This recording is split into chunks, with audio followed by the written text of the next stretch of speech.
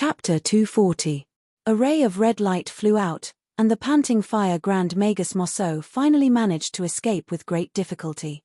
Her wrinkled face was filled with dejection as she looked around with flickering eyes, wanting to get a clear picture of Tanai's current situation. After being tormented by the four behemoths, the beautiful scenery and flower-filled valley was completely destroyed. The ground was filled with ravines and streams of magma flowed everywhere. Inside the holes that were full of potholes, raging flames were burning, and the air was filled with the smell of burnt flesh. Mosso looked around and heaved a sigh of relief when she saw that the golden dragon, Cyclops, and silver ape weren't there. When she discovered that Han Shoror and Sophie were coldly looking at her from afar, she forced out an ugly smile and explained apologetically, "Congratulations on regaining a new life. The situation just now was special. I hope you can understand. I had no choice." Sophie's pretty face was full of disdain. She snorted and didn't look at Mosso again. She said to Han Shoror, who was hovering in the air, "Let's go. There's nothing to say to this kind of person." "Yes, I think so too." Han Shoror agreed with Sophie's suggestion and looked coldly at Mosso from afar. A fiendish aura naturally overflowed, but he didn't make a move. Instead, he took the lead and flew out of the valley. Sophie chanted a strange summoning incantation, and the white and beautiful Pegasus once again appeared in the scorching hot valley, naturally carrying Sophie on its back. The fiery clouds in the sky above the valley gradually dissipated after losing the control of the Lord of the Flames' terrifying power. The mountain wind blew down from above, and the raging flames were slowly extinguished. The formation of the fire elite zombie definitely didn't take a day or two. It would be a slow process. From the Yin demon's observation, not only did the Lord of the Flames not have the slightest bit of malice towards the life within the fire lotus, it even carefully protected him like a child. The fire elite zombie's safety was definitely not an issue. Once the fire elite zombie had absorbed enough energy, it would certainly emerge from the fire lotus. At that time, this place of extreme fire would also become the fire elite zombie's kingdom of fire. Using his connection with the fire elite zombie, Han Shoror could use the fire elite zombie to sweep away all the fire attribute spiritual stones that had been bred in the surrounding place of extreme fire.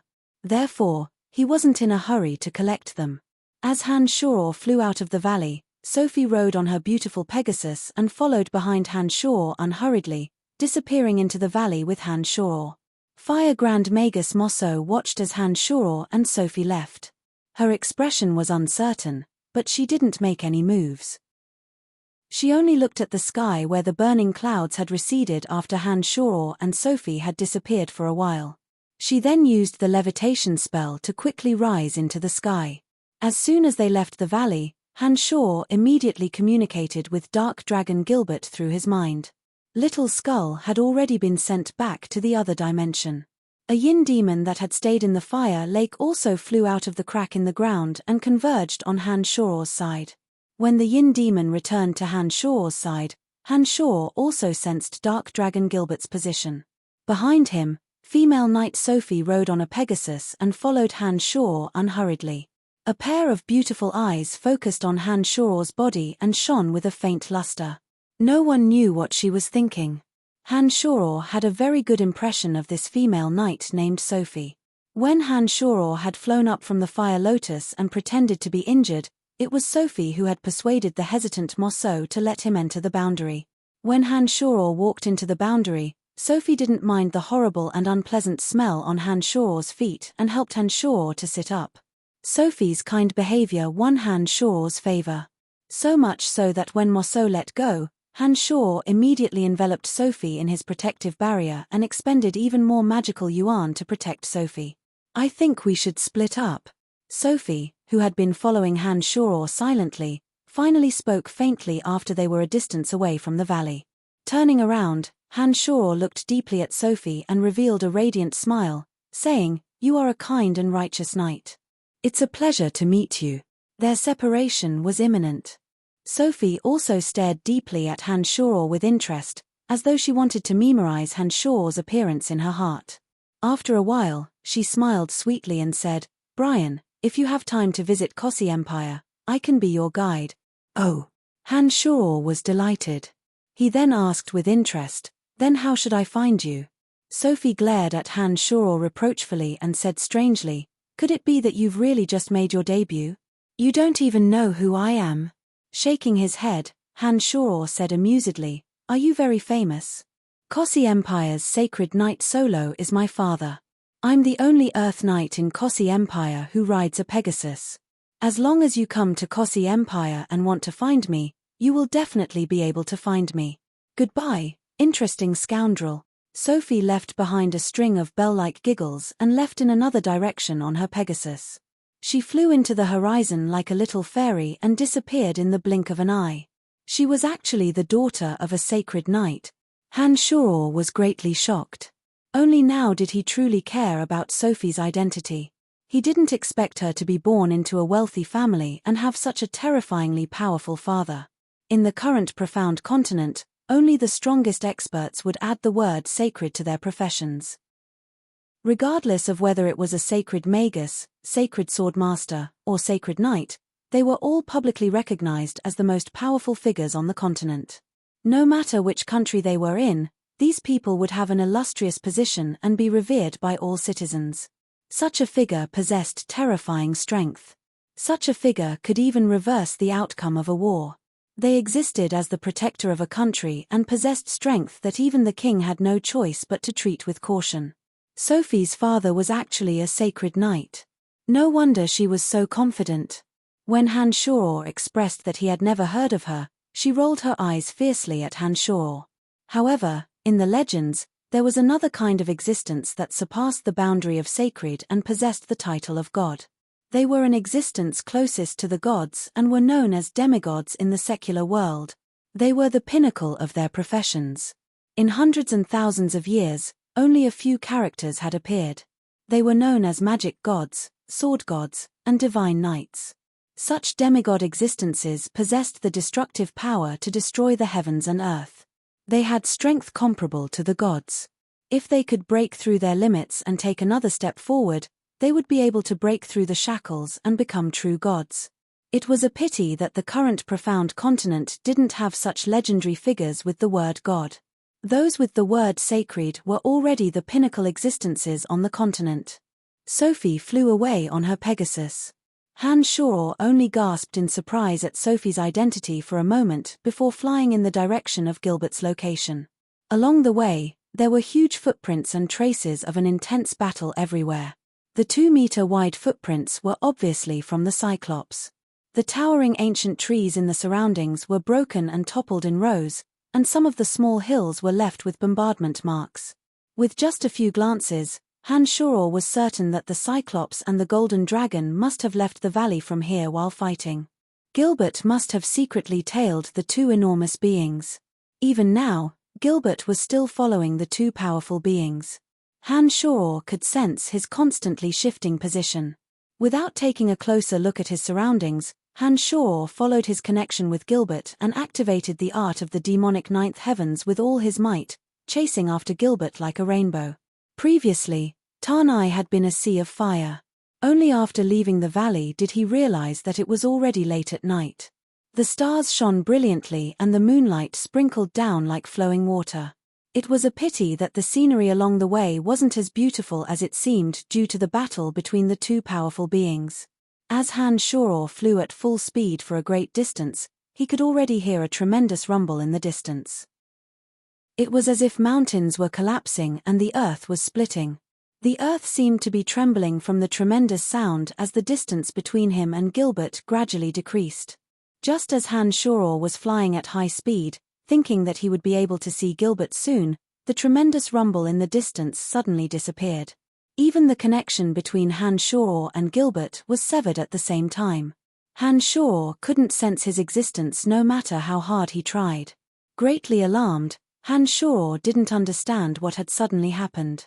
He was bewildered by this sudden turn of events. He once again increased his speed and flew towards the location of the black dragon he'd just sensed. The speed of a shooting star allowed Han Shoror to arrive at the scene in a matter of minutes. The traces of the battle between the two enormous beings were still there, and there was a wide area shrouded in black fog in front of him. This area took up a large area. Hanshuro stopped in the air and gazed down. He discovered that the black fog covered an area of 10 miles. The moonlight was completely obscured by the black fog and couldn't shine in at all. Hanshuro couldn't see anything with his eyes either. Waves of fierce and thick evil aura filled the area shrouded in black fog. It seemed to contain some sort of terrifying danger. Hanshuro couldn't sense the existence of any living beings within, as if he was completely blocked by the thick black fog. Hovering in the air for a while, Hanshuro released a yin demon and had it descend towards the area below. The shapeless yin demon slowly descended and dove into the area shrouded in black fog with a whoosh. Suddenly, Hanshuro's connection with the yin demon was completely severed. The yin demon that entered the black fog disappeared without a trace in the blink of an eye. Hanshuro couldn't sense the yin demon's location in the slightest. By now, Hanshuro was truly shocked.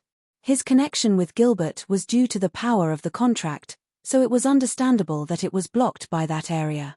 However, the 3 yin demons had been refined by Hanshuro through his blood essence, and had disappeared without a trace after entering that area. This was truly a bit frightening. The area 10 miles in radius below was completely covered by thick black fog. He couldn't see anything at all. Hanshuro could only feel that it was filled with an evil aura. He was certain that there was no simple existence within. The dark forest is full of wonders indeed.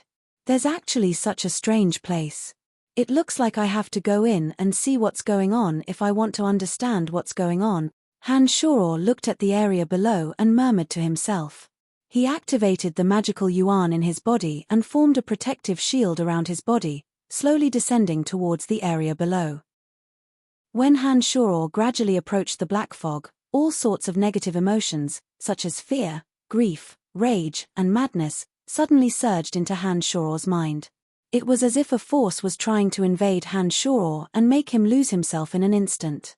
However, Hanshuro, in the bloodlust realm, had absorbed all sorts of negative emotions from the dead during his last 2 massacres. He was already used to the invasion of this kind of fear and madness. He wasn't affected in the slightest, and his expression remained calm and composed. This is really interesting. Hanshuro couldn't help but murmur in surprise when he felt the negative emotions surge into his mind. His body suddenly sank and he landed directly in this area. In an instant, the training he'd lost with Gilbert and the Yin Demon was instantly re-established. It looked like the black fog only blocked the communication between the outside and the inside, and couldn't stop the people within from communicating with each other. He didn't hurry to move through his connection with Gilbert.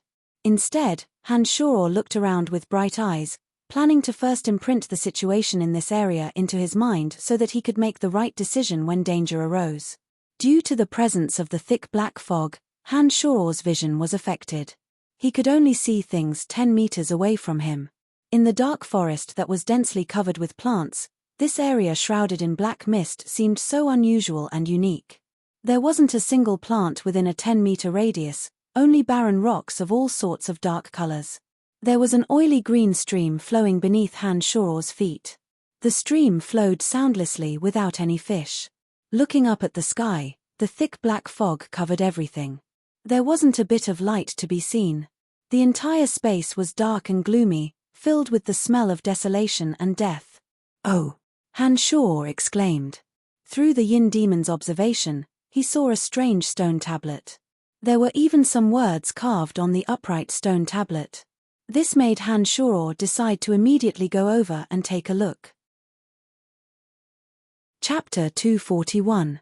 When Hanshuro arrived at the stone tablet, he could only see a single line of words engraved on the stone tablet from afar, Aamike Cotton. It was actually the name Aamike Cotton. This simple line of words had already shocked Hanshuro.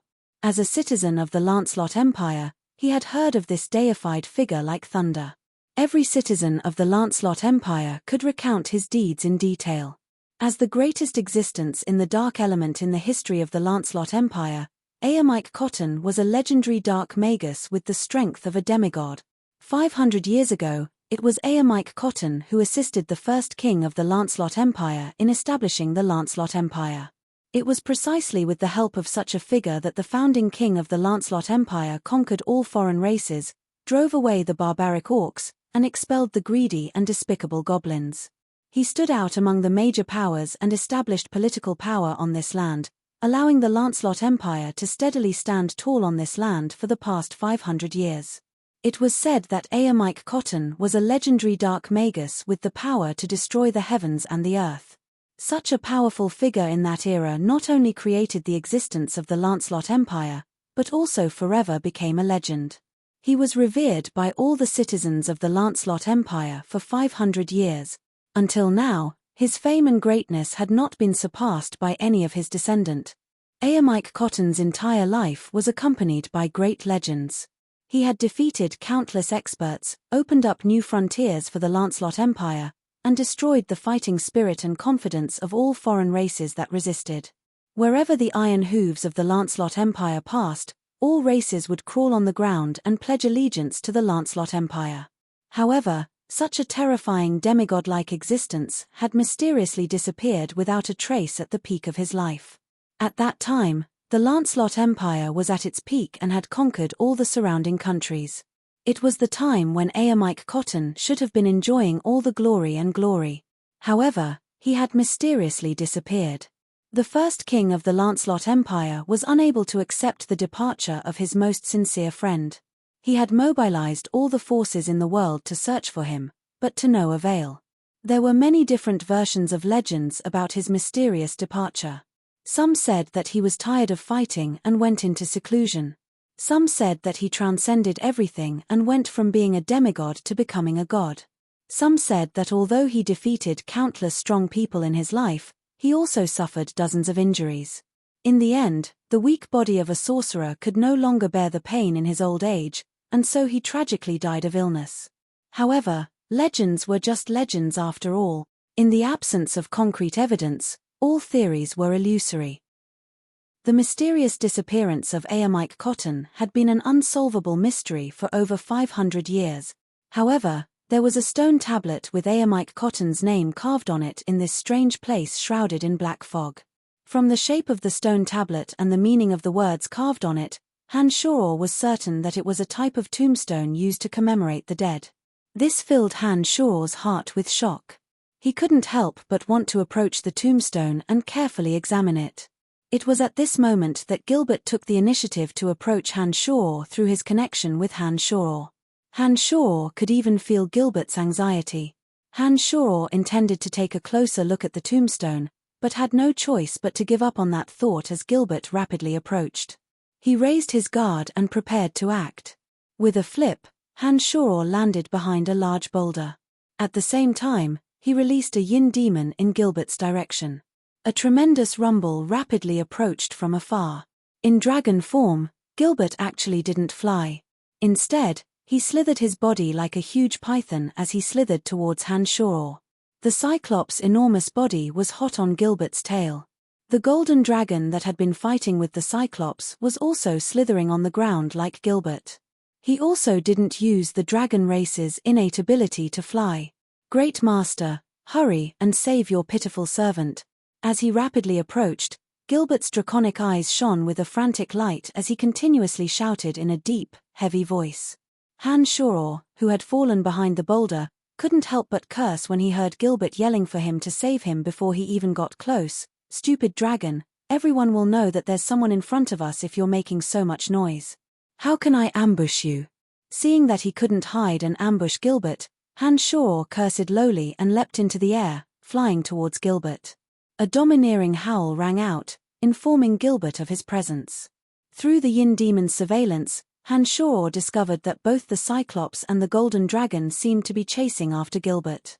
He didn't know what wicked thing Gilbert had done to make the two enemies join forces to kill Gilbert first. Gilbert, who had been terrified along the way, calmed down slightly when he heard Han's piercing howl. He then crawled over with even more effort. He yelled before he even reached Han. 2 against 1, how shameless and wicked. Damned stinky bug, you almost ambushed us to death when we were tired from the battle. That's fine, but you actually brought us to this forbidden land and left us with no way out. You're the most shameless and wicked. Contrary to Han's expectations, the Cyclops actually let out a thunderous curse amidst the crazed roar. A shameless person who sneaks into someone else's territory has no right to criticize others. Gilbert seemed to gain a bit more confidence when he arrived in front of Hanshaw. He turned back to mock the Cyclops with disdain and quickly moved his huge body to stand in line with Hanshaw. "You're pissing me off. You damned bug, I'm going to kill you." The Cyclops was infuriated and roared at the sky. His single eye shone with a terrifying light as he pounced at Gilbert. Most of the Cyclops' body had been burned by the Lord of the Flames, and his two huge green palms were a mess of blood and flesh. It looked like the battle with the Lord of the Flames and the battle with the Golden Dragon had indeed left him with quite a few injuries. "Shut up. You can hit him and curse him, but you're not allowed to mention the words bug or stinky bug in front of me, or I'll kill you first, you damned one-eyed thief." The Golden Dragon roared angrily behind the Cyclops. The Golden Dragon's body wasn't in good shape either. Not only were large patches of his golden scales black, but some of them were also stained with blood. Even his huge head had a bloody scar. It looked like he'd suffered serious injuries from the consecutive battles. "You're a mad dragon. Do you think I'm afraid of you?" The Cyclops and the Golden Dragon had fought their way out of the valley and had long since become enraged. Although he was extremely angry at Gilbert's despicable actions, he didn't have a good impression of the Golden Dragon either. He immediately turned around to face the Golden Dragon, seeming to want to fight at any moment. This was indeed the case. The proud Golden Dragon couldn't take any provocation. He had already roared and charged forward after the Cyclops' roar and immediately began to fight with the Cyclops. He'd forgotten his target this time and didn't care about Gilbert's life or death. "Hey, what's going on?" Hanshaw felt a headache coming on as he watched the two enormous beings fight in front of him. He couldn't help but turn his head to look at Gilbert and ask with a wry smile. "Hee, I saw the two of them fighting and followed them from behind.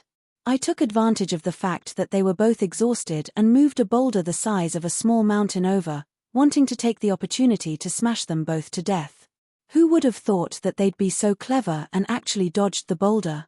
Then, they chased after me. I was so flustered that I didn't know where I was going. I ran into this strange area. The two of them had lost their minds and followed me without thinking. Then, I discovered that my power had been sealed. Not only did I not have the magic to spray poison and flames, but I also couldn't fly. Of course, that stupid Golden Dragon couldn't fly either and could only crawl like me. It seemed that even the Cyclops' power had been sealed. After a short moment of panic, they made me their primary target and started to attack me together. I had no choice but to come and find you." Gilbert didn't care at all and cackled wickedly as he explained Hanshaw's despicable actions. Looking at his proud expression, it was obvious that he wasn't ashamed of it, but rather proud of it. "You really are shameless," Hanshaw commented after listening to Gilbert's explanation. "I learned this from you." Gilbert cackled and pushed all the blame onto Hanshaw, as if he'd been so pure and kind when he'd left the underground world. Rumble. A huge collision sound came from where the Cyclops and Golden Dragon were fighting. All sorts of dark-colored rocks in the surroundings exploded as the Cyclops and Golden Dragon fell to the side in exhaustion. There was a huge crater between them. Just as the two enormous beings struggled to stand up and were about to continue fighting to the death, the Cyclops' thunderous voice sounded, "Wait, why isn't this human affected by the environment? He can even fly in the air." The Golden Dragon and Gilbert also focused their puzzled gazes on Hanshaw as soon as these words left his mouth. They seemed to be filled with astonishment and confusion, as if Hanshaw, who was currently hovering in the air, was a peculiar existence. "Human, there are no magical elements in this forbidden area. What right do you have to stand in the air?" The Golden Dragon coiled up with difficulty and raised his head high. Even now, he hadn't forgotten the pride of his tribe and seemed to want to overwhelm Hanshaw with his aura. He looked down at Hanshaw from above and questioned him like he was interrogating a criminal. "None of your business," Hanshaw responded very bluntly, taking an extremely dismissive attitude towards the Golden Dragon. As the Golden Dragon roared angrily, the Cyclops couldn't help but mock thunderously, "Stupid dragon, do you think someone who can stand in the air in this forbidden area would be afraid of you? Haven't you heard of the legends of this forbidden area? Do you really want to die?" The golden dragon strangely shut up as soon as the Cyclops' words left his mouth. His two head-sized eyes quickly flashed with a strange light as they focused on Han Shoror. The dragon's head shook in disbelief and growled lowly, "Impossible, how is this possible? Great demigod existence, you must have surpassed the limits of humans. Please sprinkle your benevolent radiance and take us away from this forbidden area." The Cyclops looked at Han Shoror with sincere entreaty in his single eye. His enormous body even bowed in a strange manner, expressing his respect towards Han Shoror. Even the golden dragon fell silent as he muttered to himself. He stared at Han Shoror without saying a word. As proud as he was, he couldn't immediately lower his head in front of Han Shoror, but his eyes expressed the same urgent pleading. "What do you mean?" Han Shoror was speechless as he looked at the two enormous beings. He rubbed his head in silence for a while and couldn't help but ask in confusion.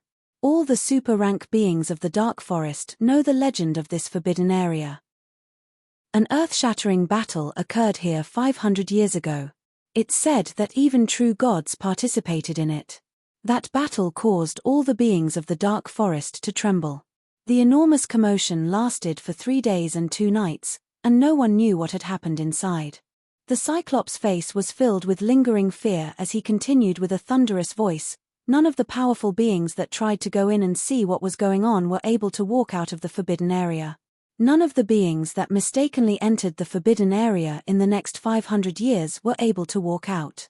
It's said that magic and fighting aura are all restricted in the forbidden area. All beings only possess pure physical strength and are unable to take a single step out of the forbidden area. Only demigods that have surpassed the sacred rank can walk out of the forbidden area without these restrictions. Great human demigod existence, please take us away from here." Although the golden dragon didn't say a word, his gaze towards Han Shoror was completely different now. His eyes were filled with entreaty, and the golden dragon had no choice but to lower his proud head. "I think you've made an error in judgment." Han Shoror looked helplessly at the two enormous beings and spread out his hands in explanation. "I'm very sorry, I'm not a demigod existence." Chapter 242. How is this possible? If you weren't a demigod, how could you not be restricted by the forbidden land and remain in the air? The Cyclops couldn't believe this reality, or perhaps he was afraid that his hopes in Han Shoror would be dashed. He had a look of disbelief on his face. Han Shoror chanted the most basic necromancy magic. The summoning of skeletons that had worked every time had no effect this time. There were no abnormalities in the dark and desolate space. This necromancy magic had failed. So it was like this. Han Shoror's heart jumped and he understood that the Cyclops wasn't lying. It looked like he really couldn't use any magic in this forbidden land. "Wait." Han Shoror called out softly to the Cyclops and the golden dragon.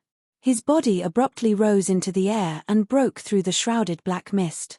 However, just as Han Shoror felt that he should be able to leave the black mist, a vast, boundless, and strange power blocked the sky like a mountain weighing millions and millions of kilograms. Han Shoror fiercely broke through the air and crashed into it, causing great pain all over his body. However, he couldn't break through the shroud of black mist and leave this strange space. There was no need to try anymore. Han Shoror already understood that the entire area within 10 kilometers of the black mist was bound by this strange power. Just like the cemetery of death, he couldn't take a single step out of this place without opening the boundary. He landed dejectedly and helplessly, rubbing his buzzing head. Looking at the astonished Cyclops and golden dragon in front of him, Han Shoror spread his hands and apologized. "As expected, the entire forbidden area is blocked by a boundary, and the same goes for the sky covered by the black mist. I think that we won't be able to leave the forbidden land without a special method." By now, the Cyclops and golden dragon had started to believe that Han Shoror wasn't a demigod like they'd guessed. With their hopes dashed, the two powerful beings didn't even have any interest in why Han Shoror could fly in the air when faced with the threat of death. They started to sigh in despair. Han Shoror could understand their dejection and despair when he saw that the two powerful beings had not only lost interest in his ability to fly, but had also stopped attacking Gilbert. "Great Master, what should I do? I don't want to stay in this damned place forever. Let's continue my unfinished legend in the world of sensual pleasures." Gilbert was extremely anxious as he yelled in annoyance. Not a single being had been able to leave the Forbidden Land in the past 500 years, and there was no lack of super-rank magical creatures with long lifespans. However, when Han Shoror walked into this area, he only felt a desolate silence. There wasn't the slightest hint of life in this place. This meant that the super-rank magical creatures with long lifespans must have died long ago. Looking at the sky, Han Shoror discovered that the black mist that had permeated the entire area had gradually become thicker, perhaps because of his forceful charge. The dark, damp air was filled with an extremely dangerous and cruel aura. "I think it's unlikely that we'll die of old age here even if we want to," Han Shoror murmured to himself as he sensed the changes in his surroundings, then suddenly cried out, "Careful, there's danger." Gilbert, who had been blaming the heavens and others, as well as the despairing Cyclops and Golden Dragon, sensed the terrifying changes in their surroundings when they heard Han Shoror's cry of alarm. Their survival instincts immediately kicked in, and they also tensed up, paying attention to their surroundings and preparing to deal with any danger that might appear. Dark mist swirled in the sky, and balls of thick, inky black smoke that couldn't be dispelled could be seen from time to time. An evil and terrifying power swept towards them with the force of an avalanche, making it difficult for them to even breathe. The power that enveloped the boundary weighed down on everyone's backs like a million-ton mountain. Even colossal beings like the Cyclops and Golden Dragon howled in the face of this terrifying pressure. This was a sign that they couldn't bear the pressure and had lost control of their mind.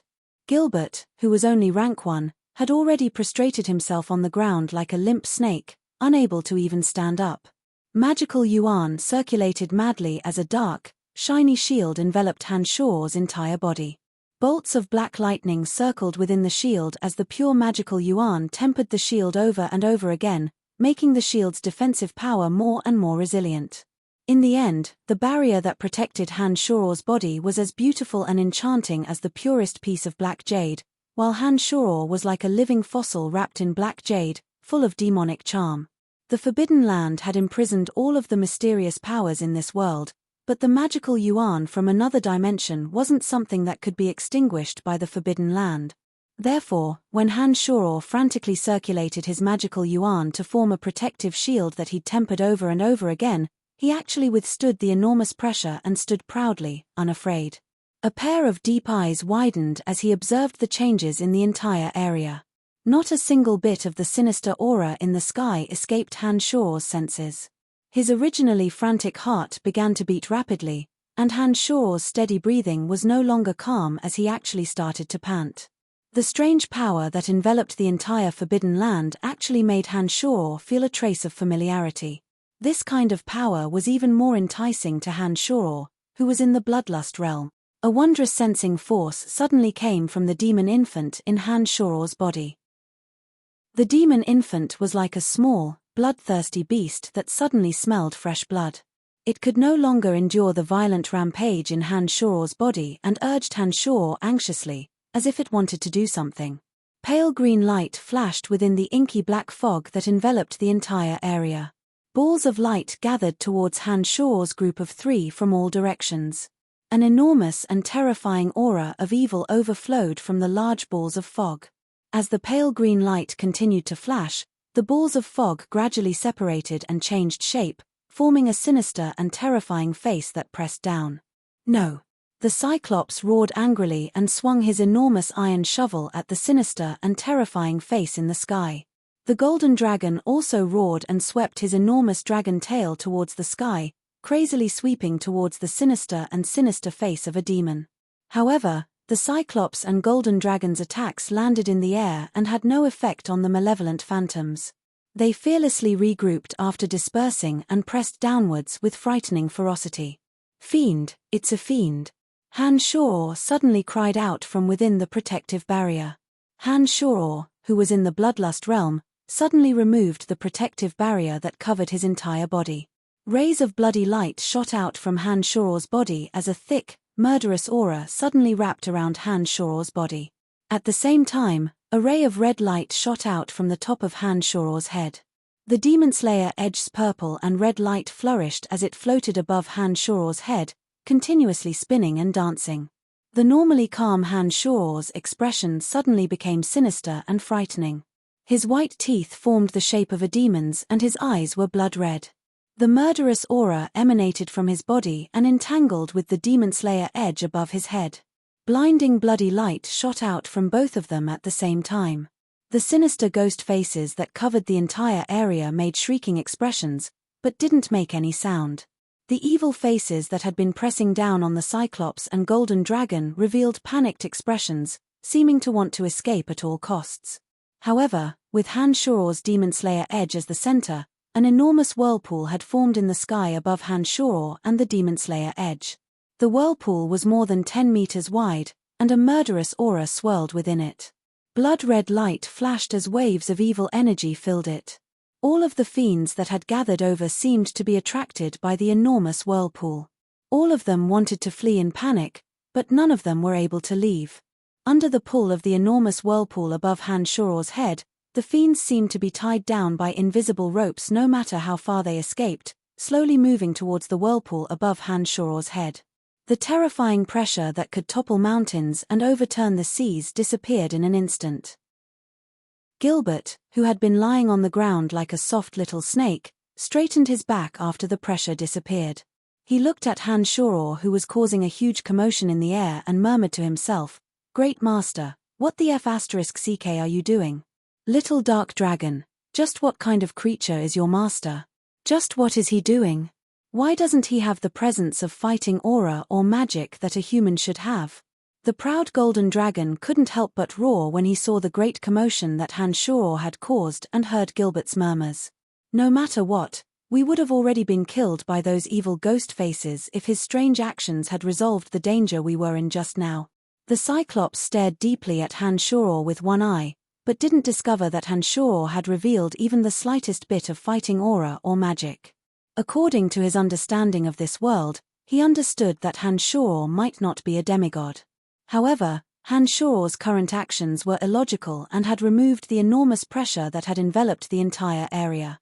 This made the Cyclops not dare to underestimate Han Shuo at all. Now that his master had displayed his might, Gilbert also became arrogant. He raised his neck high and shouted loudly, "Damn it, how would I know what's going on? I just know that my master is very powerful. Otherwise, as a great dark dragon, why would I crawl at his feet?" The two enormous beings actually believed the dark dragon's words. Han Shuo's current actions and the existence of dark dragon Gilbert were enough to prove that Han Shuo was a powerful existence. It was because of this that the golden dragon and Cyclops accepted the dark dragon's rude shouts. It was as if they had forgotten the dark dragon's despicable actions from before and didn't dare attack him again. With such a powerful master, and this powerful human currently using his own unique method to remove the enormous pressure that enveloped the entire area, they didn't want to attack Gilbert at this time and attract unnecessary trouble for themselves. If this human stopped his current actions and that powerful threat appeared again, the Cyclops and Golden Dragon would still be dead. Therefore, the two enormous beings only snorted coldly at Gilbert's rude shouts and didn't say anything else. Seeing that Gilbert didn't know anything, the two didn't waste time asking him any more questions. They silently recovered their strength as they paid attention to Han Shuo's changes. The malevolent demonic face that had previously floated in the air had now become a pitiful escapee that couldn't escape at all. Even the Shuo that had left the area in the beginning were slowly pulled into the whirlpool one by one, no matter how terrified and panicky they were, under the enormous suction force of the whirlpool above his head. It was as if the bloody light whirlpool created by the Demon Slayer edge and the fiendish aura around Han Shuo's body had a restraining effect on these strange fiendish spirits. In the end, not a single one of them was lucky enough to escape. Under the strong suction force of the enormous whirlpool, the pale green faces shrieked in silent terror as they turned into streaks of dark green light and merged into the whirlpool. The enormous whirlpool was like a strange tree. The enormous whirlpool above was like a lush foliage, while the thin passageways below were like the roots of the enormous tree. As the fiends were sucked in one by one, the enormous whirlpool was filled with a terrifying and chaotic energy. Blood red, black, and pale green, three kinds of strange lightning, carrying a thick evil aura, slowly converged into the Demon Slayer Edge and Han Shuro's body through the rhizome-like passageways. The whirlpool spun faster and faster, and the Demon Slayer Edge, which had absorbed a large amount of evil aura, shone brightly. The ferocious might of a peerless weapon was gradually revealed. Violent howls continuously sounded from the Demon Slayer Edge, causing the Cyclops and the other two enormous beings to tremble in fear. On the other hand, the killing aura around Han Shuro had condensed into a mist. The thick killing aura faintly formed the shape of a giant overlooking the earth behind Han Shuro. The giant was more than 10 meters tall in the air and possessed an extremely terrifying ferocity. It looked exactly the same as Han Shuro, who was a small dot on the ground with blood-red pupils. This spectacle continued for a day and a night. The enormous whirlpool above Han Shuro's head disappeared, and all the fiends in the area also disappeared. Even the giant that had appeared behind Han Shuro slowly flew back into Han Shuro's body. Only the Demon Slayer Edge continued to shine brightly as it floated above Han Shuro's head. Roar! An evil and terrifying howl suddenly rang out from Han Shuro's mouth. Han Shuro suddenly stood up with blood-red pupils, as if a peerless soul had awakened from the depths of the earth. He glared viciously at the Cyclops, Golden Dragon, and Dark Dragon Gilbert, causing them to tremble from the depths of their heart. Chapter 243. What does he want to do? The proud Golden Dragon couldn't help but cry out in alarm when he saw the extremely evil Han Shuro glaring at him with bloodshot eyes. How would I know? Oh my, great master, just what do you want to do? I am your most humble servant, Gilbert. The little black dragon had just straightened his back when he saw the ferocious Han Shuro walk towards him step by step. A thick wave of fiendish aura swept towards him like a wave of blood, and he immediately screamed in panic. Unfortunately, at this moment, Han Shuro's expression was ferocious and terrifying. Both of his pupils had turned blood red. He let out another howl towards the heavens. Like a bloodthirsty beast, he was already charging towards this side. The fiendish aura around Han Shuro had thickened into the shape of a red mist, and as Han Shuro leapt forward, a ferocious aura that could topple mountains and overturn seas surged forward. Not good, he's lost his mind. The Cyclops' thunderous voice suddenly cried out in alarm, already preparing for the worst. At this moment, the Golden Dragon was standing closest to Han Shuro. The proud Golden Dragon had become Han Shuro's first target. Amidst the roiling flames, Han Shuro had already descended upon the Golden Dragon's head and smashed his fist towards the Golden Dragon's enormous head. If it had only been Han Shuro's fist, perhaps the Golden Dragon wouldn't have cared too much. After all, Han Shuro's size was not on the same level as the Golden Dragon's, and the strength and area of effect of his fist were very limited. It would be very difficult for him to cause too much damage to a colossus like the Golden Dragon. However, when this fist came crashing down, the fiendish aura around Han Shuro naturally condensed into the shape of a crimson fist the size of a small mountain. This fist completely enveloped the Golden Dragon's body, and the enormous pressure made it hard for him to breathe. It carried with it a destructive wave as it came crashing down. The proud Golden Dragon let out a pained groan and muttered a few dirty words. He hadn't recovered much of his strength yet, but he had no choice but to stretch out his coiled body. His wriggling tail, like the Great Wall of China, suddenly slammed into the incoming fist. Rumble! An earth-shattering sound came from the collision between the giant fist and the Golden Dragon's tail. The rocks around the Golden Dragon exploded one after another. The Golden Dragon let out a painful roar. Its straight and winding tail seemed to be unable to bear the weight as it trembled and bent together. Its huge body that was more than 10 meters tall was directly smashed to the ground by this punch. Waraha, great master, your humble master is proud of you. You used your strength to directly beat the Golden Dragon, who has the strongest physical body of the Dragon Clan, to the ground. I, Gilbert of the Dark Dragon Clan, have witnessed this historical moment. You are indeed worthy of being my chosen master. The ferocious and terrifying punch smashed the Golden Dragon to the ground. The Cyclops' single eye was filled with the light of disbelief, while the Dark Dragon Gilbert was crazily shouting and yelling. Hey, my great, heroic, miraculous, noble master, what do you want to do? Don't tell me you're planning to make a move on your most adorable, most loyal, most honest, and most humble Gilbert. However, Dark Dragon Gilbert's flattery was not over yet. The giant fist of bloody light had disappeared, but when Han Shoror's foot was about to kick out, a large blood-red foot appeared in the air. Its target was the rambling Dark Dragon Gilbert. Without waiting for Gilbert's panicked voice to finish, this foot was already directly stomping down on Dark Dragon Gilbert's large head. If things went wrong, Gilbert would never be able to make a sound again. Roar! Just as the Dark Dragon roared in despair, a towering figure suddenly rushed out.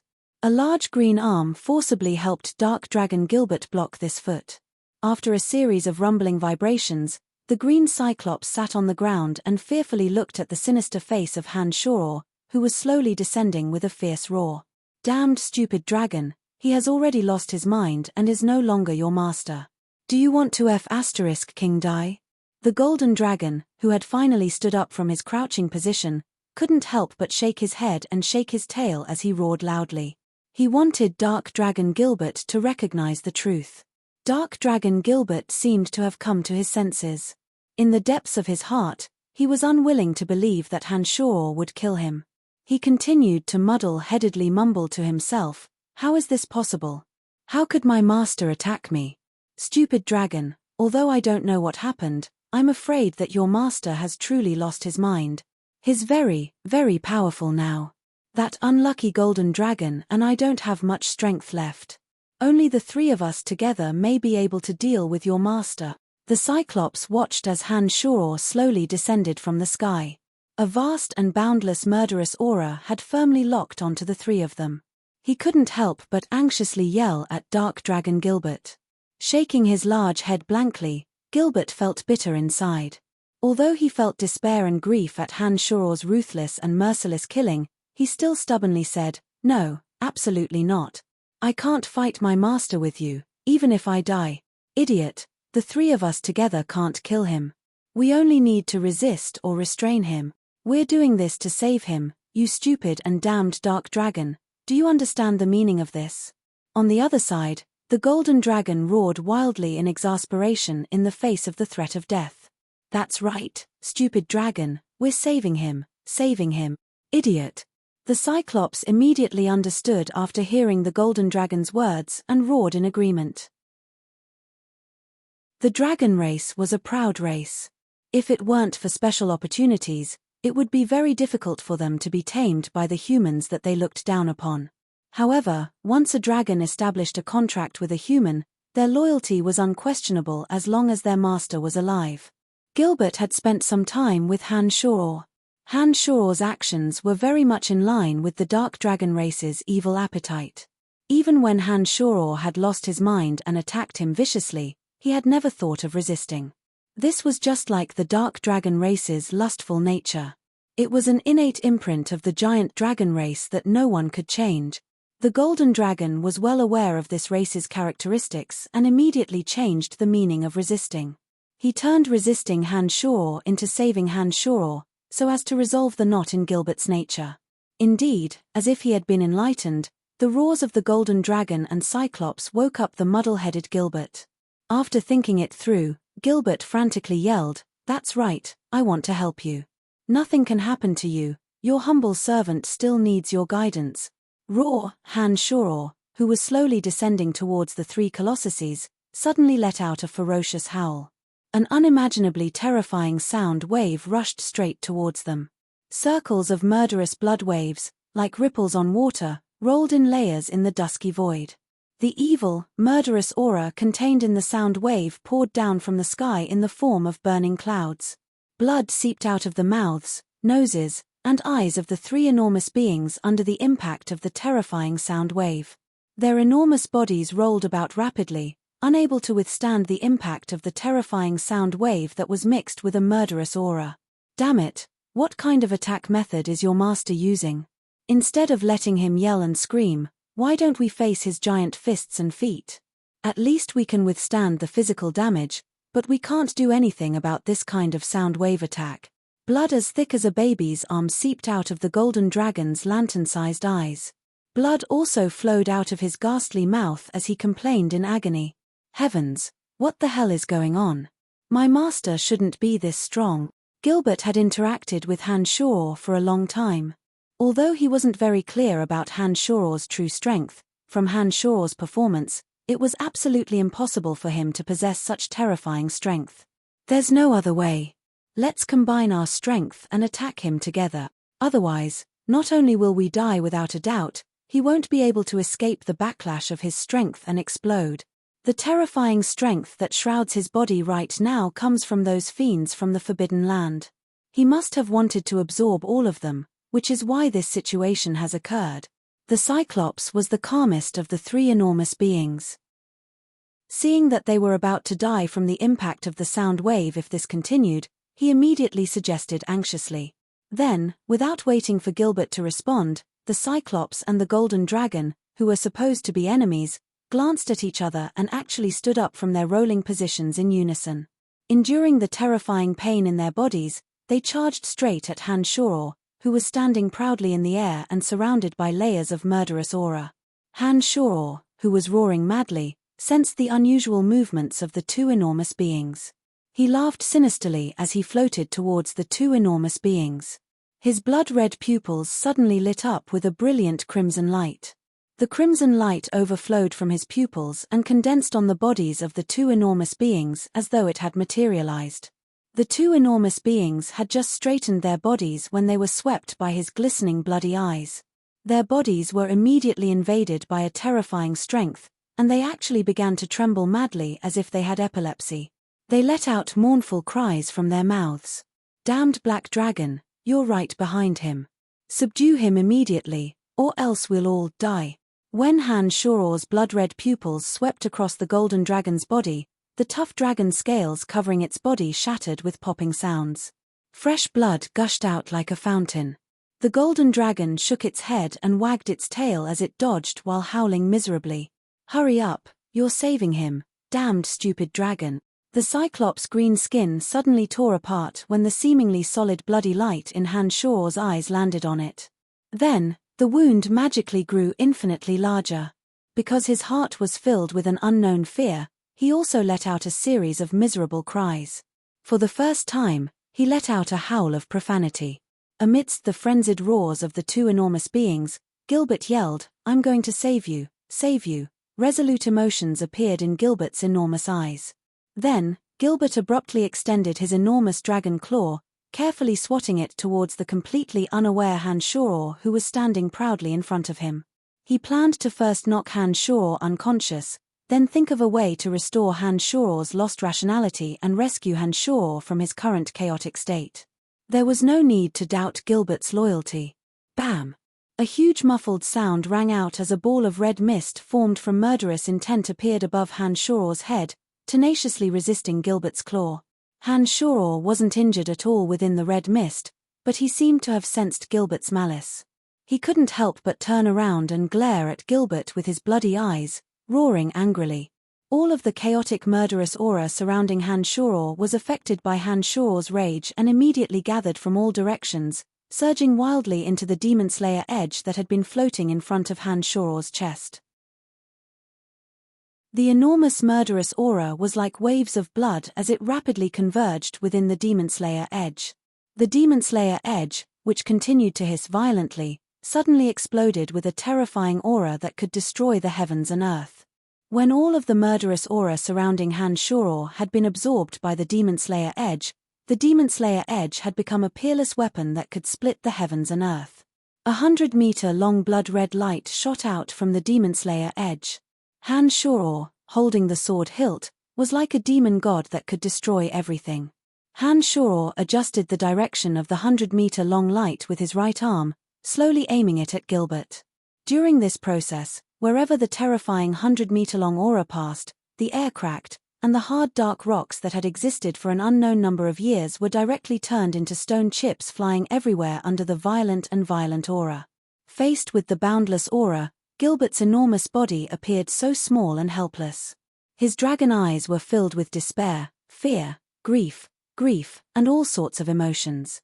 He stared blankly at the ferocious Han and couldn't help but mutter, "No, you won't. You're my master, you can't really want to kill me." "Stupid dragon, run! Hurry up and run!" The Cyclops and the Golden Dragon frantically reminded him at the same time. For some reason, the hearts of the two enormous beings were also filled with grief at this moment. However, the normally carefree Gilbert, who liked to hoot crazily, was stupefied, as if he had become an idiot. His lantern-sized eyes gradually overflowed with blood-colored tears, but his body remained unmoving, as if it had taken root. An earth-shattering roar rang out from the mouth of the ferocious red-eyed Han Shor. The 100-meter-long demon-slayer edge that possessed the power to annihilate the heavens and earth was finally slowly raised and aimed at Gilbert. The Cyclops and the Golden Dragon didn't doubt that as long as this edge descended, Gilbert would absolutely be torn into pieces of fresh meat. He would have no hope of surviving, and all traces of life would be completely erased. No. A crazed howl rang out from the mouth of the crimson-eyed Han Shor. It was only now that Han Shor finally spat out a clear human voice. His face was filled with an expression of pain and struggle. As he roared with unwillingness, his entire body was enveloped by black lightning. The blood vessels on his neck and arms ruptured with popping sounds, spraying blood all over his body. However, Han Shor didn't seem to notice the frightening injuries on his body at all. He seemed to be unable to control his limbs, his expression twisted in pain as he stared at his right hand with his bloodshot eyes. He continuously roared, "No, no." Suddenly, Han Shor's expression hardened. His bloody left hand abruptly smashed towards his right arm that held the Demon Slayer edge. The blow fell like lightning, accompanied by a crisp creaking sound. Arrows of blood shot out from both of his arms at the same time, spraying out in all directions. Such a self-harming attack obviously produced a miraculous effect, saving Gilbert's precious life. His right hand clenched tightly onto the 100-meter-long blade, and a change immediately took place. The 100-meter-long edge that had been attacking Gilbert suddenly changed direction, narrowly bypassing Gilbert's enormous body. It carried a ruthless, evil, and fierce sword aura that could destroy everything as it shot towards the boundless forbidden area shrouded in black fog. Suddenly, the entire sky above the forbidden area within a 10-kilometer radius was filled with blood-red light. The earth shook violently as a terrifying explosion filled the entire forbidden area. It was as if the heavens and earth had been destroyed by the terrifying explosion. The black fog that had enveloped the forbidden area for 500 years slowly dissipated as the blood-red light tore through it. Rays of warm and bright sunlight penetrated through the obstacles that had shrouded the place for 100 years, sprinkling all over the dark and desolate forbidden land, landing on the two colossi covered in cuts and bruises, on Han Shor, who was gasping for breath in a pool of blood but whose eyes had regained clarity, and on the dark dragon Gilbert, whose eyes were brimming with tears as he revealed an expression of ecstasy. Chapter 244. The violent explosions continued for a while before the forbidden land gradually calmed down. The blazing sun hung in the sky, signifying that the forbidden land that had been sealed for 500 years had finally seen the light of day again. "Ah, light, this is the light of the sun." The golden dragon, who was covered in wounds, looked up at the blazing sun in the sky and felt the warmth of the sunlight on his scales. He sighed emotionally. As he sighed emotionally, some of the power that he'd lost after entering the forbidden land slowly filled his enormous body. The golden dragon's enormous body slowly rose from the ground. The dragon race's ability to fly had finally returned. The power that sealed the entire forbidden land has completely disappeared. "We're saved." The Cyclops faced the sun with one eye as he lay limply on the ground, riddled with wounds. Although his form was a bit lazy, his green face was filled with the joy of escaping death. On the other side, Dark Dragon Gilbert shook his enormous head. The tears that had just filled his eyes were flung into the air like spring rain. His enormous body floated in the air and flew impatiently towards Han Shor. He murmured to himself, I just knew that you wouldn't kill your most loyal servant." At this moment, Han Shor's right hand, which was as tough as steel, had been forcibly broken by his left hand.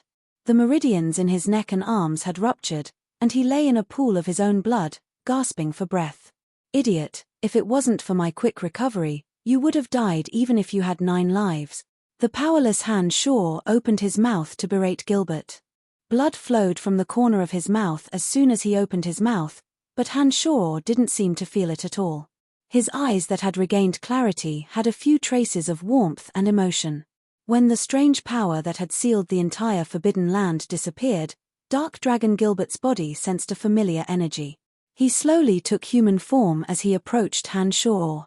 When he stood in front of Hanshoro, he had already become a haggard human. After experiencing this ordeal, Gilbert's aura had changed slightly. Hehe, recover your body first. With his back to Hanshoro, Gilbert wiped away the moisture on his face and walked over in a seemingly relaxed manner. He smiled as he helped Hanshoro up from his limp position, silently standing next to him. Hanshoro chanted a necromancy incantation. A pure white little skull and the dumb earth zombie suddenly appeared in front of Hanshoro. As soon as the two stood in front of Hanshoro, their gazes simultaneously focused on Hanshoro. When they discovered that Hanshoro was in a miserable state and drenched in blood, they both abruptly moved to either side of Hanshoro and anxiously reached out their large hands to scratch his body, as if they wanted to stuff the blood on Hanshoro's body back into his body through his wounds. The little skeleton's purple eyes and the Earth Elite zombie's earthy yellow eyes were both filled with panic. They seemed to have a lot of life in them, waving their hands and feet to express what they were trying to say at such a busy time. All right. With the strength of my body now, this kind of injury won't be fatal.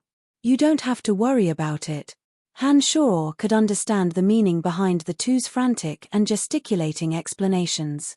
Although their method of trying to stuff Hanshoro's blood back into his body was childish and laughable, it warmed Hanshoro's heart.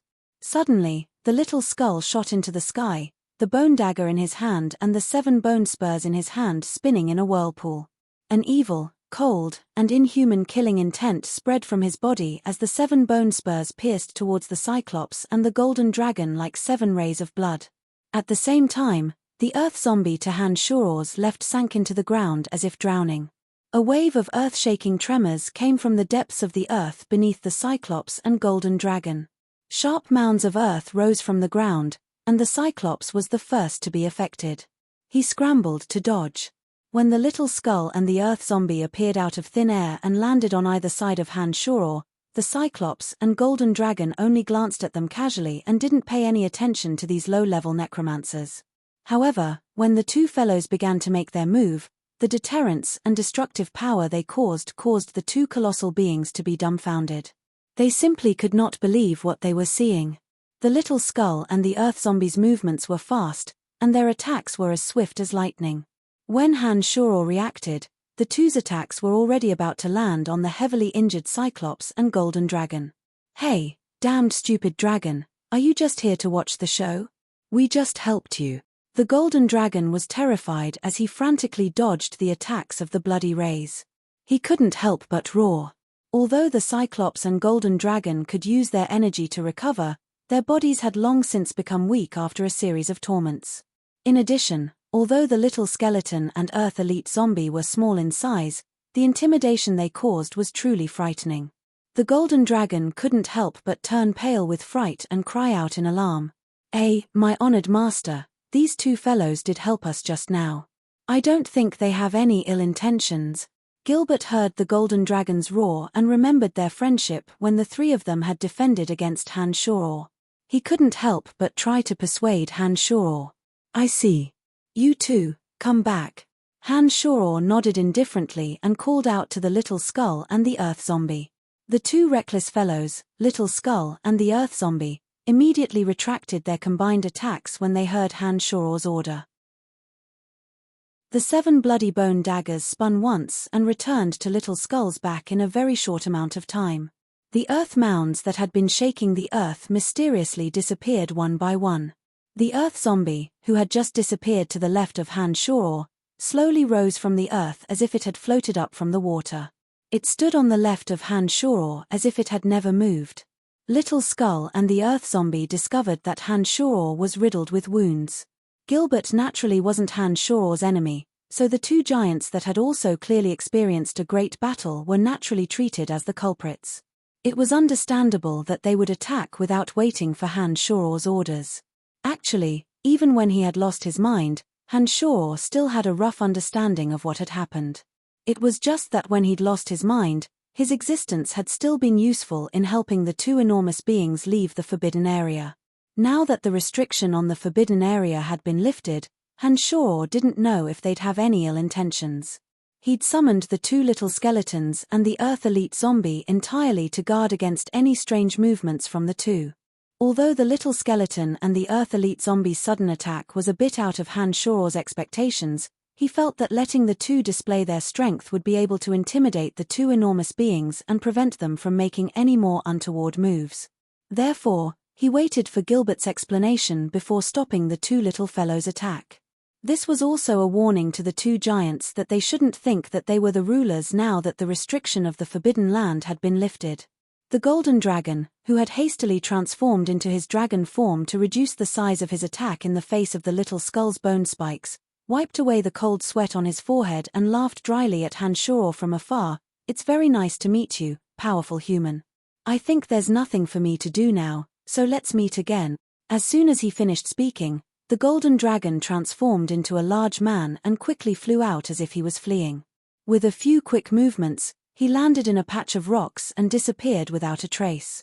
As soon as the Golden Dragon left, the Cyclops also looked up at the sky and cried out like thunder, "Ahaha, I'm also very happy to meet you guys, but I still have some matters to attend to at home, so I won't be able to chat with you guys any longer. I hope we'll have the chance to meet again." The sound of thunder was still ringing in the sky, and the Cyclops didn't even have time to rest. He'd already twisted his injured body and staggered into the distance, hoping that he wouldn't run into this crazy human next time. His appearance when he went berserk was simply too frightening. In the blink of an eye, the two exhausted and injured giants had fled the area with terrified expressions. Han Shor and Gilbert looked at each other, feeling that this was truly absurd. Whether it was the Cyclops or the Golden Dragon, they were both terrifying existences at their peak if they hadn't experienced a series of battles. In the dark forest, unless they encountered a level 4 creature like the Lord of the Flames, they would be able to do as they pleased. Level 1 magical creatures like the Manticore and the Medusa would all avoid the Cyclops or the Golden Dragon as if they'd seen a ghost. However, such a powerful existence had fled right in front of them. This filled Han Shor and Gilbert's hearts with a strange feeling. Discarding some chaotic thoughts, Han Shor sat down cross-legged and said to Gilbert, "Little Skull, and the Earth Elite zombie, I'm going to heal, you guys keep an eye on me." Afterwards, a murderous aura wrapped around his body and formed a black and red cocoon, wrapping him up tightly. Bolts of black and red light flowed on the surface of the cocoon like lightning, tightly wrapping Han Shor's aura within, not letting a single bit leak out. The fiendish existences that had always existed in the forbidden area were what demonic cultivators called fiends. They were strange existences that were formed after the souls of the strong were imprisoned in a special space after death. Because they couldn't disappear from the world, they gradually absorbed all sorts of chaotic energies over time. No one knew what had happened 500 years ago, but there must have been many strong souls that had been affected by the strange energy in the forbidden area and hadn't been able to disappear from the world for 500 years. All the creatures that had mistakenly entered the forbidden area had their abilities sealed by the power of the forbidden area.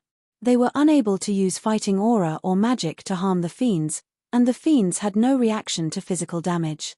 Therefore, no matter how strong a creature was, only death awaited them when faced with the fiends in this area.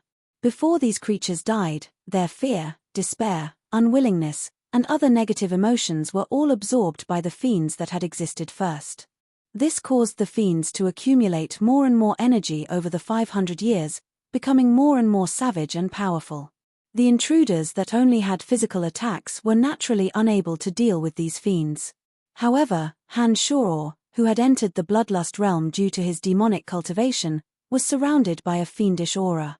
His demon slayer edge, which was linked to his life, was the bane of these fiends.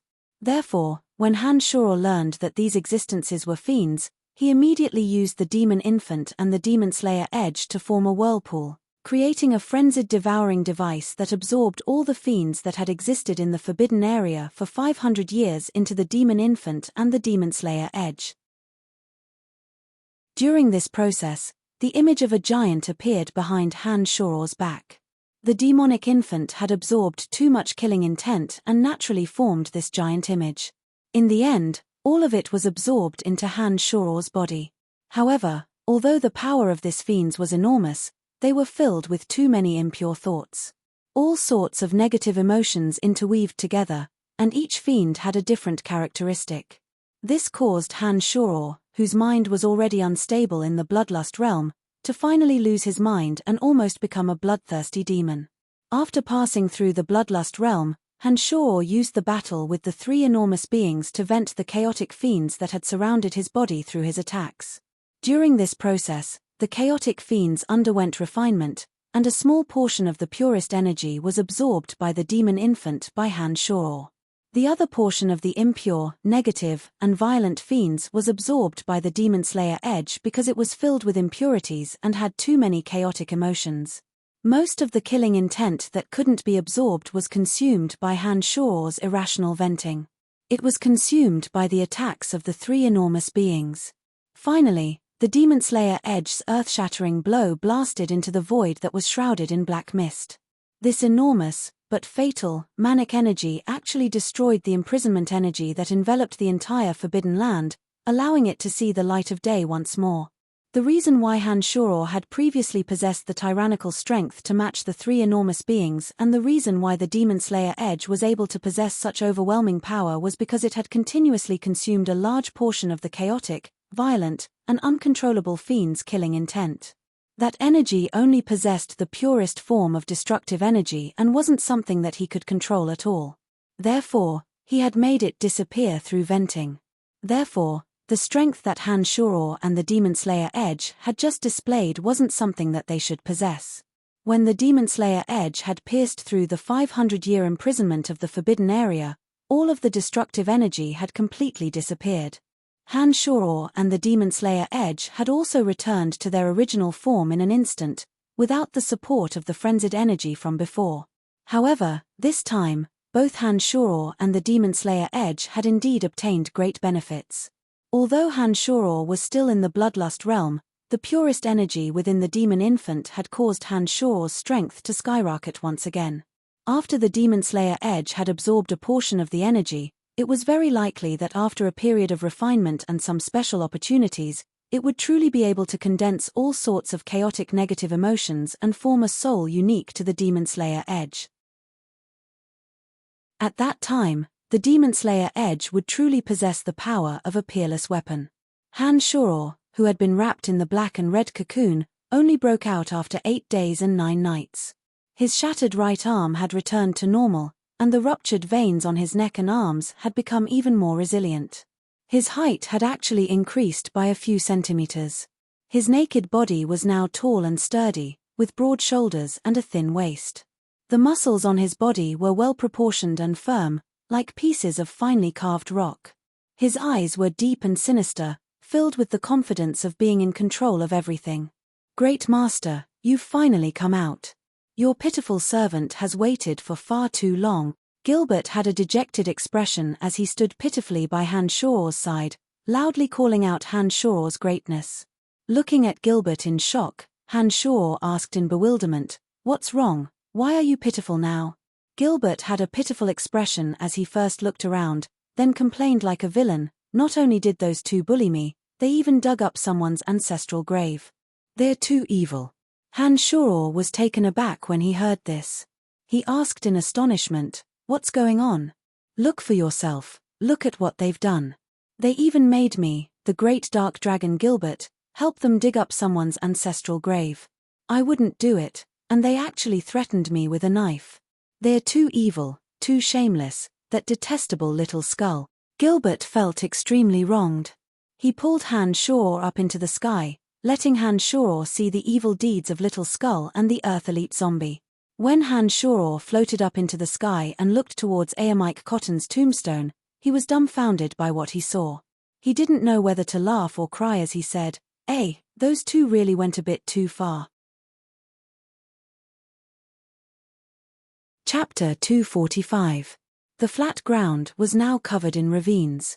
With the tombstone of Mike Cotton, a demigod of the Lancelot Empire, as the center, The land within a few dozen meters of it had been turned upside down. Many crooked ravines appeared out of thin air. It was as if a large-scale archaeological team was excavating antiques. The entire area had been turned upside down. As far as the eye could see, the brown soil had piled up into mounds. In an enormous ravine below, the little skeleton and the Earth Elite zombie were surrounding an enormous skeleton, dismantling it. The skeleton was more than 10 meters long, and every bone was as thick as a person. They sparkled like jade and sparkled with pure white light. It was obviously the skeleton of a super-rank magical beast. Sensing Han Shoro's presence, Little Skull and the Earth Elite zombie grabbed a few bone spurs that were even bigger than themselves and waved them at Han Shoro excitedly, as if they were greeting Han Shoro. After that, the little skeleton picked up the bones in his hands and flew to a deep pit with white bones in a flash. He carefully threw the bones he had dismantled into the deep pit, acting as if they were very precious. What have they been doing these past few days?" Han Shoro asked Gilbert in surprise as he watched from the sky. With a sad face, Gilbert complained, "Not long after you were wrapped up like a worm in a cocoon, these two fellows became restless." Little Zombie went into the ground, grabbed a bone, and proudly showed it off to Little Skull. Then, Little Skull also became excited. When these two fellows work together, they are simply the most powerful grave robbers. They turned the entire area upside down, as if to collect these bones. I don't know what they are planning to do. While listening to Gilbert's description, Han Shoro stared at the deep pit where the white bones were placed. His body that was standing in the air slowly moved towards the deep pit. He landed in the deep pit from the sky, grabbed a leg bone of an unknown magical beast, and began to carefully examine it. The bone was very heavy in his hand. It actually weighed more than 50 kilograms. The white bone seemed to contain a strange aura. The bone felt cold to the touch, and a fierce aura flowed into Han Shoro's body through the white bone. Under Han Shoro's feet, the Earth Elite zombie silently rose from the ground like a ghost of the earth. He held a piece of white bone in his hand and presented it to Han Shoro as if he was presenting a treasure. His earthy yellow eyes shone with a proud light. Stunned, Han Shoro picked up the piece of white bone that the Earth Elite zombie handed to him. Han Shoro felt an ancient dragon aura through this piece of bone. This bone was only as thick as an arm, but it was a bit heavier than the previous one. There was a faint whistling sound of wind coming from this piece of white bone. If one were to carefully feel it, they would be able to feel that this piece of white bone contained the element of wind magic. Han Shoro was certain that this piece of white bone must have come from the body of a wind dragon. As a necromancy mage, Han Shoro had some understanding of the skeletons of some magical beasts. He also understood that necromancy mags needed to use skeletons for magical experiments. Some of the skeletons of super-rank magical beasts even contained a portion of their energy when they were alive.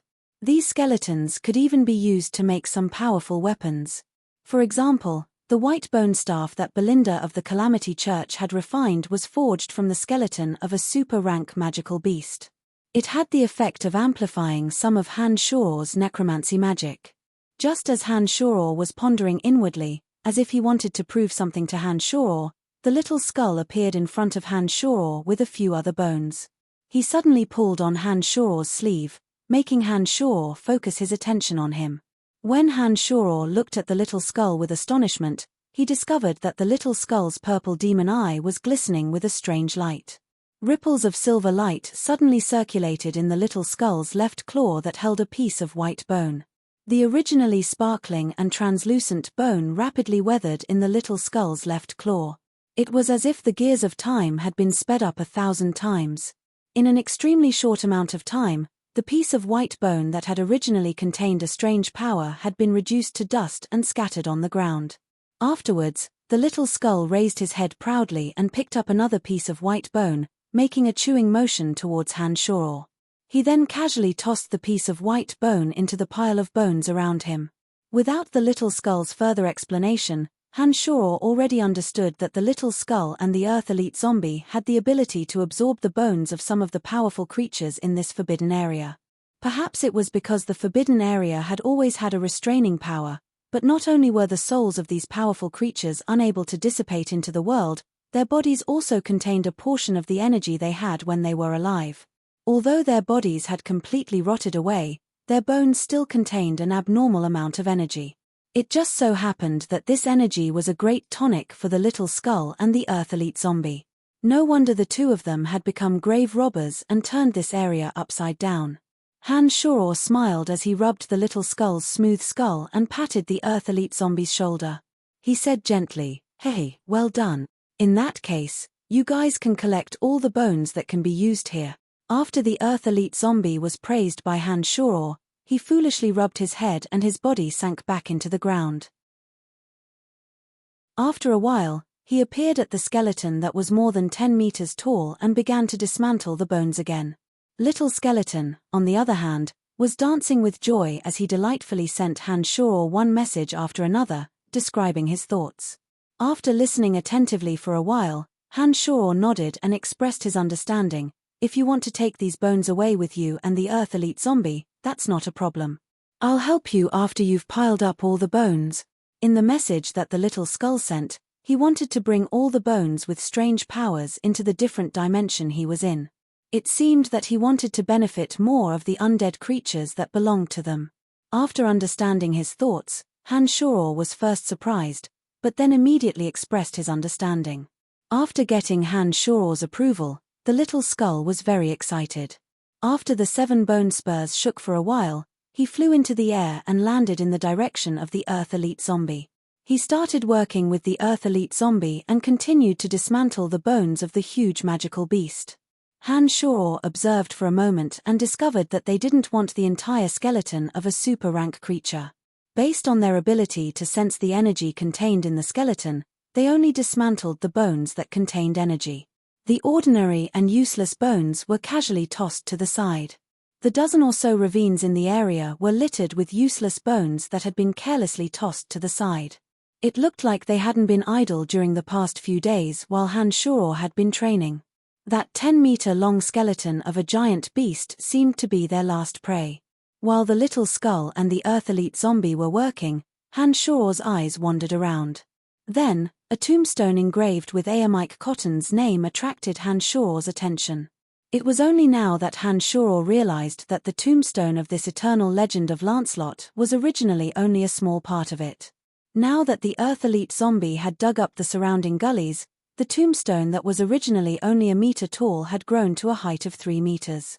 From the top of the tombstone to the bottom, the tombstone that was buried deep in the earth grew wider and wider until it looked like a miniature mountain. This made Han Shoror feel very strange.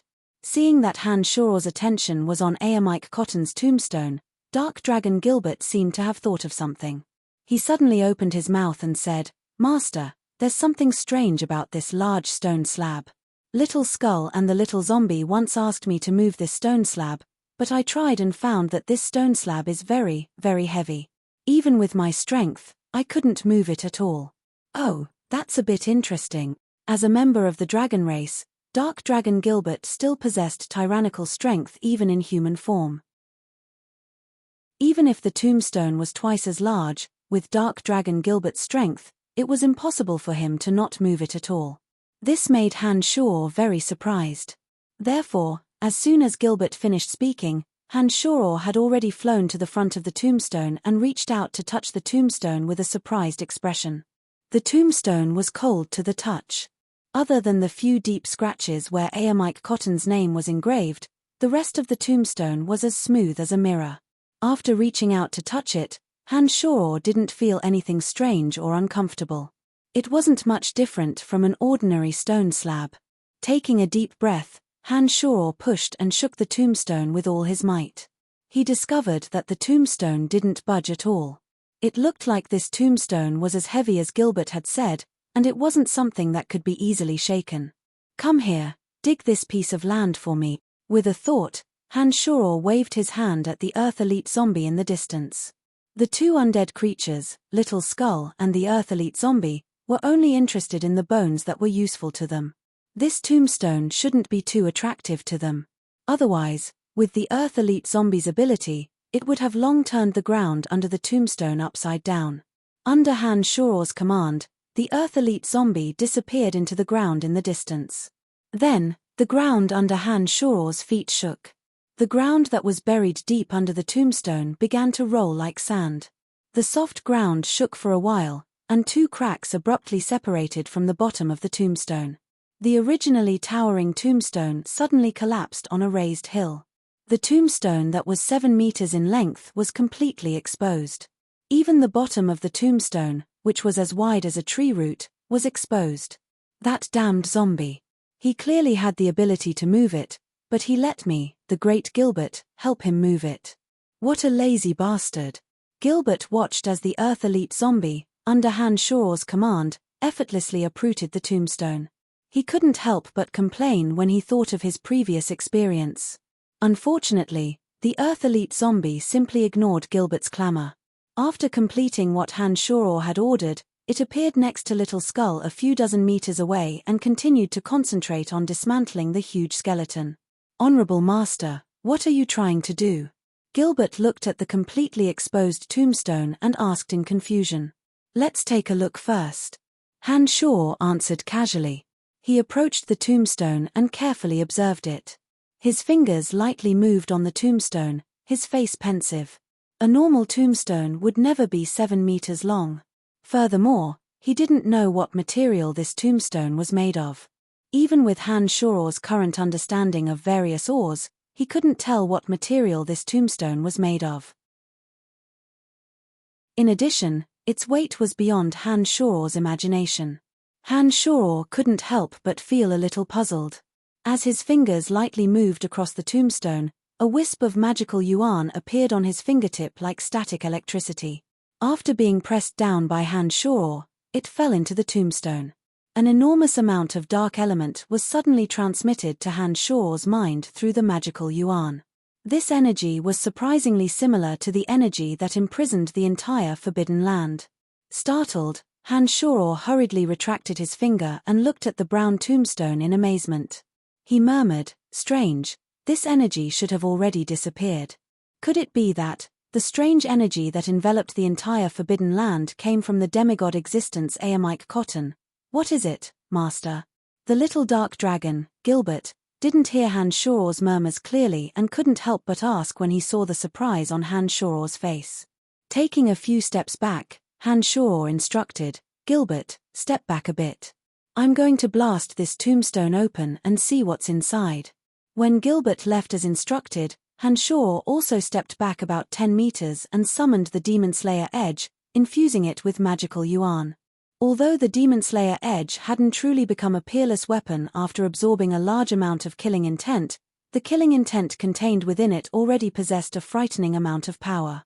With Han Shoror's magical yuan infusing it, a sharp light shot out from the Demon Slayer Edge like a waterfall, shooting towards the tombstone with terrifying power. A series of crackling sounds rang out, accompanied by a brilliant flash of light. The sturdy stone wall shattered into pieces under the impact of the indestructible Demon Slayer Edge. Stone fragments flew everywhere. When everything had calmed down, the brown stones were scattered all over the ground. On the mound that supported the tombstone was a magic staff embedded with 3 purple crystals and emanating a dense element of dark, as well as an ancient handwritten notebook. Chapter 246. He didn't know what material the staff was made of. It was grayish-brown in color and looked a bit rough to the touch. The staff was about 1 meter long and had a rhombus shape at the top. The 3 amethyst crystals were the size of a palm and were bright and beautiful. The sparkling light within the amethyst rippled like flowing water.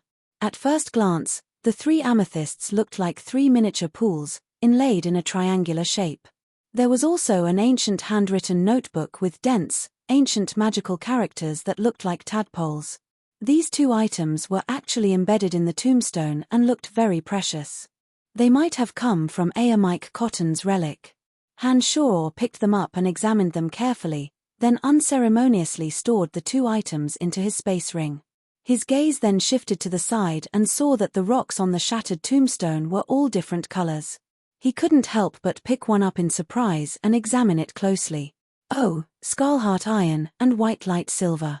Who would have thought that the tombstone would be made from such peculiar ores? No wonder I couldn't tell what material it was made of. Han Shoro exclaimed softly and picked up some of the shattered rocks to distinguish them in his hands. The outside of the tombstone was made from several peculiar ores. However, when the Demon Slayer edge had shattered the tombstone, the ores inside hadn't been completely melted. Many of the rocks were still raw ores. Judging from the magic staff and handwritten notebook hidden inside, it wasn't that the person who smelted the tombstone wasn't lacking in skill. He must have been afraid that the two items inside would be damaged if he completely smelted them. Chapter 247.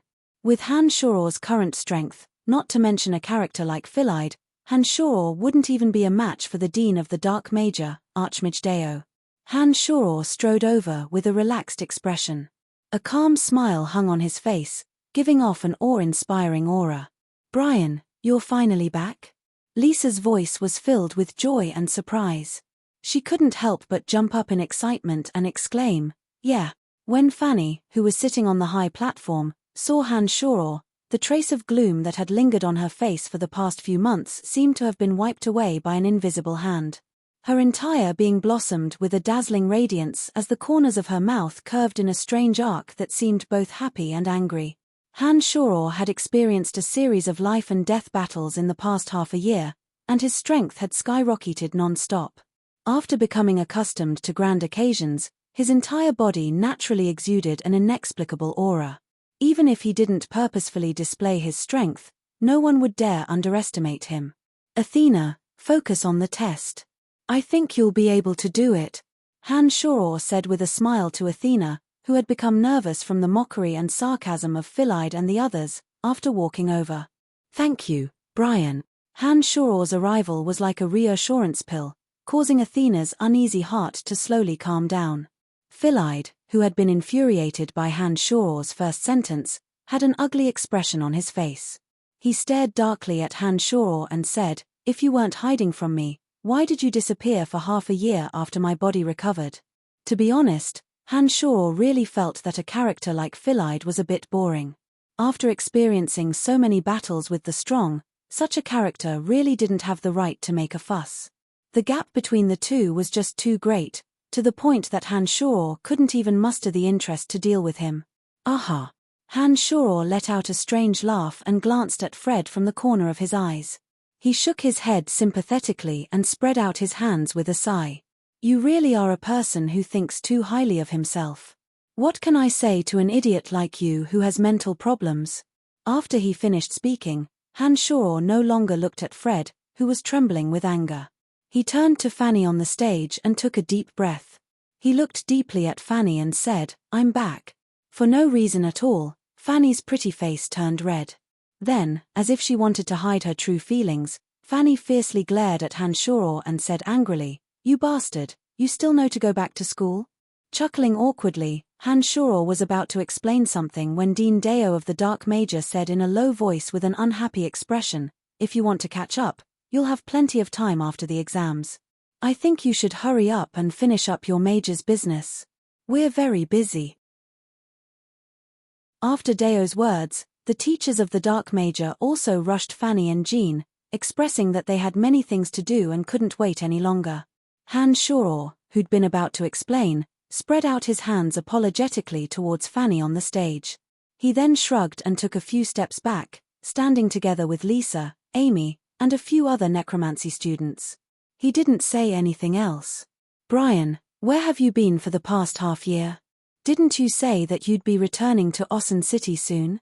Why have you dragged it out until now?" Lisa chattered incessantly as soon as Han Shoro came over. Han Shoro waited for her to finish her string of questions before smiling and saying that he'd gone to the Dark Forest to train for a period of time. Who does he think he is? He really thinks he's something. One of the Dark Major students that had been taken down by Han Shoro looked at Han Shoro's confident figure and couldn't help but snort angrily. I'd like to see how he plans on graduating early. I remember that he was only a novice mage half a year ago." Fred had been repeatedly provoked by Han Shoro, and his face darkened as he looked at Han Shoro, who was chatting cheerfully and wittily, and said coldly, "This time, Athena was calm enough and wasn't as nervous as the last time. She cast a few necromancy spells very skillfully and answered a few questions very smoothly.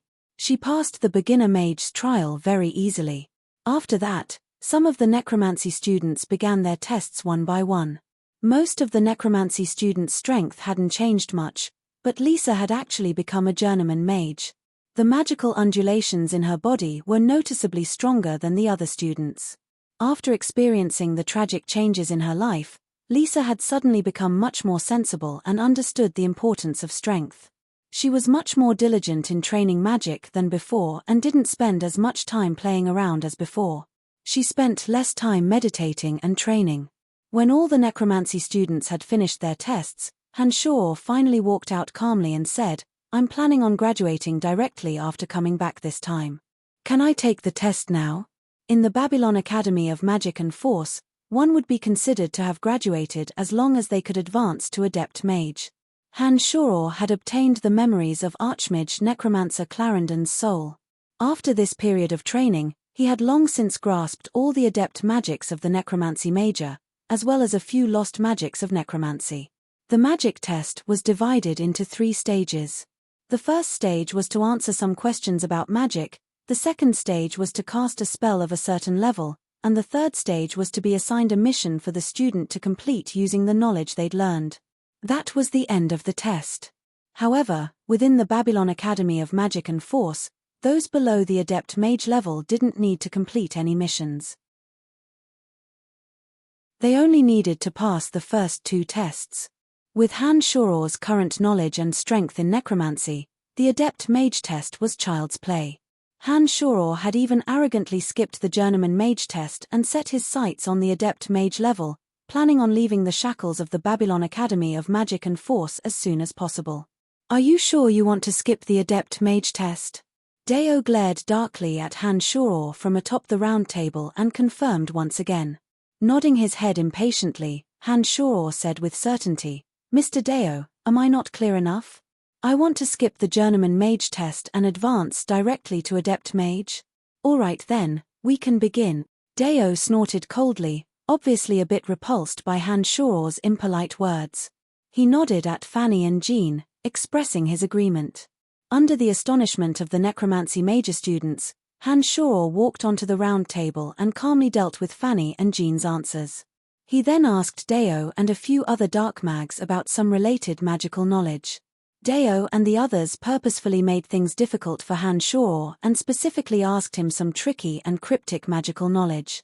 However, Hanshaw, who'd received Clarendon's memories, could be considered an archmage who'd been tempered, if mental strength wasn't included. These seemingly difficult questions obviously didn't stump Hanshaw, and Hanshaw smoothly answered all of them with narrowed eyes and a smile. With this, the necromancy major students below immediately began to exhale and exhale. Lisa was even more excited as she chattered and mocked Philide, using Hanshaw's performance to provoke Philide and the others' earlier mockery. Although Deo was very unwilling to admit it, Hanshaw's answers were watertight. When they asked some difficult magical knowledge, Hanshaw smoothly and accurately answered all of them. Even if they wanted to find fault with him, they had no excuse. In the end, they could only keep a straight face and accept the first test. The second test, which showcased necromancy magic, was even easier. The spells that Hanshaw had used dozens of times were released with practiced ease. With the support of sufficient mental strength and Clarendon's decades of experience in magic, the release of advanced necromancy magic posed no difficulty to Hanshaw at all. When Hanshaw released all of the advanced necromancy magic one after another, the necromancy major students below cheered excitedly. In contrast, the dark mage's teachers and students had ugly expressions on their faces. It was obvious that they hadn't expected that Hanshaw would be able to skip a level and directly reach the level of an adept mage in the short span of half a year. "Brian, I didn't misjudge you.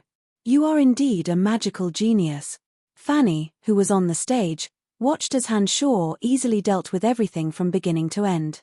The strength that he displayed wasn't the slightest bit inferior to Fanny's own. The precision with which he released some of the spells was even more adept than her, his teacher. This made Fanny exclaim in surprise. What kind of world is this? He's obtained this kind of strength so quickly, Jean murmured to himself, and also had a look of disbelief on his face. He then thought, although Han Shoror hadn't attended many of his classes, he was still his student. He had more or less contributed to having such a miraculous student.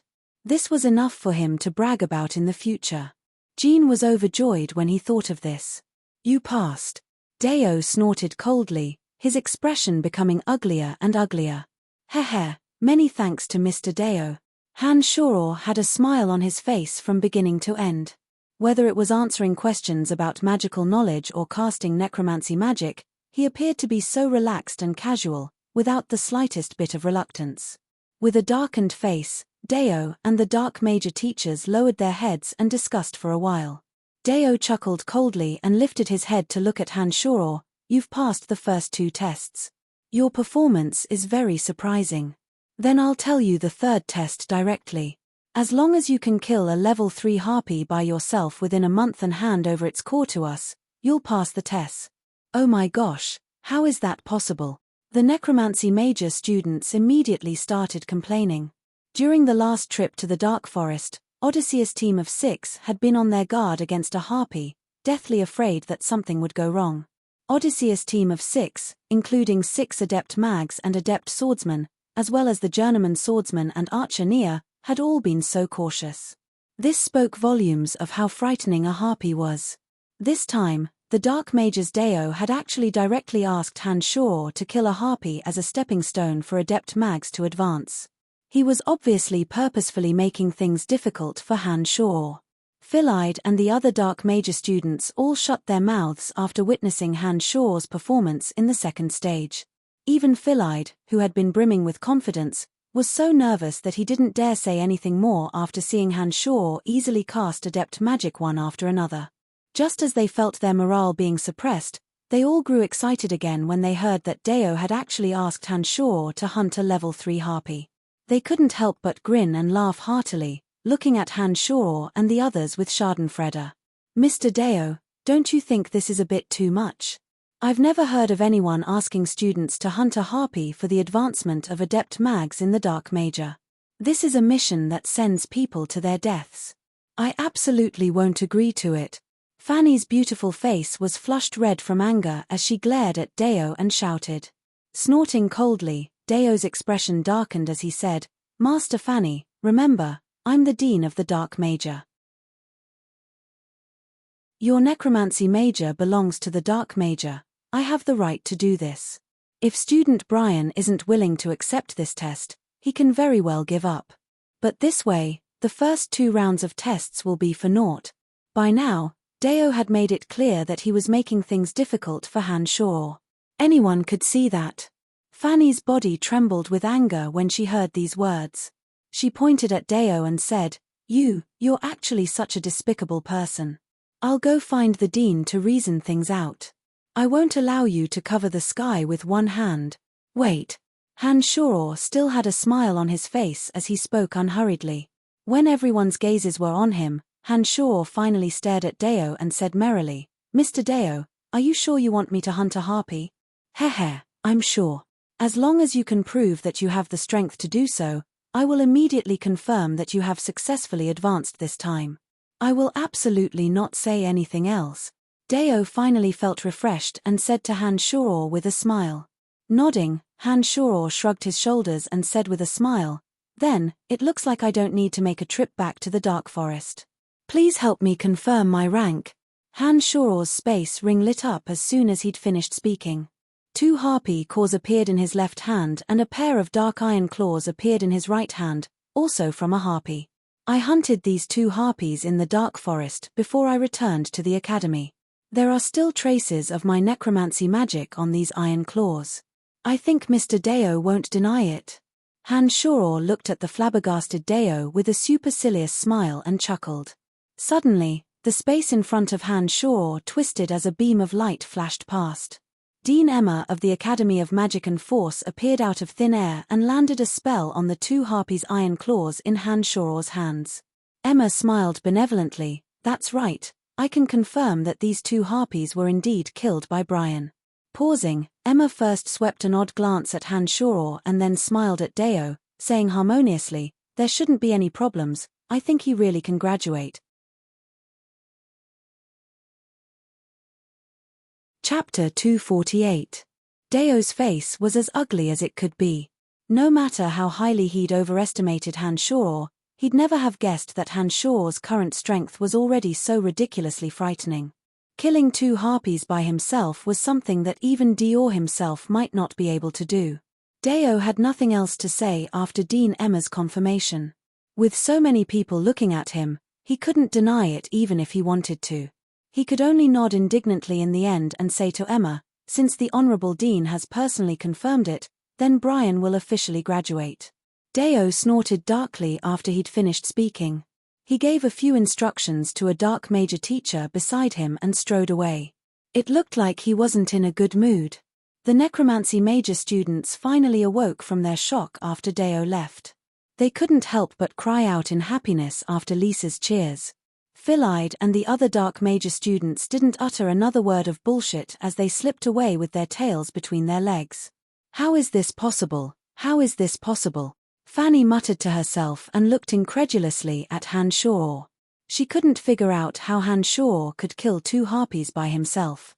Fanny had a feeling that Hanshaw's current strength was unfathomable.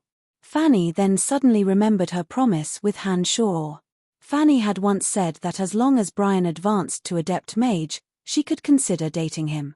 Now that half a year had passed, Hanshaw had suddenly descended upon the Babylon Academy of Magic and Force and successfully accomplished this feat with a calm and unruffled demeanor. With Fanny's understanding of Hanshaw, she knew that he would definitely mention this matter.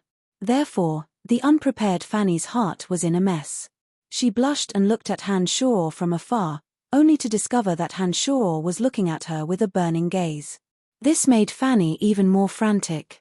She hastily gave some instructions to Jean beside her and quickly disappeared as if she was fleeing. Hanshaw immediately knew what was going on when he saw Fanny leave. He chuckled lowly, pleased with himself, and didn't pay attention to the praises of Lisa and the other students beside him, planning to chase after Fanny's footsteps. "Brian, I have some matters to discuss with you alone. Come with me. Don't worry about your graduation qualifications, there shouldn't be any problems." Dean Emma smiled merrily when she saw that Hanshaw was about to leave. Hanshaw started slightly, a bit unsure of Emma's intentions. He thought to himself that the matter with Fanny wasn't urgent, so he nodded and agreed. He said a few words to Lisa and the others before following Dean Emma towards her office. Hanshaw arrived at Emma's office after a while and found a seat without any reservations. Hanshaw said with a smile, "Honored Dean, what business do you have with me? Heh, if I remember correctly, you shouldn't be over 18 years old right now. However, you're now an adept necromancer, and you even have the strength to kill a harpy. It's a bit inconceivable that you've gone from a child without any magical element to such heights in just a short year." Emma looked at Hanshaw with a smile and spoke unhurriedly. Hanshaw couldn't help but frown when he heard Emma's words. He was silent for a while before smiling faintly. "Indeed, even I feel that it's inconceivable. What does the honored Dean mean by these words?" Shaking her head, Emma chuckled and said benevolently, "Child, don't overthink things. I don't have any ill intentions towards you. It's just that you're a student of my Babylon Academy of Magic and Force, and you're studying necromancy magic. You've brought glory to our academy now that you've achieved so much. Heh, I have to say that it's a miracle that you've gone from a child who knows nothing to someone who has the ability to kill 2 harpies in 2 years. What I can be sure of is that you must have encountered some strange events in these 2 years. Otherwise, it would be impossible for you to have such rapid progress. You haven't reported to the Dark Mantle in a long time. Candide once told me to pay attention and told you to make a trip to the Dark Mantle as soon as possible if you return to the academy. He seems to have a mission for you. In addition, I hope that you can properly handle your relationship with Fanny. There are some things that I can't say, but I'll just remind you that Fanny's father isn't easy to get along with. Be careful." Hanshaw breathed a sigh of relief after Emma's words. He hadn't thought that Emma would be a bit similar to Candide.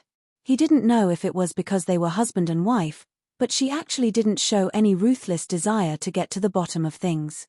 From her tone, it seemed that she was very protective of him. Nodding, Han Shoro smiled faintly. "Don't worry, Dean, I'll definitely pay attention to your reminders. In addition, I'll report to the Dark Mantle as soon as possible." "All right, that's all I have to say. As for your education and identity, there shouldn't be any problems tomorrow. With me watching over you, Deo won't do anything." Heh. Actually Deo isn't a bad person. It's just that you made him lose face last time, that's why he's targeting you. I hope you don't take it to heart. Got it." Without saying anything else, Han Shoro left Emma's office. Han Shoro didn't pay too much attention to Dark Archmage Deo. If nothing unexpected happened, he wouldn't have many opportunities to come here after graduating from the Babylon Academy of Magic and Force. Naturally, he wouldn't have any contact with Deo. Of course, if Deo dared to court death, with the strength that Han Shoro possessed, he wouldn't mind sending him on his way. After leaving Emma's office, Han Shoro headed straight for Fanny's laboratory. Thinking that he would soon be able to see Fanny, Han Shoro's heart was in turmoil. He was so excited that he couldn't control himself. He was very nervous, like a young man in love who was about to reveal his true feelings. When he arrived in front of Fanny's door, Han Shoro took a deep breath and calmed the nervousness in his heart. He smiled and knocked. "Master Fanny, may I come in?" "You may not." Contrary to Han Shoro's expectations, Fanny directly refused Han Shoro after hearing Han Shoro's reply. This was something that had never happened before. Stunned, Han Shoro smiled wryly. "Why?" "I know that nothing good will come of your visit this time. Therefore, you should just stand outside the door, or disappear for half a year like last time." There was obvious resentment in Fanny's voice from within the laboratory. Anyone could hear the meaning behind Fanny's words. She was still complaining about Han Shoro leaving without saying goodbye. "Master Fanny, listen to my explanation. I really didn't do it on purpose. I was delayed by matters in Valen City this time and had no choice but to stay here. I didn't mean to deceive you." With Han Shoro's current insight and experience, how could he not understand the meaning behind Fanny's words? He smiled wryly outside the laboratory and began to explain. "Little pervert, I'll allow you to come in, but you're not allowed to touch me." Fanny hesitated for a moment, seeming to feel that it was a bit inappropriate to leave Han Shoro outside the door. Hastily nodding his head, Han Shoro made a solemn vow. Of course. It would be even more inappropriate if someone saw me outside and spread some bad rumors." Fanny seemed to feel that Han Shoro's words made sense. The laboratory door creaked open and Fanny carefully peeked her head in, grabbing the dazed Han Shoro and slamming the door shut. She then returned to the table in the center and sat down. She said seriously, "All right, what do you want from me?" Chuckling evilly, Han Shoro walked rudely in front of Fanny and sat down. He then looked at Fanny with a smile. "Master Fanny, are you trying to renege on your debt?" With a straight face, Fanny forced herself to be calm as she flicked a glance at Han Shoro and asked in confusion, "What do I need to renege on? You once said that as long as I became an adept mage, you'd agree to be with me. Now that I've passed the adept mage test, I can be considered to have officially graduated from the Babylon Academy of Magic and Force. From now on, there are no more barriers between us because of our identities. So, shouldn't you honor your promise?" Han Shoro didn't try to hide anything as he looked at Fanny with a burning gaze and asked with a smile. After Han Shoro's words, Fanny could no longer maintain her pretense of being serious. She first glared fiercely at Han Shoro as a red blush spread across her cheeks. She then laughed tenderly and chuckled, having long since prepared herself. "I didn't say that I'd definitely agree to you, I only said that I'd consider it." "Heh, I haven't even thought about it yet. What are you in such a hurry for?" Fanny's current demeanor was charming and gorgeous, and the rosy blush on her cheeks added a bit of bashful beauty to her. After spending so much time with Fanny, Han Shoro had long since understood that it wasn't that Fanny didn't have any feelings for him. Now that Fanny's attitude was both welcoming and rejecting, it only made Han Shoro's heart itch even more. Heh. With a smirk, Han Shoro instantly forgot the agreement before he came in. His body suddenly moved, and he was already behind Fanny. His big hands wrapped around Fanny's shoulders from behind, and he leaned towards Fanny's cheeks to steal a kiss. He grinned and said, "Could it be that you really want to renege on your promise? This isn't the moral character that a good teacher should have, okay?"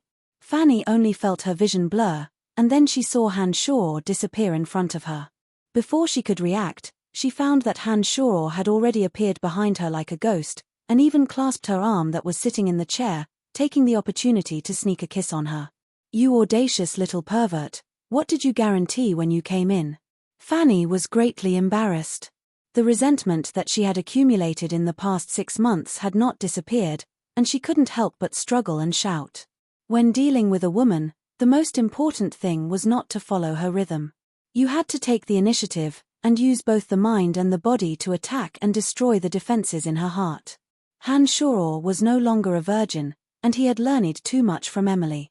In addition to the experiences from Clarendon's memories and Hanshaw's own feelings, he was no longer so passive when interacting with women. As Fanny struggled and shouted, Hanshaw's 2 hands were still firmly clasped around her body. He bent down, and his hot tongue lightly kissed Fanny's slender white neck. He softly whispered in Fanny's ear, "I've thought of you every day for the past 6 months. I wanted to see you every day, every night, every moment. I think you should know this, right? Really, the days when I'm not by your side are really boring. It's your promise that motivates me to train hard. The thought of being with you is like a curse, urging me to train day and night without slacking off. Today, I can advance to become an adept mage, all for the sake of being with you. Don't tell me you're heartless enough to hurt me." A series of low murmurs filled with sincerity and affection. The gentle voice was like a gentle breeze and drizzle, nourishing Fanny's withered heart. Hanshaw's hot tongue wandered wantonly, and it was more like a catalyst to destroy the defenses in Fanny's heart. It caused Fanny's struggling heart to slowly sink into the web of love that Hanshaw had woven. "Oh, Brian," Fanny murmured softly. Her eyes were already filled with tears at some point. Her originally struggling body went limp, and a sweet smile hung on her lips as she listened to Hanshaw's passionate words of love. "You know, I really can't live without you." In the end, Hanshaw wrapped his arms around Fanny and pulled her up from the chair. He turned around Fanny's body and stared at her passionately, saying with deep affection and tenderness. The defenses in her heart completely collapsed. Fanny cried out involuntarily and suddenly threw herself into Hanshaw's chest. Her 2 hands tightly wrapped around Hanshaw's strong back. She stood on her tiptoes and planted her fragrant lips on Hanshaw's big mouth. With a beauty throwing herself into his arms and her fragrant lips, Hanshaw naturally wouldn't be polite. He immediately came into intimate contact with her and carried out a fiery French kiss. For Fanny, Hanshaw truly adored her. From the moment he came to this world, he didn't know whether it was because of Brian's thoughts, or because of Fanny's kindness. In short, she did move Hanshaw, causing Hanshaw to be deeply infatuated with her, which had never changed. Even though there were earth-shaking changes later, even though Hanshaw's strength soared all the way, and even though he owned Emily and Phoebe who were as beautiful as Fanny, his initial and most sincere infatuation with Fanny had never been affected. Now, Hanshaw had already gotten used to everything in this world. He also understood that as long as he had enough strength, no matter what he wanted, it wouldn't be a difficult thing. Money, power, and beauties were indeed things that Hanshaw liked, and they were things that he could never have in his previous life. If one could have everything to their heart's content while living in this world, then why bother with all those messy matters and what others thought of them? Since Hanshaw had decided to indulge himself, then there was no need to be secretive. Chapter 249. Hanshaw and Fanny embraced for a while, but Hanshaw wasn't in a hurry to violate Fanny. Instead, he constantly expressed his true feelings with words of love. Only when Hanshaw discovered that Fanny had completely let down her guard against him did he take out a pill from his space ring and hand it over to Fanny. He smiled and said, "Eat this." "What is this?" Fanny had a blissful smile on her face. Her bright eyes sparkled with curiosity as she looked at Hanshaw and asked. The rebirth pill was round and translucent, emitting a delicate fragrance that gladdened the heart and refreshed the mind. It was like a brightly colored emerald pearl, refined by hand Shaw in the cemetery of death. It had the effect of allowing an ordinary person to be reborn. There were only 7 rebirth pills in a cauldron. Han Shaw had eaten one himself and was certain of its effects. This time, he planned to reforge Fanny's body and give her a pleasant surprise. "It's a great tonic," Han Shaw said with a smile. "You always like to mystify people, you bad thing." Fanny rolled her eyes at Han Shaw. She casually picked up the rebirth pill and popped it into her mouth without another word.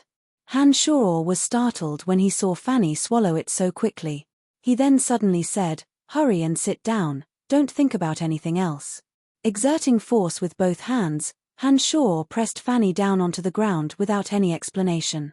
He then pressed both hands against the center of Fanny's back, the magical yuan already flowing into Fanny's body. "Oh, what did you give me to eat? Why does it feel like there's a ball of fire burning in my stomach?" Fanny was forced to sit on the ground by Han Shaw. When she felt the rebirth pill enter her body, it was as if a ball of fire had been ignited. Her body temperature skyrocketed and she cried out in a panic. Then, Fanny seemed to have gotten the wrong idea. She couldn't help but shout angrily as she struggled, "Damn it, you didn't give me that kind of drug, did you? How can you be so despicable?" When Fanny's thoughts went astray, her heart was in chaos. She was both disappointed and resentful towards Han Shaw. She began to struggle violently, wanting to break free from Han Shaw's restraints.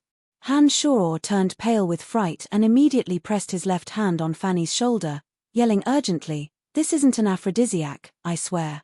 Don't you trust me that much?" When these words were spoken, Fanny became a little more obedient. Only then did she feel that although her body was burning like a fire, there were indeed no thoughts of lust. With this, Fanny stopped struggling and hastily said, You've always behaved poorly. That's why I misunderstood. I won't move now." Han Shaw didn't know whether to laugh or cry after hearing her words. He immediately changed his mind and realized that he had indeed behaved a little improperly in the course of his relationship with Fanny. It was understandable that Fanny would speculate so maliciously about him. "All right, don't talk anymore. Just meditate, calm your mind and don't let your thoughts run wild." Han Shaw let go of the hand on Fanny's shoulder and placed it on her back. He sent magical yuan into Fanny's body and helped her dissolve the effects of the aphrodisiac in her body. Clouds of dense smoke curled around the two as streaks of black lightning flowed from Han Shaw's palm into Fanny's body. Fanny, who was sitting upright, let go of everything and allowed Han Shaw to do whatever he wanted. This time, she had given Han Shaw complete trust. An hour later, Han Shaw let go with a smile and breathed a sigh of relief. He whispered into Fanny's ear, "How do you feel?" "I want to go to the toilet." Fanny was a little shy as she said softly with a red face. Laughing heartily, Han Shaw said, "That's right. You'll constantly want to go to the toilet in the next 3 days. The impurities in your body will all be expelled in these 3 days. After 3 days, your body will be beyond your imagination. I'll come see you again then." A series of crisp crackling sounds suddenly sounded from within Fanny's body. Fanny seemed to be unable to bear it as she hastily stood up with a red face and shouted angrily, "Why does this sound like a laxative? You're too hateful." Fanny didn't wait for Han Shaw to say anything and hurriedly left. She pulled open the door and walked out, not daring to stay a moment longer. It was obvious that she couldn't hold it in any longer. After Fanny left, Han Shaw couldn't stop chuckling oddly and left as well.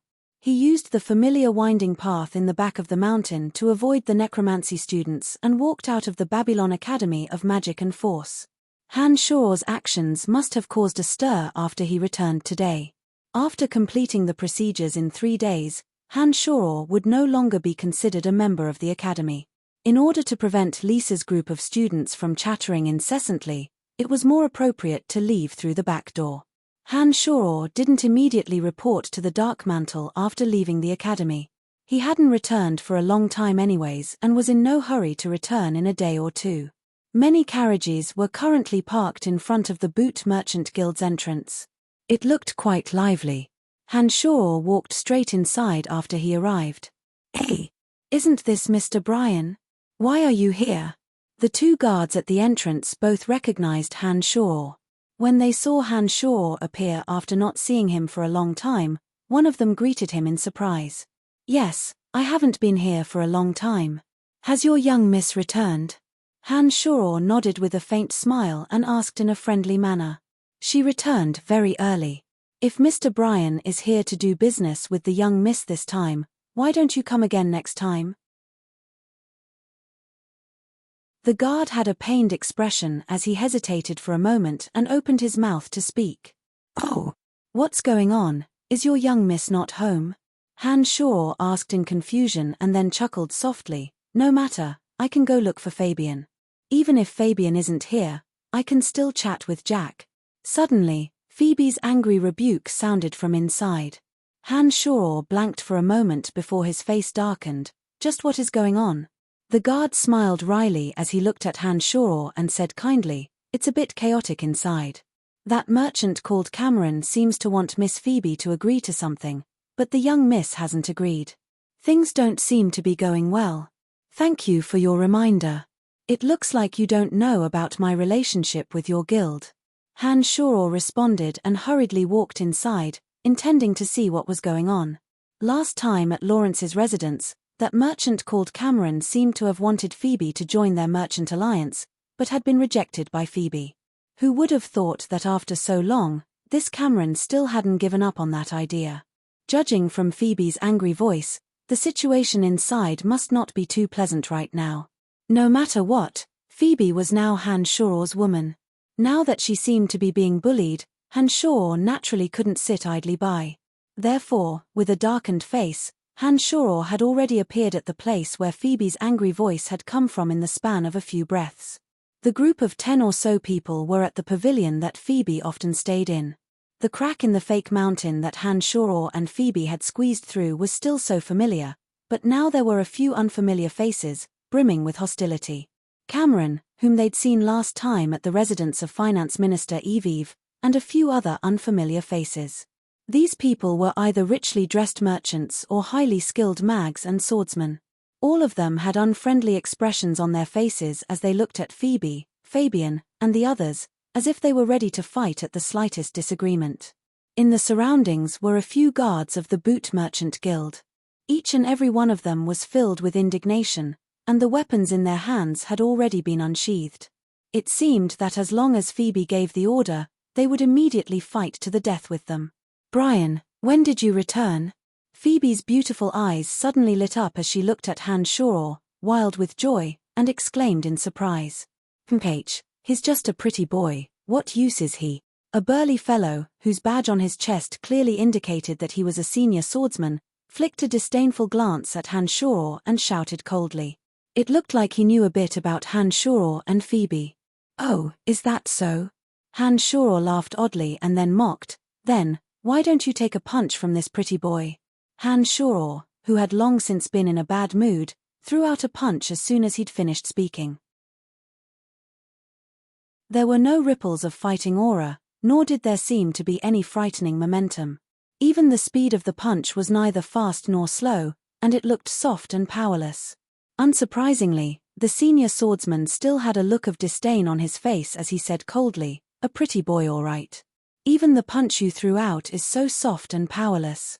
The man then raised his hand and a sinister smile appeared at the corners of his mouth as he threw a punch at Hanshaw's incoming punch. It looked like he intended to seriously injure Hanshaw with one punch and intimidate the surrounding Boot Merchant Guild guards. The merchants who'd come with Cameron all wore relaxed smiles on their faces. They stared at Hanshaw as if they were waiting to see him make a fool of himself, as if Hanshaw would definitely be injured. On the other hand, on Phoebe's side, Fabian had an excited expression. Having seen Hanshaw's methods, Fabian had reason to believe that this punch would be very interesting. Phoebe, on the other hand, had an icy expression on her face as the corners of her mouth hooked up in a vicious arc. A crisp crack rang out as the senior swordsman with the sinister smile on his face, the bones in his right hand, which had collided with Hanshaw's fist, made a series of disorderly sounds as he screamed like ghosts and howled like wolves. His valiant body stumbled backwards from the strong impact. When he landed on his butt, large mouthfuls of fresh blood flowed uncontrollably from his mouth. Even his shrill cries were muffled by the blood as he looked at Han Shuo in terror and howled miserably. Chapter 250. Han Shuo's fist contained the terrifying explosive power of magical energy. Not only did the blood vessels and tendons of the senior swordsman who had previously ridiculed him explode, even his bones cracked. From now on, this person's right arm could be said to be ruined. Han Shuo grinned mischievously as he callously said, "If you dare to have a foul mouth again, then leave your life here today." The senior swordsman's mouth uncontrollably overflowed with blood. He looked at Han Shuo with extreme fright and couldn't utter a complete sentence. He was obviously intimidated by Han Shuo. Beside Cameron was a space archmage with a sinister appearance. He wore a brown magic robe and had many pockmarks on his face. His eyes flickered as he looked at Cameron. Cameron, whose aura had been obstructed, nodded slightly, seeming to agree with this space archmage suggestion.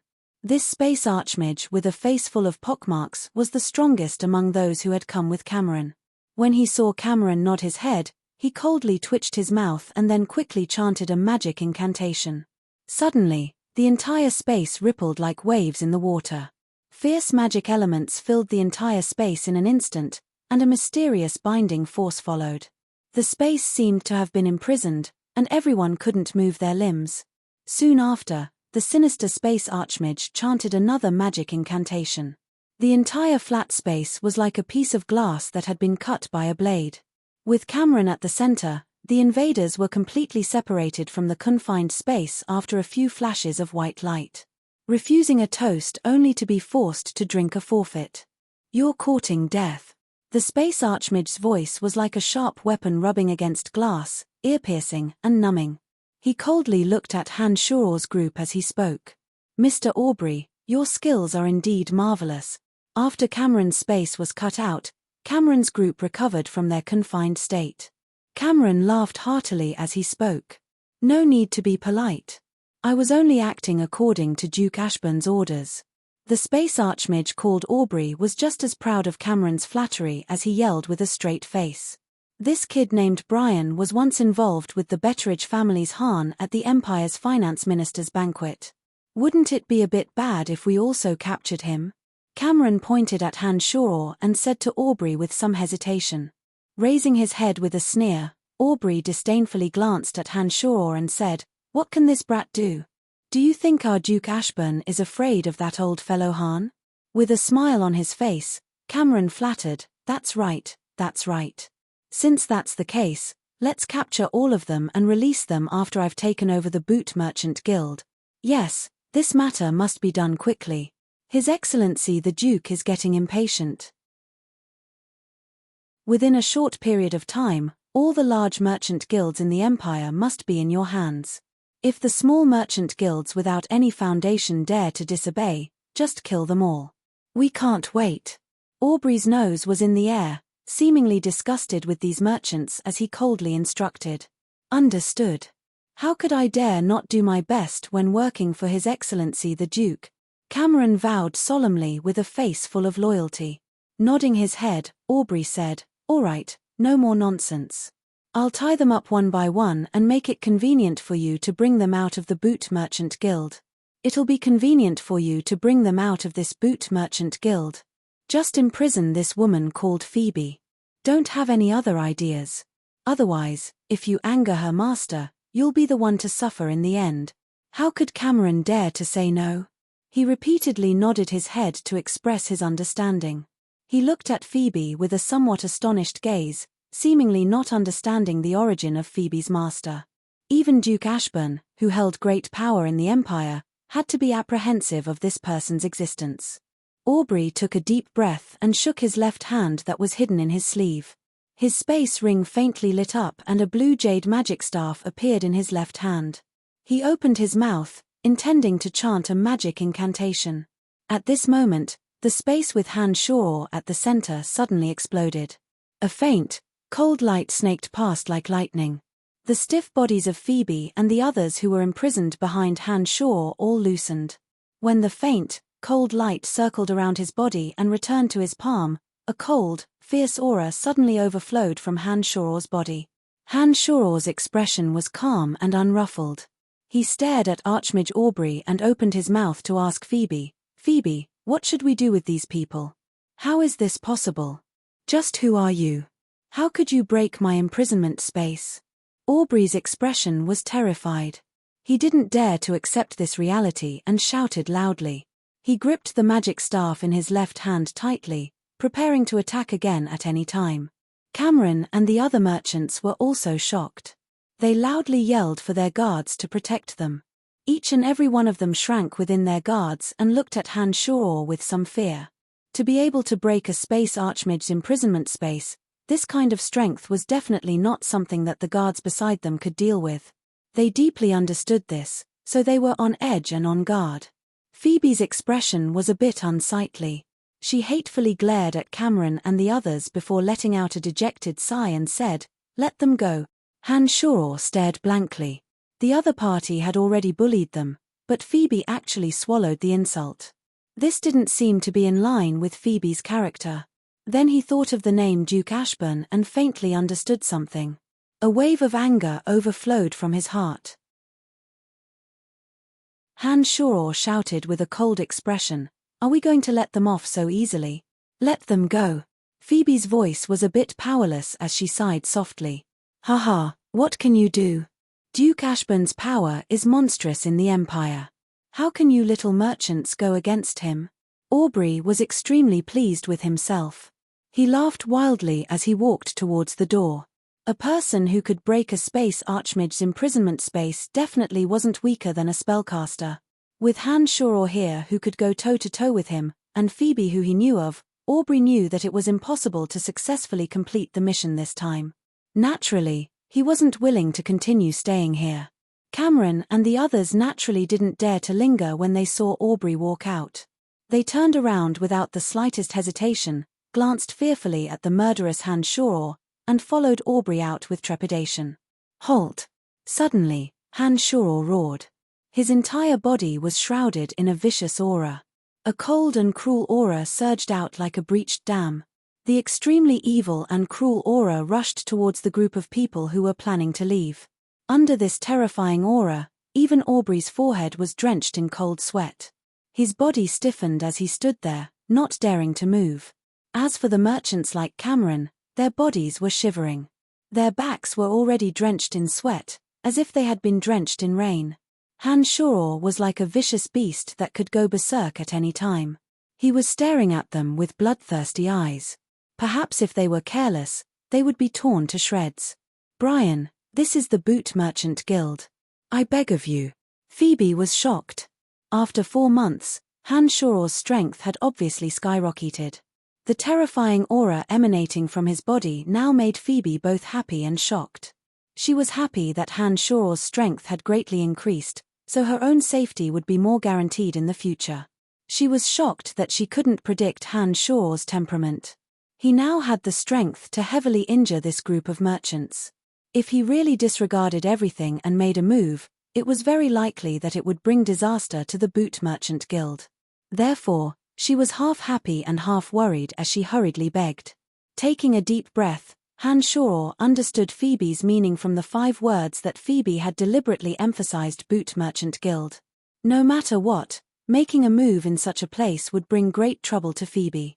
This was also the capital of the Empire. Most of the time, it wasn't something that could be solved with blind slaughter. With a sway of his body, Han Shaw had already appeared behind Aubrey. He reached out his hand and patted Aubrey's shoulder, saying coldly, "Aubrey, was it? I'll remember you. Please remember me too. Anyone who dares to make a move against me will pay the price sooner or later." As Han Shaw spoke, the hand that had patted Aubrey's shoulder emitted 2 faint red and purple lights from the middle and index fingers of Han Shaw's hand. Under the cover of his palm, they entered Aubrey's body. At this moment, Aubrey was scared out of his wits. When Han Shaw had yelled stop, he had already prepared to make a move at any time. However, Han Shuor's ghostly speed had completely destroyed his defenses. Before he could even react, Han Shuor had appeared behind him out of thin air, and then he felt Han Shuor's large hand land on his shoulder. Even an archmage would have no chance of winning against a fellow with such terrifying destructive power. Therefore, Aubrey's aura stopped and he didn't say a single word. He just stood there obediently, listening to Han Shuor's icy threats and feeling the frightening murderous intent when Han Shuor patted his shoulder. It was precisely because of this nervousness that he was on tenterhooks that he didn't calm down and sense anything out of the ordinary. When the two auras, one cold and one hot, concealed themselves in his body, he didn't notice them at all. "All right, you damned bastards, now get the hell out of here." After planting the poison of ice and fire in Aubrey's body, Han Shuor walked towards Phoebe with a callous expression. When he arrived at Cameron's side, he casually patted the frightened Cameron. A purple light flashed, and Han Shuor indifferently said, "You be careful too." Then, Han Shuor stood at Phoebe's side, withdrawing the murderous aura that seemed to have materialized from his body. Aubrey and the others didn't dare to say another word and hurriedly left in a panic. After taking a trip to the gates of hell, these people had a deep fear of Han Shuor in their hearts. After these people left, Phoebe looked at Han Shuor apologetically and said somewhat timidly, "I'm sorry, these people were following Duke Ashburn's orders. If something happened to them in our guild, it would be very difficult to handle." Nodding with a smile, Han Shuor didn't seem to have the murderous aura from before and had recovered his usual indifference. He said, "Don't worry, nothing will happen to them in the Boot Merchant Guild. However, I guarantee that they won't have it easy." Phoebe stared blankly for a moment before crying out in alarm, "You want to assassinate them?" With today's unforeseen event, if they were assassinated not long after returning, everyone would know that it was us who did it. "This isn't a good idea." The corners of his mouth hooked into a secretive smile as Han Shuor comforted, "Don't worry, am I such a person who can't see the big picture? All of you can leave first, I have some things to discuss with Brian alone." Phoebe looked at the surrounding guards, as well as Fabian and a few other trusted aides of the Merchant Guild, and ordered with a somewhat distressed expression. After experiencing the unforeseen event earlier, the guards and trusted aides of the Merchant Guild seemed to have once again recognized the relationship between the two of them. Under Phoebe's orders, they didn't say anything more and dispersed in different directions, disappearing from the pavilion not long after. What exactly happened? After those people left, Han Shuor asked in a soft voice. Seeing that there was no one around, Phoebe threw herself into Han Shuor's arms and used all her strength to hug Han Shuor tightly. She then murmured softly, "It's so good to have you by my side." Afterwards, the two of them held each other tightly as they briefly described their encounters after they'd separated in the Valley of Sunshine. They had a general understanding of each other's whereabouts during this period of time. Han Shuor also understood from Phoebe that because he and Phoebe had stayed in the Valley of Sunshine for a period of time, the Boot Merchant Guild had no one to rely on and had been taken over by a group of merchants led by Cameron. "All right, I know what I'm doing now." Han Shuor patted Phoebe's shoulder and comforted her as he took out a rebirth pill and handed it to Phoebe, "Eat this." In order to prevent a repeat of last time's encounter, Han Shuor briefly explained some of the effects of the pill to prevent her from mistaking it for an aphrodisiac or laxative like Fanny. When Phoebe rolled her eyes at Han Shuor and ate the rebirth pill, Han Shuor also helped Phoebe refine the pill's effects. He left the Boot Merchant Guild to report to the Dark Mantle as Phoebe hurriedly looked for the toilet.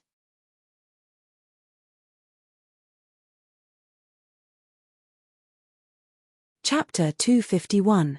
Mount Orders was extremely high above sea level, and its peak was shrouded in mist and clouds. The Dark Mantle's headquarters was located in the belly of the mountain and was guarded by various Dark Mantle experts. Its defenses were even tighter than the Imperial palaces. Han Shuor passed through the transportation matrix with his identity token in hand and entered the belly of the mountain without any obstructions. After a few turns, he stood on the transportation matrix leading to Candide. "Please wait a moment, Lord Candide isn't in the headquarters at the moment. I'll go inform him, he should be returning in a while." One of the Darkstar envoys leading the way took Han Shuor to the transportation matrix that led to Candide before explaining in a neither hurried nor slow manner. Is that so? All right then. Han Shoror nodded, indicating that he understood. Then I'll send you to the waiting area first. When Lord Candide returns in a while, I'll immediately inform you. The Dark Star envoy spoke and spun on the transportation matrix. A beam of white light flashed past, and Han Shoror appeared in an extremely wide stone room. The entire stone room was the size of 4 basketball courts, and was arranged in a square shape. There were many soft tables and chairs placed around it, and a dazzling array of desserts, fruits, and books were placed on the tables. There were many people of different appearances around, patiently eating and flipping through the books on the tables. They seemed to also be waiting. Apart from the transportation matrix where Han Shoror was standing, the ground around him was covered in soft carpets. A dozen or so colored glass lamps hung above his head, brightly illuminating the entire stone room. Hi, hello. You look very unfamiliar. Is this your first time here? In front of Han Shoror was a young and beautiful girl with short hair that reached her ears. She greeted him enthusiastically. It's my first time here. Hello. Han Shoror wore a smile on his face as he walked towards this young and lively girl, planning to inquire about some information regarding the Dark Mantle headquarters. I'm called Chrissy, a fire journeyman mage. I'm currently a 3rd star envoy. Nice to meet you. The young lady called Chris seemed to be quite talkative and greeted Han Shoror with a smile that wasn't the slightest bit unfamiliar. Hehe, I'm called Brian, a 3rd star envoy like you. I study necromancy magic. Han Shoror explained his identity with a smile as he walked towards Chrissy. In actuality, when he left Valin City for the Valley of Sunshine, Han Shoror had already understood that he had advanced to the rank of First Moon through Emily's explanation. However, since Han Shoror was in charge of Candide, Han Shoror's identity token could only be changed by Candide. Thus, Han Shoror hadn't reported to the Dark Mantle in half a year. Although he had advanced to the rank, it hadn't been officially activated yet. So you're also a 3rd star envoy. Which sire are you with? Chrissy chuckled as she casually handed a chair to Han Shoror. Chrissy, can't you just sit around when you don't have a mission? Why do you have to look for people to join you? Are you trying to harm people again? A robust journeyman swordsman beside Chrissy rolled his eyes at her.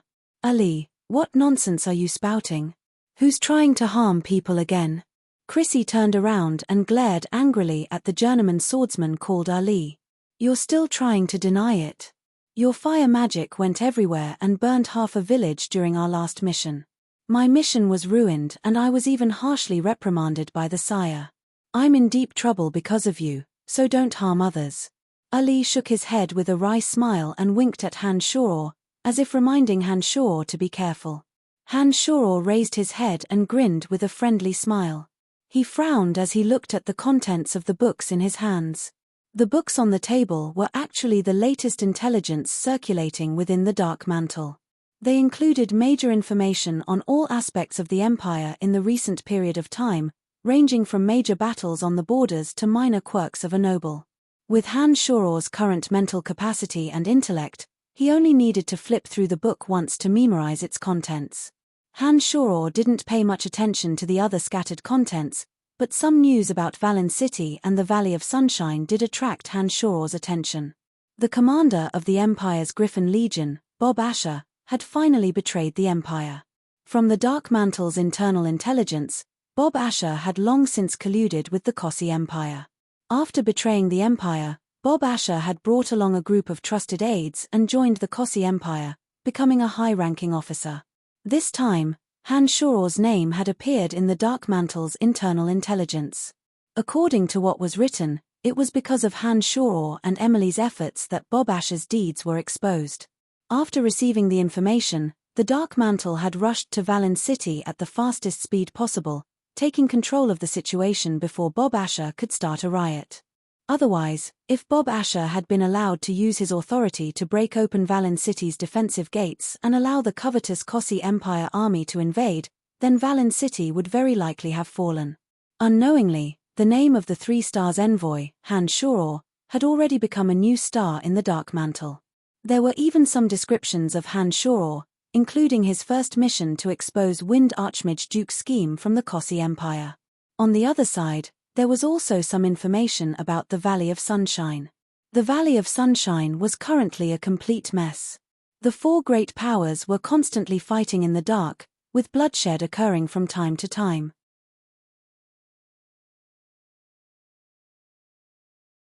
Even the Butcher and Janet's bandit forces seemed to have joining the power struggle in the Valley of Sunshine this time. Among them, the Soul Destroyer mercenary band founded by Han Shoror and Trunks had slowly risen to prominence in this incident. Using Trunks' rallying power and abundant funds, they had taken advantage of the chaos to recruit experts from all over. Now that the name of the Soul Destroyer mercenary band had appeared in the Dark Mantle's internal circulation of intelligence, it was clear that the Soul Destroyer mercenary band had grown to a small scale. While Han Shoror was engrossed in the booklet in his hand, Chris arrived in front of Han Shoror and asked again, "Oh right, Brian, which lord are you following?" "Heh, I'm following Lord Candide." Han Shoror put down the booklet in his hand and raised his head to look at Chris, answering with a smile. "Lord Candide, you're just a 3 stars envoy, how could you be following Lord Candide?" "Oh, you're called Brian. Could it be that you're that Brian?" "Oh my god." Chris first shook her head in puzzlement, then suddenly recalled something. She looked at Han Shoror with wild joy and exclaimed.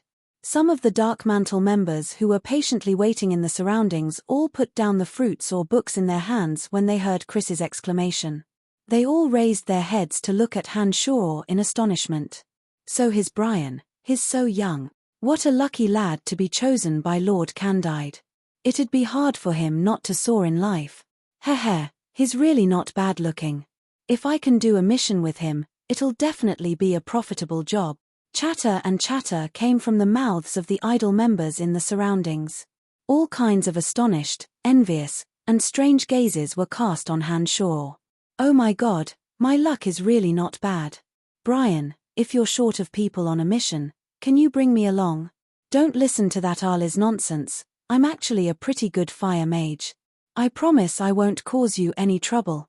Chris cried out in surprise and immediately reacted. She reached out and grabbed the corner of Han Shoror's clothes, begging pitifully. "Brian, Lord Candide has returned. Please wait for the transfer at the transportation matrix." A member who seemed to be in charge of sending messages suddenly shouted from the side of the transportation matrix. "If I need more people, I'll consider you. Goodbye." With a slight twist of his body, the corner of Chris's clothes slipped from her fingertips as if it had been coated with a layer of oil. Han Shoror smiled at Chris in a friendly manner and stood still at the center of the transportation matrix under everyone's astonished gazes. A white light flashed and Han Shoror appeared in Candide's private room. Candide's face was as gloomy as ever. He didn't show any special expression after seeing Han Shoror appear.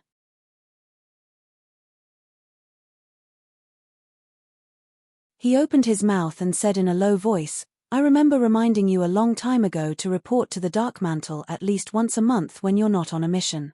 You've disappeared for half a year, you really have no discipline at all. I was delayed by some matters.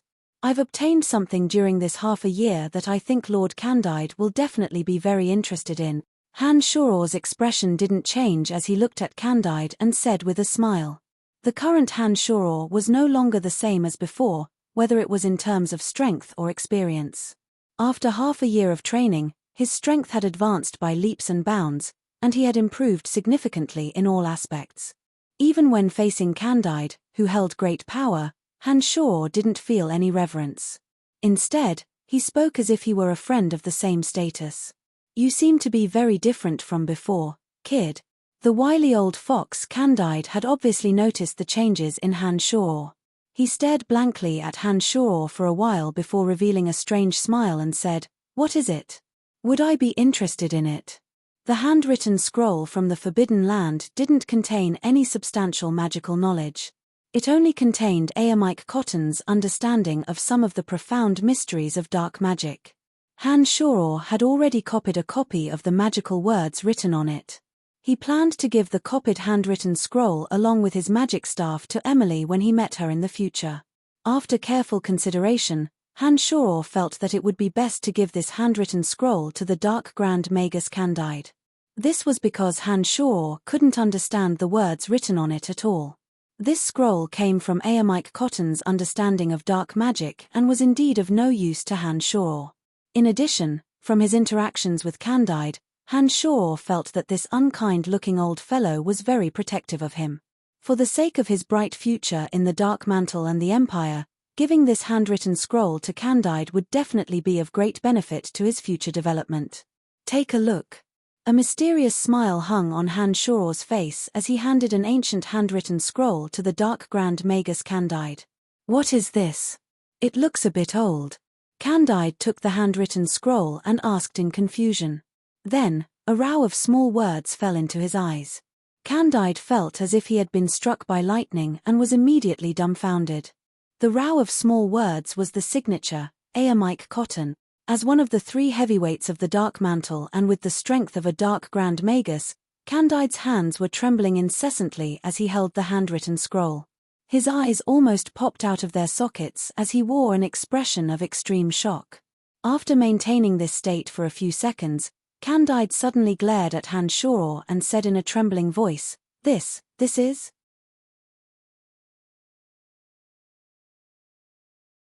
Nodding his head affirmatively, Han Shoror said, Correct, this handwritten scroll is the handwritten scroll of the legendary Dark Magus of the Lancelot Empire, Embark Cotton, who possesses the strength of a demigod. Candide was wild with joy when he heard this. His entire body trembled incessantly as if he was having an epileptic fit. His mouth mumbled some inexplicable words that Han Shoror couldn't understand. His eyes could no longer move away from the handwritten scroll as he tremblingly flipped through the pages, sinking into a sluggish state. After a long while, Candide repeatedly exclaimed, Too profound, too mystical. The value of this handwritten scroll is simply immeasurable. Candide took a few deep breaths after he finished speaking. He waited for his excited emotions to calm down before looking at Han Shoror with sparkling eyes.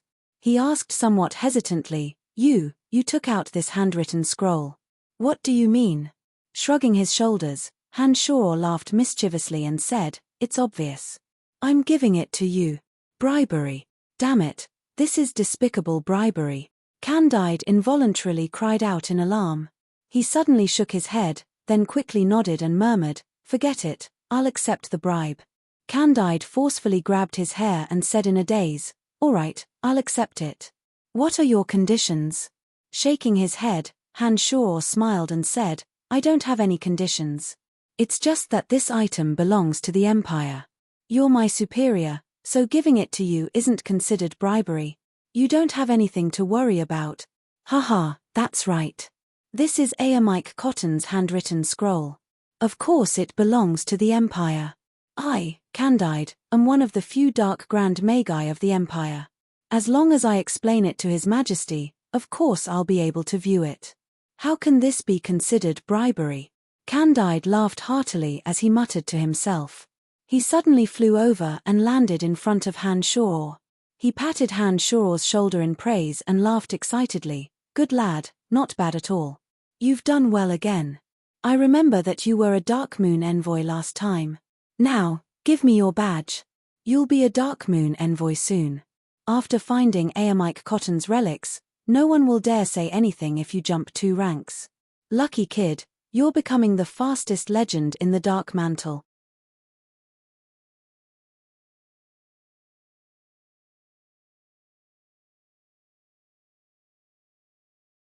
Chapter 252. Han Shoror was elated when he heard that he'd jumped 2 ranks. He hurriedly handed over the metal plate that symbolized his status to Candide. The Dark Mantle was an incomparably large organization that controlled all kinds of resources in the Empire. As the 3 heavyweights, Candide and the other 2 held power that no one could look down on. As one's status increased, the privileges they could enjoy would also increase. They could also use the convenience of their positions to look up some of the latest information that no one knew about. Candide took Han Shoror's metal plate and returned to his seat with undisguised excitement. He helped Han Shoror change his position on the metal plate. When he returned it to Han Shoror's hands, The star pattern on the back of the metal plate disappeared and was replaced by 4 crescent moons. "Thank you, Lord Candide." Han Shoror took a glance at it, then put the metal plate into his space ring and thanked him with a smile. Candide waved his hand and the strange smile on his face didn't fade. He was in an extremely good mood as he chuckled. "No need to thank me, this is the reward you deserve. You're really not bad, becoming a 4-moon envoy in less than a year. This is simply a miracle." "That's because my luck was good, and I was also promoted by Lord Candide." Han Shoror was neither arrogant nor rash as he replied very modestly. All right, stop flattering me, kid." Candide chided with a smile. He then furrowed his brows and stared intently at Han Shoror. "How did you get this notebook? I want to know all the details." Han Shoror had long since known that Candide would interrogate him in detail, so he'd already thought of an excuse before coming over.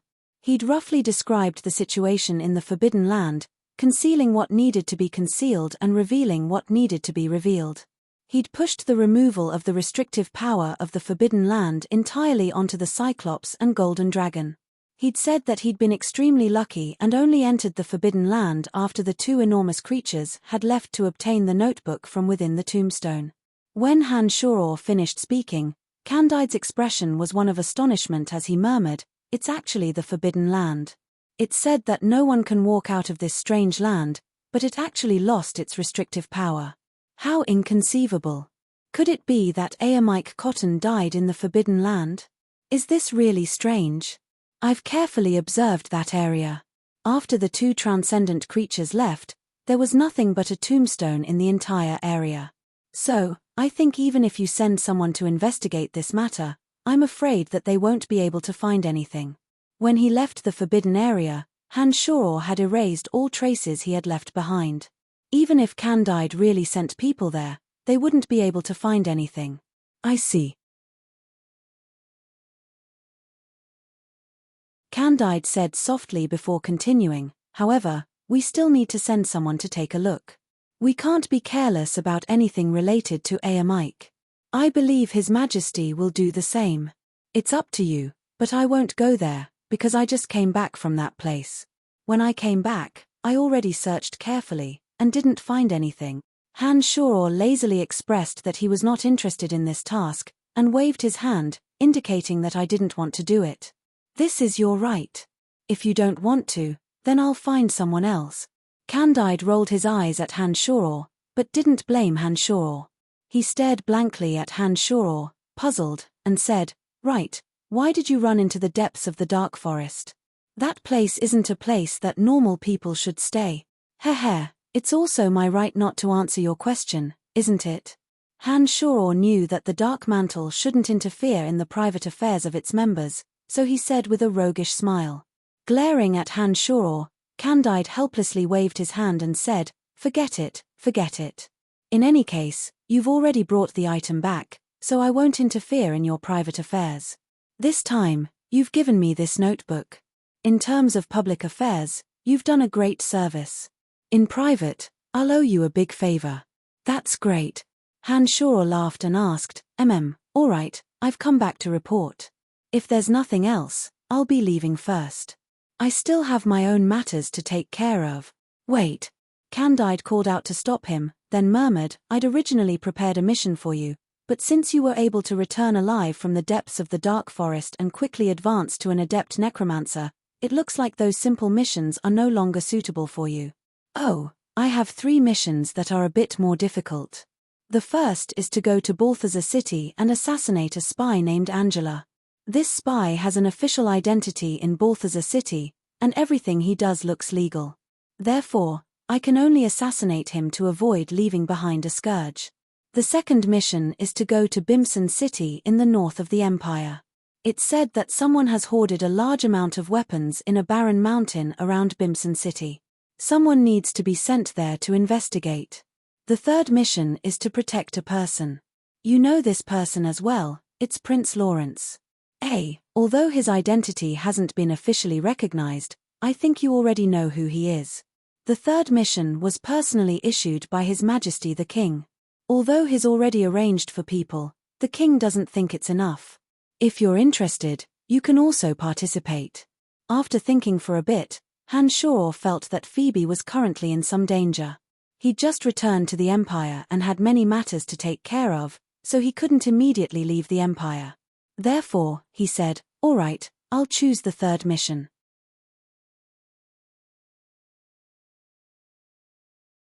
"I'm quite familiar with Lawrence anyways, so protecting him is killing two birds with one stone. Then do as you wish. However, Lawrence's identity is special. You have to treat him carefully, lest you provoke an undeserved calamity." Candide had long since reminded Hanshaw to properly handle his relationship with Lawrence. This time, when Hanshaw accepted the mission, he reminded him again, indicating that the struggle for power between the princes should be even more intense. "Don't worry, I know what I'm doing." Hanshaw nodded to show that he understood. He then hesitated for a moment before asking, "Lord Candide, what do you think of Duke Ashburn?" Candide stared blankly, suspiciously looking at Hanshaw before asking hesitantly, "What's wrong? Could it be that he wants to recruit you?" Shaking his head, Hanshaw said in a low voice, "No, I think I've offended him. I reckon he won't let me off." Startled, Candide said with a gloomy face, "Grand Duke Ashburn is a minister of the Empire. His sister is the Empress and he's the uncle of First Prince Charles. This person's methods are sinister and vengeful. He has a large number of death warriors in his hands. Relying on the authority in his hands and the secret support of the Empress, countless political enemies have died in his hands. You have to be careful since you've offended him. Are you afraid of him?" Hanshaw suddenly asked after a moment of silence. Rolling his eyes at Hanshaw, Candide said, "I'm not afraid of him, but I don't want to rashly provoke him. You should also know that our dark mantle is the king's black hand.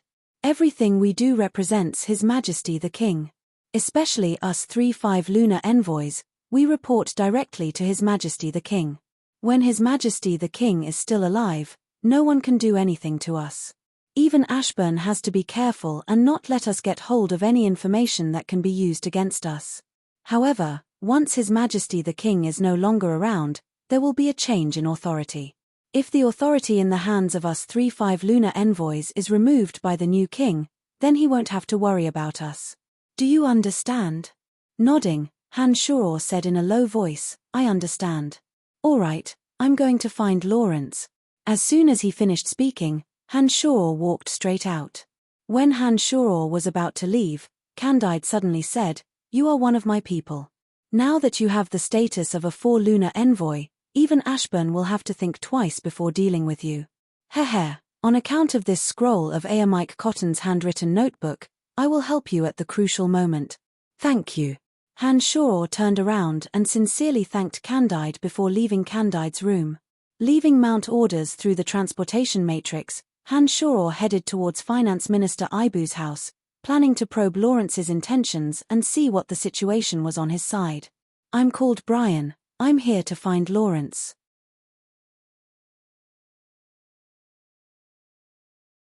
Please help me notify him."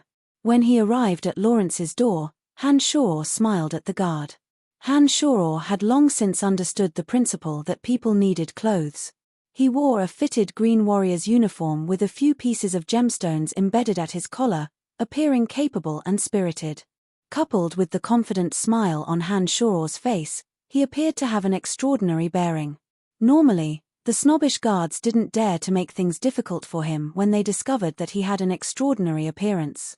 Thus, when Hanshaw finished speaking, one of them respectfully said, "Please wait a moment." Then, he quickly walked inside. Not long after, Lawrence personally walked out. Before he reached Hanshaw's side, he had already raised his voice and laughed heartily. "You've finally returned. I've been to the Necromancy Major to look for you a few times." A few unfamiliar faces followed behind Lawrence. Each and every one of them had a calm and extraordinary bearing. They were obviously experts with unique skills. It seemed that Candide was right. They were indeed cautious enough about Lawrence's safety. "All right, there shouldn't be much to do in broad daylight. You guys don't need to follow me." After walking out, Lawrence turned his head back and spoke. He strode towards Hanshaw and warmly hugged Hanshaw, saying, "Why did you think of looking for me?" Hey, I didn't want to look for you. It's just that I have a mission and have no choice but to come. Han Shoror was quite honest as he explained to Lawrence with a wry smile. Lawrence started, then laughed heartily. So that's the case. But it's fine as long as you can come. Come. Leave this place with me. We'll find a place to have a good chat. Lawrence pulled Han Shoror along as if they were very familiar with each other and walked towards a carriage parked at the entrance. Seeing Lawrence come over, the originally lazy coachman immediately became spirited. He hastily turned to the side and opened the carriage door, allowing Lawrence to enter. The unfamiliar experts that were following him spread out one by one, either openly or covertly following behind Lawrence. They should be carefully protecting Lawrence's safety. To the northern rose garden, Lawrence instructed the coachman as soon as he sat down in the carriage. What place is that? Han Shoror was practically dragged onto the carriage by Lawrence. He couldn't help but ask after the carriage had left. Heh, you'll know when we get there. Don't worry too much for now. Tell me, where have you been having fun after we parted ways? Lawrence smiled mysteriously and asked Han Shoror. Nothing much. I just stayed in the Valley of Sunshine for a while and went to the dark forest to hunt a few magical creatures. Han Shoror smiled faintly and concealed everything as he replied easily. It can't be that simple. I heard junior sister Phoebe say that you did many shocking things in the Valley of Sunshine. Heh, do you really think I'm so ignorant and ill-informed after you caused such a ruckus in the Rainbow Sickle Mercenary Band? Lawrence slanted his eyes and curled his lips as if he didn't see him as a brother. Heh, it's really nothing much. Speaking of your junior sister Phoebe, you're a bit lacking as her senior brother. Phoebe's merchant guild was bullied and you didn't help her at all? Han Shoror raised an eyebrow and turned the tables on Lawrence. Lawrence was startled by these words and asked Han Shoror with a puzzled frown, "What's going on?" Han Shoror stared closely at Lawrence a few times and hesitated, asking in surprise, "You don't know? This junior sister of mine doesn't like owing favors and doesn't want to trouble others with anything. I know of her bad temper, but I really don't know what's going on." Lawrence calmly said. So it's like this. Cameron's Merchant Alliance wants to annex the Boot Merchant Guild. Cameron seems to be under Duke Ashburn's protection and almost made a move at the Boot Merchant Guild, directly capturing Phoebe. Han Shoror's face turned cold as he spoke gloomily. Suddenly enraged, Lawrence suddenly slapped the carriage's handle and coldly snorted, "Duke Ashburn is indeed sparing no effort for Charles. This kind of method is really too vile." Pausing for a moment, Lawrence sighed and said, "Phoebe is really too much. I could have helped with this kind of matter but she didn't tell me. If it wasn't for you telling me, she would definitely have been annexed by Cameron's Merchant Guild." Through the Dark Mantle's intelligence, Han Shoror already had a general understanding of Lawrence's strength. He knew that Lawrence had made a trip to Valen City with him and that the former Griffin Legion's vice-commander who was inclined to him had already grasped the power of Valen City and become the new commander of the Griffin Legion. In addition, Lawrence was deeply favored by His Majesty. If he could be recognized as a prince in a proper manner, he really did have hopes of becoming the king. "Brian, you've offended Ashburn. It looks like it'll be difficult for us to not become good friends." Lawrence looked deeply at Han Shoror and said, "I currently have a good position in my hands. If you're willing, I can lend you a hand and allow you to quickly rise up in the army. This doesn't conflict with your identity in the Dark Mantle. What do you think?"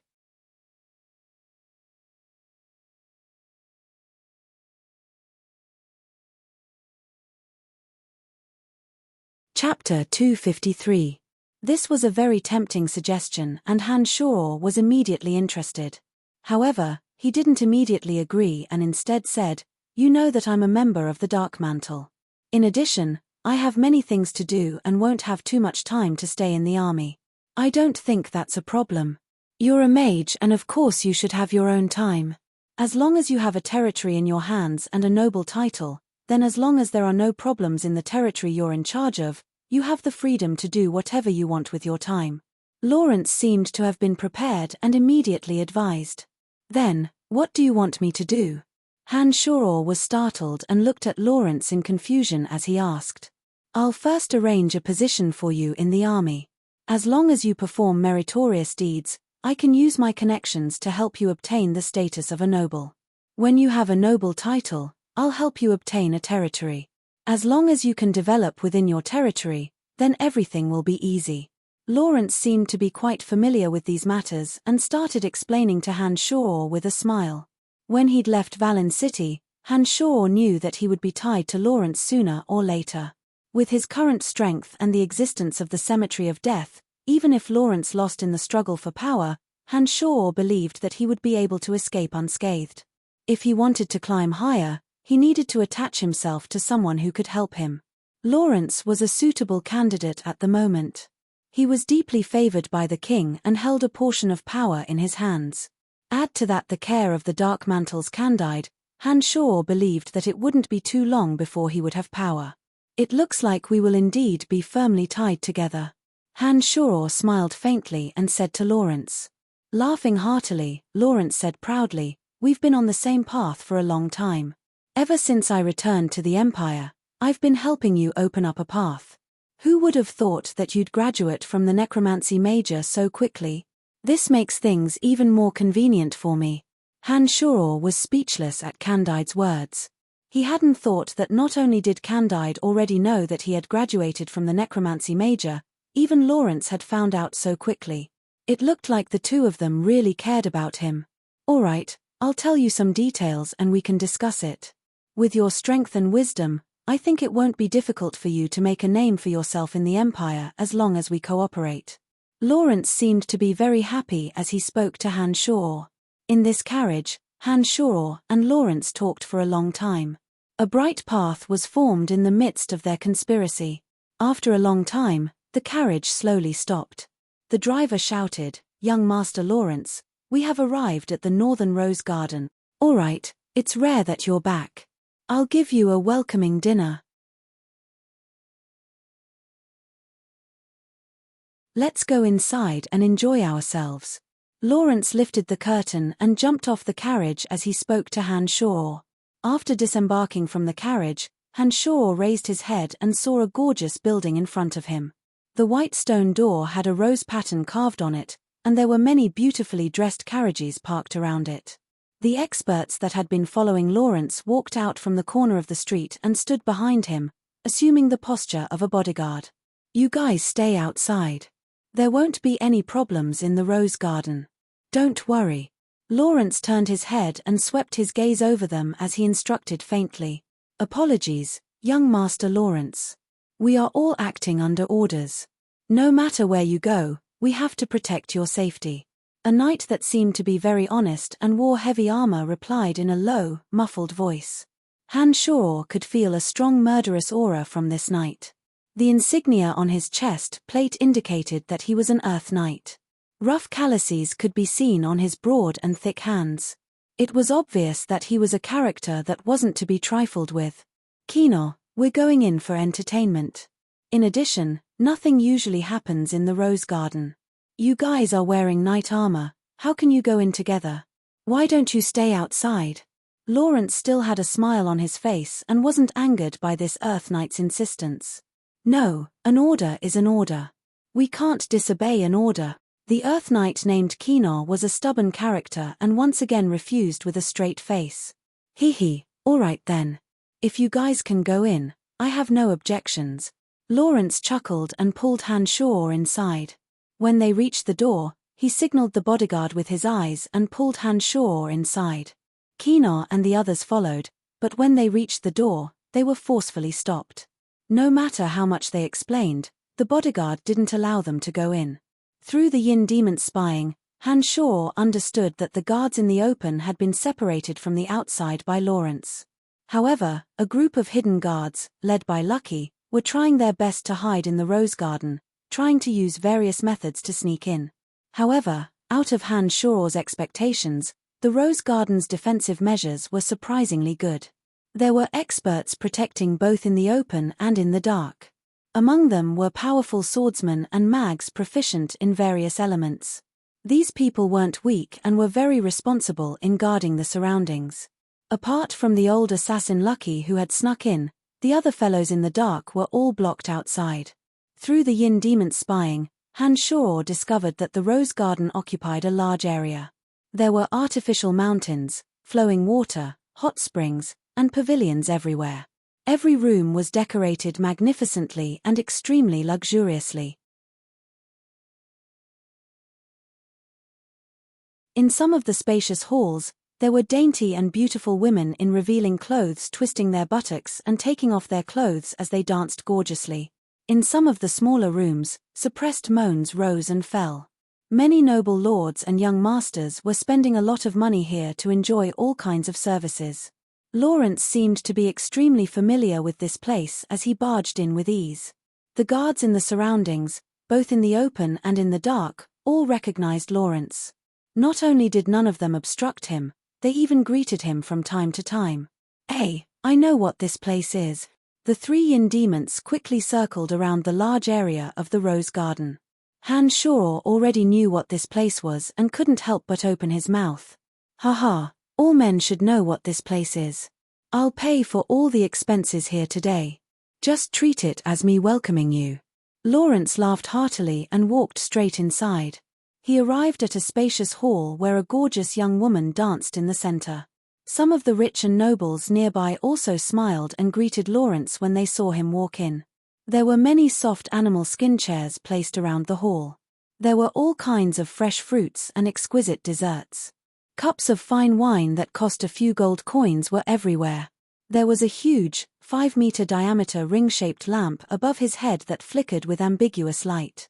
In the light and cheerful music, the dancing women below looked extremely alluring.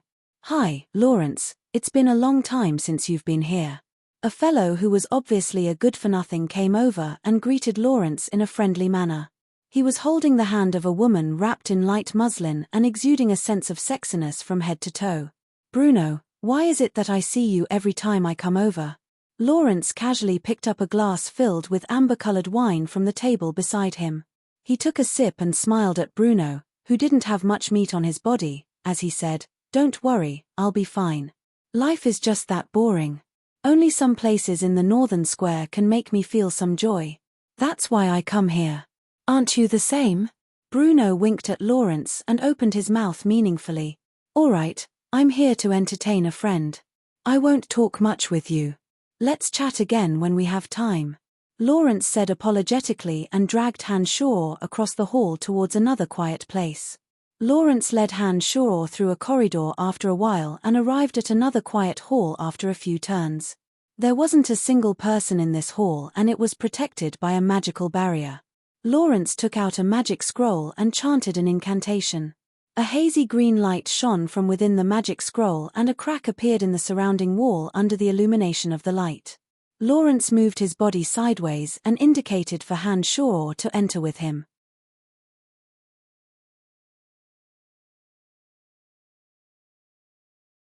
Startled, Han Shao looked at the brightly lit passageway and seemed a bit puzzled. He asked, "It's normal for this place to have this kind of secret room, but how do you know about it?"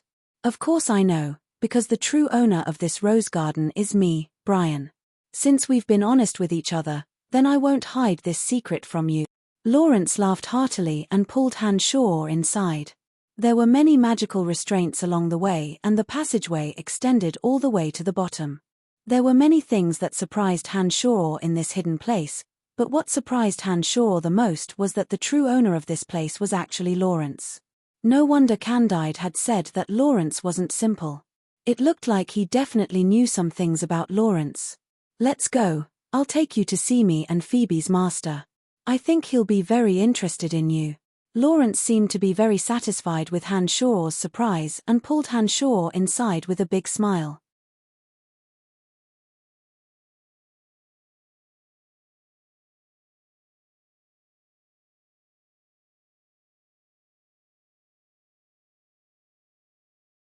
Chapter 254. Hearing that Phoebe's master was also here, Han Shao was even more astonished.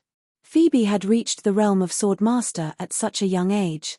Last time when Cameron and the others went to Boot, Aubrey thought that he had captured Phoebe and said that he had to treat Phoebe well in order to avoid angering his master. As Duke Ashburn's subordinate, Aubrey's actions represented Duke Ashburn. Even Duke Ashburn, who held monstrous power in his hands, was so apprehensive of Phoebe's master. It could be imagined that this person definitely wasn't simple. While walking with Lawrence, Han Shoror released the 3 yin demons and passed through the passage ahead, planning to imprint this underground existence into his heart. However, as the yin demons wandered all over, Han Shoror discovered that there were all kinds of barriers spread out below. Some invisible barriers obstructed the yin demons' prying. It seemed that the defenses below weren't just ordinarily tight. Hihi, the space below the rose garden is twice as large as the surface. I'll bring you around in detail in the future. Today, let's meet my master first. Lawrence looked at Han Shoror complacently, slowly revealing his strength to Han Shoror. It seemed that he wanted to tell Han Shoror that cooperating with him was absolutely the right choice. After passing through a narrow passage, Han Shoror felt that he had already penetrated more than 10 meters underground. Afterwards, the dusky scene suddenly brightened. There were 4 intersecting paths with Han Shoror and Lawrence at the center.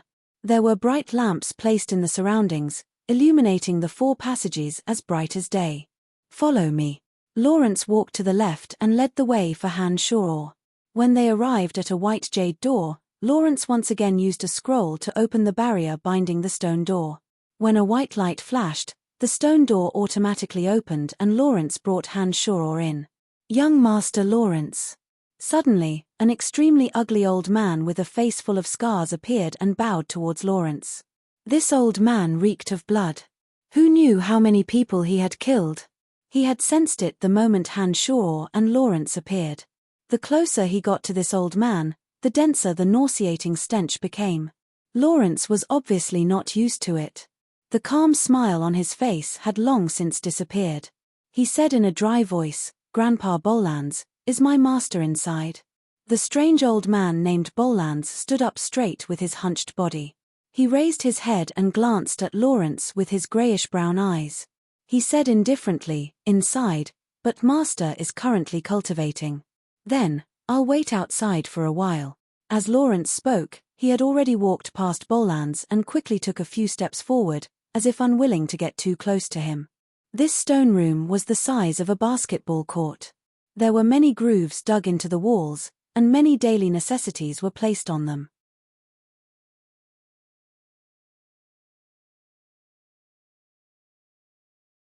However, the most abundant was still a large amount of alcohol.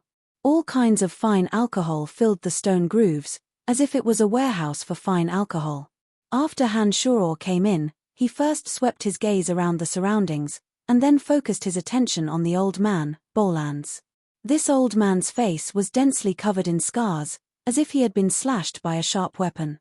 He looked as terrifying as a malicious spirit from hell, and the strong stench of blood on his body was obvious.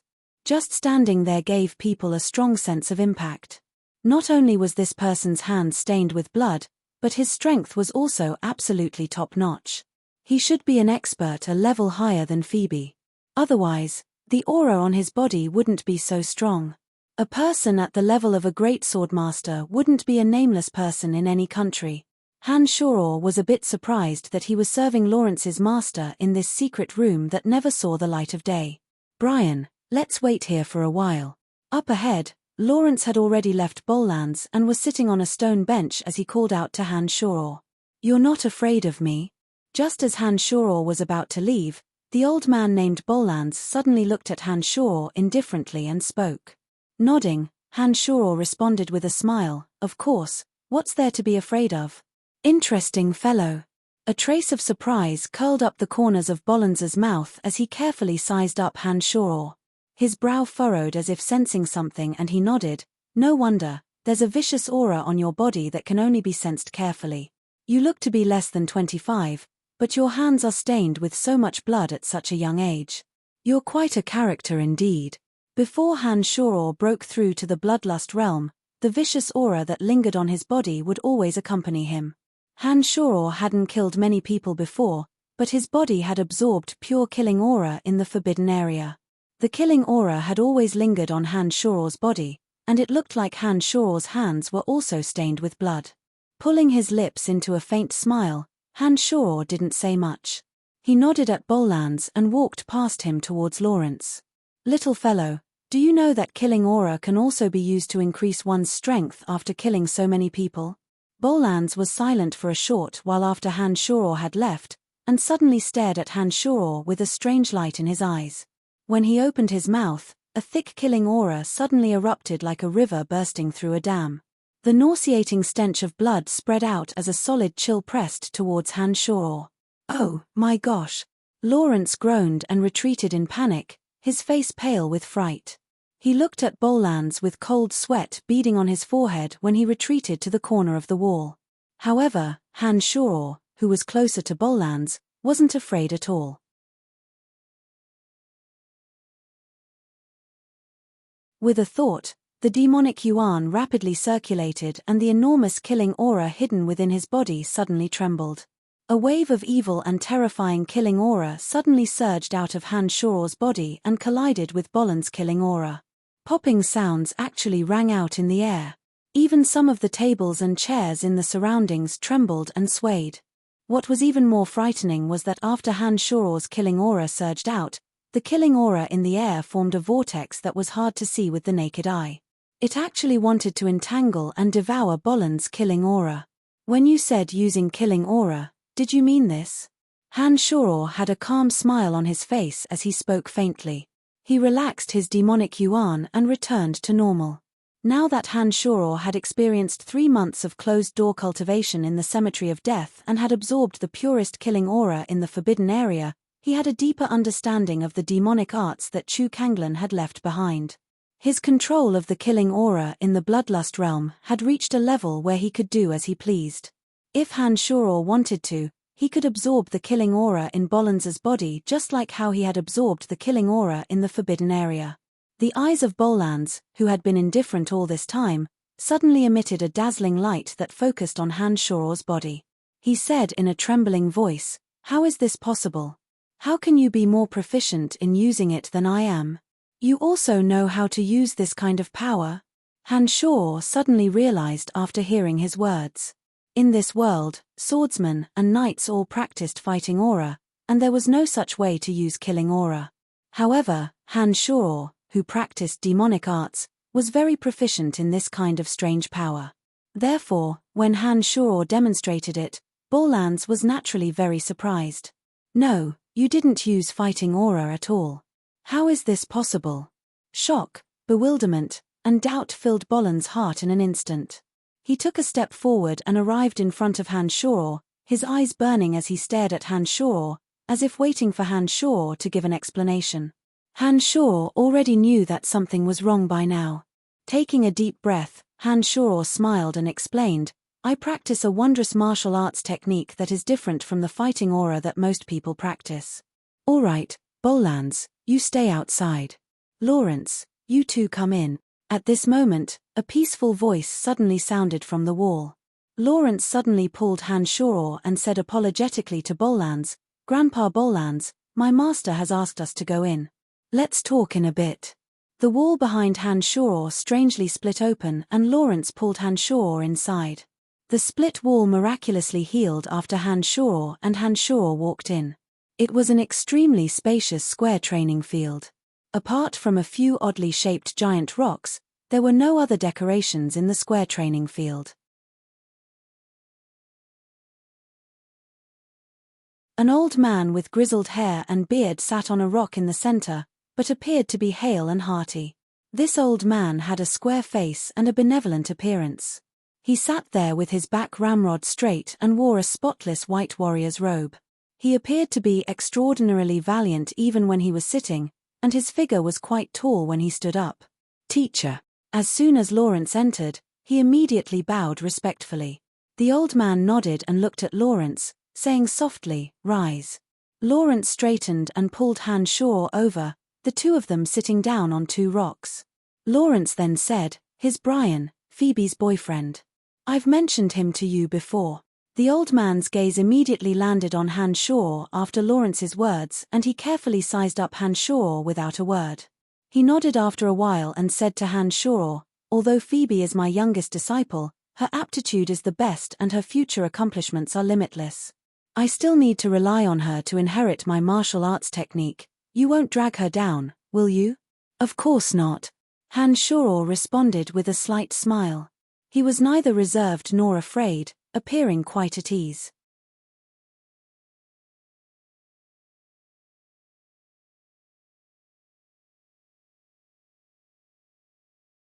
Chapter 255. How has little Phoebe been doing recently?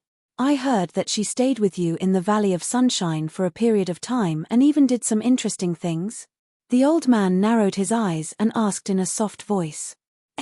She has already safely returned to the Empire from the Valley of Sunshine. However, she doesn't seem to be doing well at the moment. From the old man's words, it seemed that he wasn't clear about Phoebe's current situation. Han Shuro couldn't help but explain. What happened? The old man furrowed his brows and asked with some concern. Teacher, it's like this. Lawrence hastily opened his mouth and rushed to describe what had happened. He then said with a wry smile, you also know that little junior sister doesn't like to trouble people. She didn't tell me about this matter. That old fellow Ashburn is getting more and more unbridled. He clearly knows that Phoebe is my disciple, yet he still dares to be so impudent. It seems that I should go and have a chat with him. The old man had an angry expression as he lightly snorted. When Lawrence saw that the old man was angry, not only was he not anxious at all, he instead revealed a trace of delight and hastily said, Teacher, you also know that my father's health is getting worse and worse. Right now, my brothers are all making preparations. Lord Duke has spared no effort for Charles. Him daring to do this is indeed not giving teacher face. Han Shuro was silent, his torch-like gaze roaming over the two's faces. He suddenly understood something and then became even more silent. The old man lightly laughed and looked thoughtfully at Lawrence. He nodded and said, I know what I'm doing. All right, let's not talk about these matters for now. Since you've come to see me, did you bring any good wine? Of course, I wouldn't dare to disappoint you no matter what. Lawrence chuckled. He took out a bottle that was sparkling and translucent like jade, filled with fine wine that was as red as blood. He respectfully handed it over and said, This is a special wine from a small town in Kossi Empire. It is called Redbud Blood. Have a taste, master. Han Shuro knew that Lawrence's master must be a wine lover from the many types of alcohol placed in the waiting hall. Now that he saw it, it was indeed so. His thoughts raced as Han Shuro recalled the fine wine brewed by the dwarfs in the dark forest. He thought for a moment and took out a bag of wine from his space ring, handing it over respectfully and smiling. This bag of wine was brewed by the dwarfs in the dark forest. It may not be all that precious, but it's much stronger than some of the fine wines in the Empire. Hearing Han Shuro's words, the old man looked at Han Shuro with interest. He picked up the bag of wine, twisted it open, and smelled it. He immediately smiled and nodded to Han Shuro. What a thoughtful child. The wine brewed by the dwarfs is naturally not bad. I can feel it just by smelling it. Waving his hand, the old man took the wine that Han Shuro and Lawrence had handed over and said, All right, Lawrence, I'll remember your matter. You can leave now, I'll drink first. Han Shuro was astonished, not knowing what was going on. However, Lawrence gave Han Shuro a meaningful look, indicating that Han Shuro shouldn't ask so many questions and should leave with him. Afterwards, Lawrence brought Han Shuro to the hall where Bolans was. When Bolans saw Han Shuro appear, he stared at Han Shuro with sparkling eyes and said, Can you tell me how you know how to use murderous aura? This is a martial technique that I've trained in. I can't explain it to you, I'm very sorry. Han Shuro, of course, couldn't tell him this kind of demonic secret technique. Grandpa Bolans, we'll be leaving first. I'll have to trouble you to take care of the rose garden. When Lawrence passed by Bolans, his footsteps suddenly sped up. It seemed that he really wasn't used to the pungent smell of blood on Bolans's body. Oh right, you're called Brian, right? Bolans suddenly asked as Han Shuro and Lawrence went back the way they'd come. His body slightly paused. Han Shuro turned back to look at Bolans and politely replied, That's right. Nodding, Bolans pulled the corners of his mouth and said, We'll meet again. I like the smell on your body. Heh, that kind of evil murderous aura. Han Shoror was stunned. Just as he was about to say something, he was forcefully pulled away by Lawrence and disappeared in a few steps. Under Lawrence's guidance, the two returned to the quiet hall above. Letting out a light breath, Lawrence explained, "My master is called Carl Ascot. He possesses the strength of a sacred sword master and has made outstanding contributions to the Empire. He has an extremely high reputation in the Empire and can directly enter and exit the palace. My father trusts him a lot. Although I'm his disciple, he didn't clearly express his support for me. This makes me very puzzled. But I know that he loves junior sister Phoebe very much. Even this rose garden used to belong to the Boot Merchant Guild. Because he and Phoebe's father were old friends, due to some special reasons, this rose garden was managed by my master after his death. My master then passed it to me. Grandpa Bolans used to be a famous assassin. Old Lucky was his personal disciple. I don't know why he followed my master. The smell of blood on his body is so heavy, I think you can imagine how many people he has killed. Every time I get close to him, I can't help but want to vomit. Therefore, I always stay far away from him. Otherwise, if I really vomit, I think he would be very unhappy." Although Lawrence was Carl's disciple, perhaps it was because of his identity as a prince that he didn't focus on martial arts, but rather on various strategies and military talents. As a result, his strength didn't appear to be very high. It was normal for him to feel uncomfortable when facing a person like Bolans. Although he already knew that Phoebe's master was definitely extraordinary, Han Shoror was still endlessly shocked after Lawrence confirmed his identity. As a member of the Dark Mantle, coupled with Han Shoror's deliberate inquiries, he now had a good understanding of some of the Empire's overt and covert situations. It was naturally impossible for him to not have heard of a person like Carl Ascot. Carl Ascot was born a commoner, but he was a genius. He graduated from the Babylon Swordsman Academy with the fastest speed and best results. He traveled the continent with the strength of a senior swordsman, experiencing hundreds of battles in various countries and rising to fame. When he returned to the Lancelot Empire, he already possessed the strength of a great swordmaster. Afterwards, he received the invitation of the previous emperor to teach at the Babylon Swordsman Academy with the identity of Dean. When war broke out in the Lancelot Empire, not only did Carl nurture many talents for the Empire, he also personally went out to defeat a few provocative experts from the enemy countries. When his reputation was at its peak, he resigned from his position as Dean of the Swordsman Academy and went to the depths of the Dark Forest to train for 10 years. When the Empire was facing imminent danger from the invasion of the Kossi Empire, Carl appeared with the strength of a sacred swordmaster and killed 3 great swordmasters from the Kossi Empire. This raised the morale of the Lancelot Empire and led to the Empire's victory in that battle. For many years after that, all the citizens of the Empire, including the current emperor, treated Carl Ascot as the protector of the Lancelot Empire. Although he didn't have an official position, he could influence the emperor's decisions. Several of his personal disciples were involved in politics or the military, and had instead grasped great authority. "It's actually him, no wonder." Han Shoror couldn't help but cry out in surprise when he ran through this information in his mind. "I'm bringing you to see him this time so that he can get to know you. As long as you leave a good impression on him and he puts in a few good words for you in front of my father, your days of meteoric success will not be far off." Lawrence's face was solemn as he said sincerely, "I understand what you mean." Han Shoror nodded with a smile. "Let's go, business is done. I'll take you to have some fun now." Lawrence saw that Han Shoror understood and didn't say anything else. He pulled Han Shoror away from this quiet, unguarded place and arrived at the liveliest area of the rose garden, which was bustling with noise. "Young Master Lawrence, do you need a private room?" A middle-aged man wearing a fitting butler's attire, who should be the manager of the rose garden, asked with a smile when he saw Lawrence. "Of course, it's the room that I always ask for."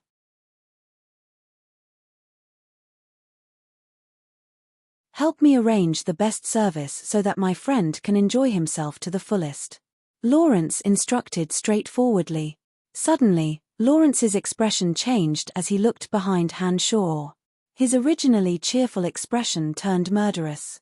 "Hi, Lawrence. I'm so happy to run into you." A voice suddenly came from behind Han Shaw. It sounded full of joy. Turning around, Han Shaw saw a luxuriously dressed young man about 25 or 26 years old walking over with a few obviously highborn pleasure seekers. This young man was slightly taller than Lawrence. His appearance was handsome and robust, and he had the awe-inspiring aura of a superior as he walked. The pleasure seekers around him obviously saw him as their leader. They all had flattering smiles on their faces as they looked at him. They even bowed slightly, further emphasizing his noble status. "Chimph, I don't want to see you." Lawrence's expression didn't look too good as he looked coldly at this person. "Hehe, Lawrence, you're becoming more and more impolite. According to the rules of the Empire, shouldn't you at least greet me when you see me?" The tall, muscular young man looked at Lawrence with ridicule and said with a fake smile. His cheeks trembling, Lawrence glared hatefully at the man, then said helplessly, "Greetings, Your Highness."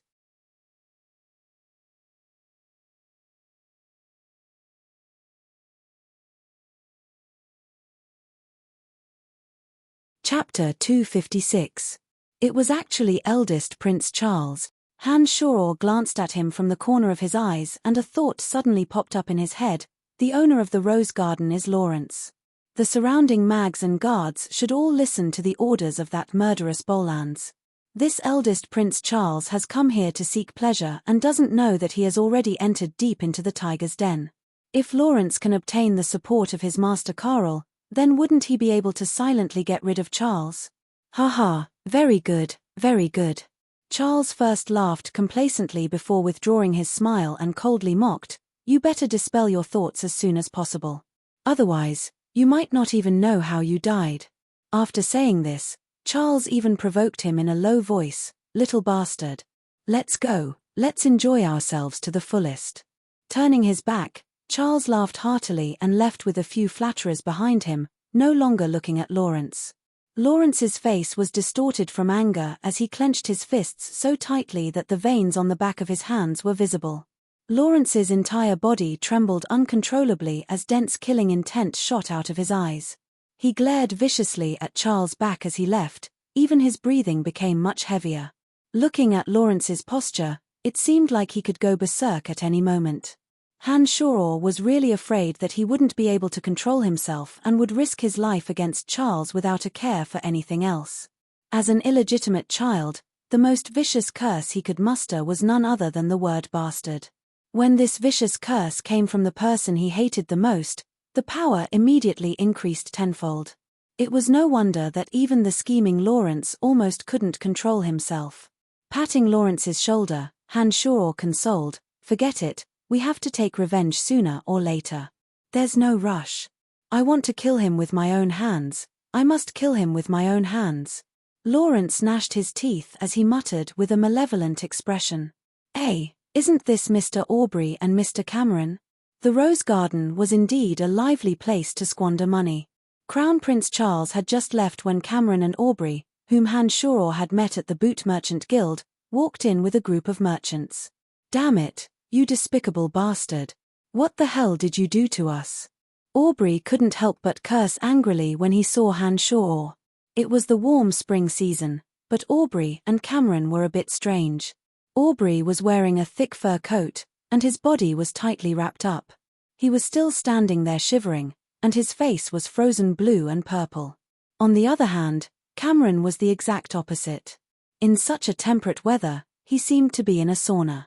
His thin clothes were drenched in sweat, and when he opened his mouth to speak, he couldn't help but gasp for breath.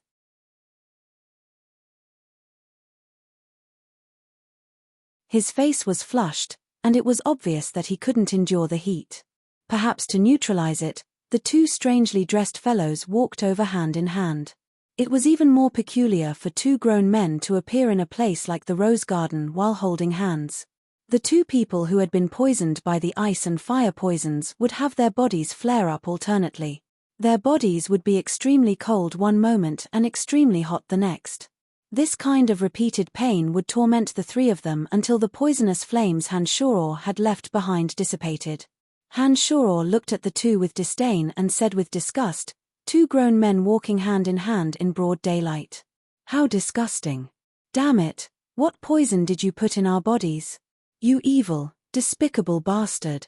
Aubrey's teeth chattered as he shouted while trembling. Lawrence, who had been extremely angry, felt a bit better when he saw the two appear.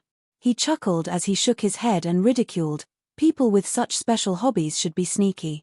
You guys are so open and above board. Public morals are degenerating with each passing day.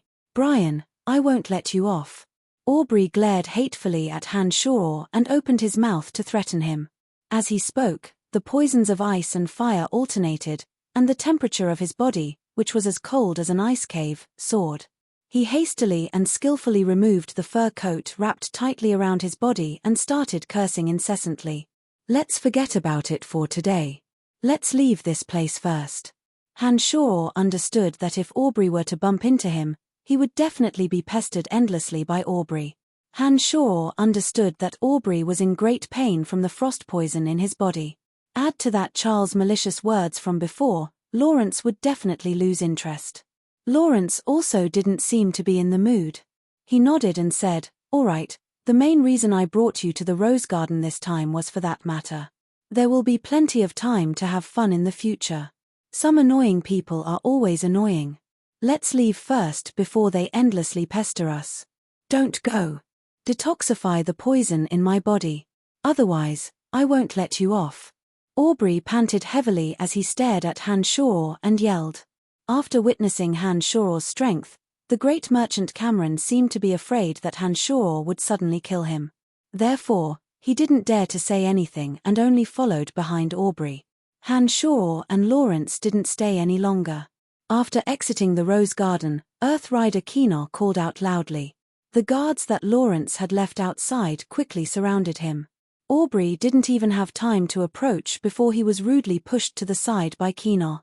Lawrence and Hanshaw then boarded the carriage and left the Rose Garden. "All right, I'll leave first. I'll come find you after I receive my graduation certificate." Not long after leaving the Rose Garden, Hanshaw said a few words to Lawrence before he jumped off the carriage and left by himself. There were many people protecting Lawrence, both in the open and in the shadows. Hanshaw wasn't worried about Lawrence's safety, so he didn't stay close to protect him. He directly got off the carriage to handle his own matters. After separating from Lawrence, Hanshaw went straight to the tomb in the mountain behind the Babylon Academy of Magic and Force. He entered the hidden location where he'd teleported back and forth in the past. Fanny and Phoebe had taken the rebirth pill and needed at least 3 days to adapt. During these 3 days, they would constantly have diarrhea until all the impurities in their bodies had been expelled. During this process, Hanshaw believed that the two girls definitely wouldn't want to see him. This was because a beauty that had been squatting in the toilet all this time would greatly diminish their temperament. Lawrence had already paved a path for Hanshaw, but he needed proof that Hanshaw was an adept necromancer. Hanshaw planned to receive his graduation certificate from the Babylon Academy of Magic and Force the next time he went to see Fanny. Therefore, he had at least 3 days of free time. A lot of things could be done in 3 days. Hanshaw planned to go to the Valley of Sunshine to take a look. Hanshaw returned to the Cemetery of Death through the magic matrix and then used the art of the demonic ninth heavens to fly in the direction of the Valley of Sunshine. Dark Dragon Gilbert had followed Hanshaw's instructions and taken the weapons that Hanshaw had forged from the dwarfs to find Trunks when Hanshaw had left the Cemetery of Death. He should have met Trunks by now. Hanshaw, whose strength had greatly increased, flew like a shooting star. Only a faint line could be seen in the sky as he rapidly descended in the direction of the Valley of Sunshine. The dark forest wasn't too far from the Valley of Sunshine. With Hanshaw's current speed, it only took him half a day to arrive at the Valley of Sunshine.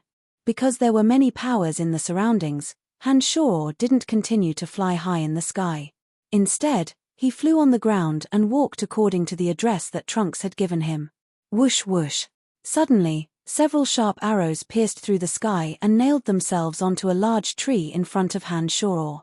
Following a rustling sound, nearly 100 bandits walked out from the shrubbery. These bandits were clearly well trained. Most of them were equipped with top-notch weapons, and a small portion of them wore complete armor. From the looks of it, the quality of the armor seemed to be even better than that of the Lancelot Empire's regular army. Nearly 100 bandits had cold and stern expressions on their faces, and an awe-inspiring aura emanated from their bodies.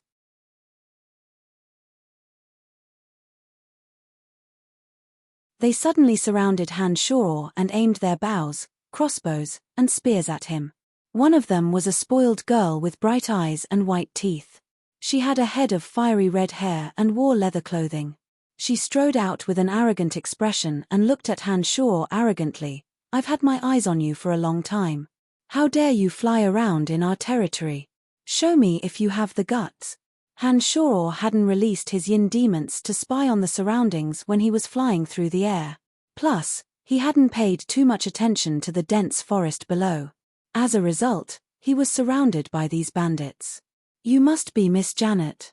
"Heh, I'm just an ordinary mage and didn't know that this territory belonged to you. My apologies." Han Shoror glanced at these people, especially at this unruly girl, and said with a smile, "Looks like you're quite knowledgeable. Who are you and what do you plan on doing here?" The female bandit Janet glared at Han Shoror and questioned him. "I just happened to pass by and don't plan on doing anything bad." "All right, I still have some matters to attend to. Can you let me go?" Han Shoror had heard a bit about this female bandit Janet from Trunks. He knew that this girl had inherited her family's business. Although her personality was a bit unruly and willful, she wasn't a bad person. Among the many bandits around the Valley of Sunshine, she could be considered a very law-abiding and benevolent bandit. Therefore, Han Shoror didn't want to make things too awkward between them. "Looking at your shifty-eyed face, you shouldn't be a good person. The Valley of Sunshine has been too chaotic recently. Who knows if you're a spy sent by our enemies? Men, capture this guy for me first, then interrogate him carefully." Janet stared at Han Shoror a few times and saw that not only was Han Shoror not afraid, but he even had a cheeky smile on his face. She felt a bit annoyed and ordered the people behind her in a fit of anger.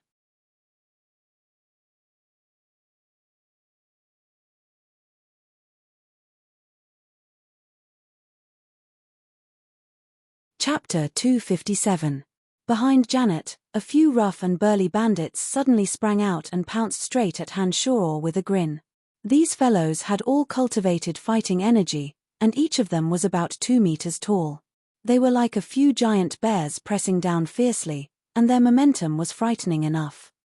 Sorry, I still have things to do, so I can't stay here." Han Shoror was unafraid. After the few burly men approached, his body swayed, and he walked out of the encirclement like a loach. His speed suddenly increased, and he was as fast as a cheetah. With a move of his feet, he leaped onto a big tree and flew back more than 10 meters. It seemed that he would soon be able to leave the encirclement of this group of bandits. "Damn it, all of you stop him. I want him alive. There must be something wrong with this kid." Janet was furious, and she suddenly rushed toward Han Shoror. Her body was unbelievably agile, and she moved unpredictably between the bushes and trees, keeping her eyes on Han Shoror. Upon hearing Janet's order, some of the surrounding bandits shot out arrows and spears one after another, falling densely on Han Shoror. However, Janet's "I want him alive" obviously had an effect. They didn't dare to shoot at Han Shoror's body, but instead shot at his path. With a grin, Han Shoror's flying body swayed strangely, and he changed directions in the bushes extremely quickly. Not only did he avoid the obstruction of the heavy arrows, but he even had the time to explain, "Hey, female bandit, don't chase me like this. I'm really not a spy. If you say you're not, then you're not. Why are you running if you're not a spy?" Janet chased closely behind Han Shoror and shouted angrily, "Brothers, I don't care if he's a spy or not, just grab him for me." This group of bandits wasn't weak. The few burly men who had obeyed Janet's order to capture him were all senior swordsmen. There were also a few mags with messy clothes, and they also had strength that couldn't be underestimated. When they repeatedly acted to stop Han Shoror, they did indeed cause a lot of trouble for Han Shoror. However, Han Shoror's strength was unfathomable now. The 3 yin demons were released, and they could observe everything around them. Some of the obstacles facing Han Shoror were predicted by the three yin demons. When the distance between Han Shoror and them increased, with the help of his high agility and the full-range observation of the three yin demons, Janet and the others' encirclement couldn't do anything at all. This group of bandits had a good reputation. In addition, Han Shoror had other plans for this group of bandits, so he didn't want to be as ruthless as he was with the Butcher's group. When Han Shoror broke out of their encirclement, he didn't rush to leave immediately. Instead, he dragged them along with him with great interest, observing their fighting strength and quality through the yin demons.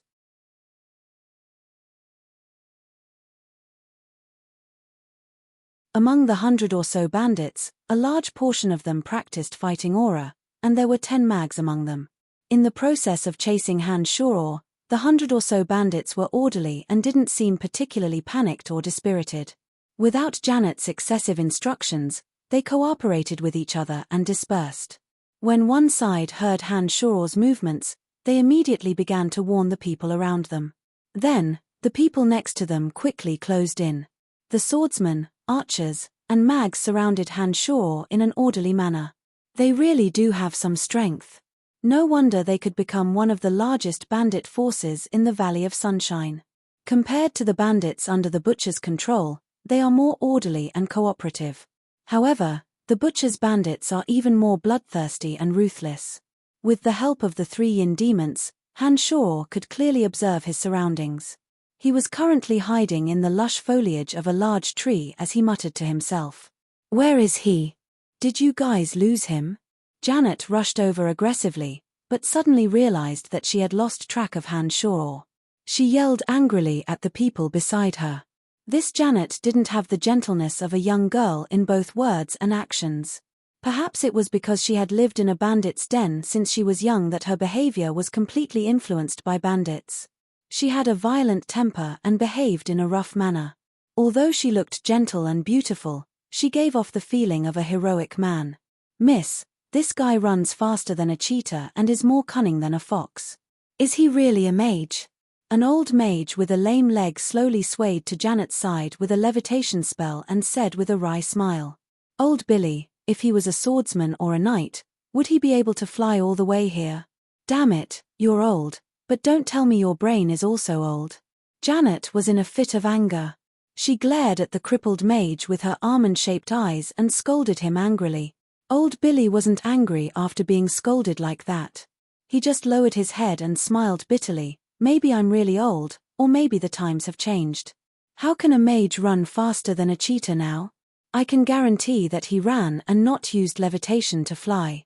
Heavens, he can't be as special as you, right? Search. This guy must be a spy. He might be a spy from the House of Monroe." Janet didn't pay any more attention to old Mage Billy and shouted at the bandits next to her. "No, miss. I can't find him, he's missing. Maybe he's already escaped." All kinds of helpless voices rose and fell around Janet. It was obvious that they couldn't discover Han Shoror's existence. It was evening. Under the big tree where Han Shoror was hiding, only Janet and the old mage named Billy were there. The 7 or 8 bandits that looked like giant bears were more than 10 meters away from Janet, separated by a waist-high shrub and weeds.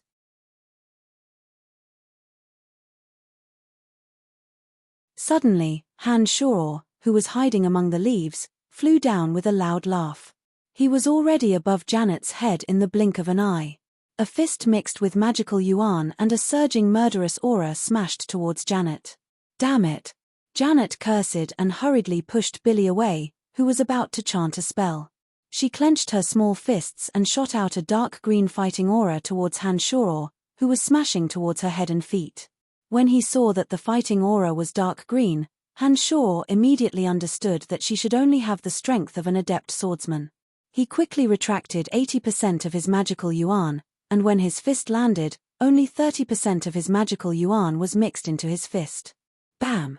The dark green fighting aura suddenly scattered under Han Shoror's smash, and then Han Shoror and Janet's little fist collided.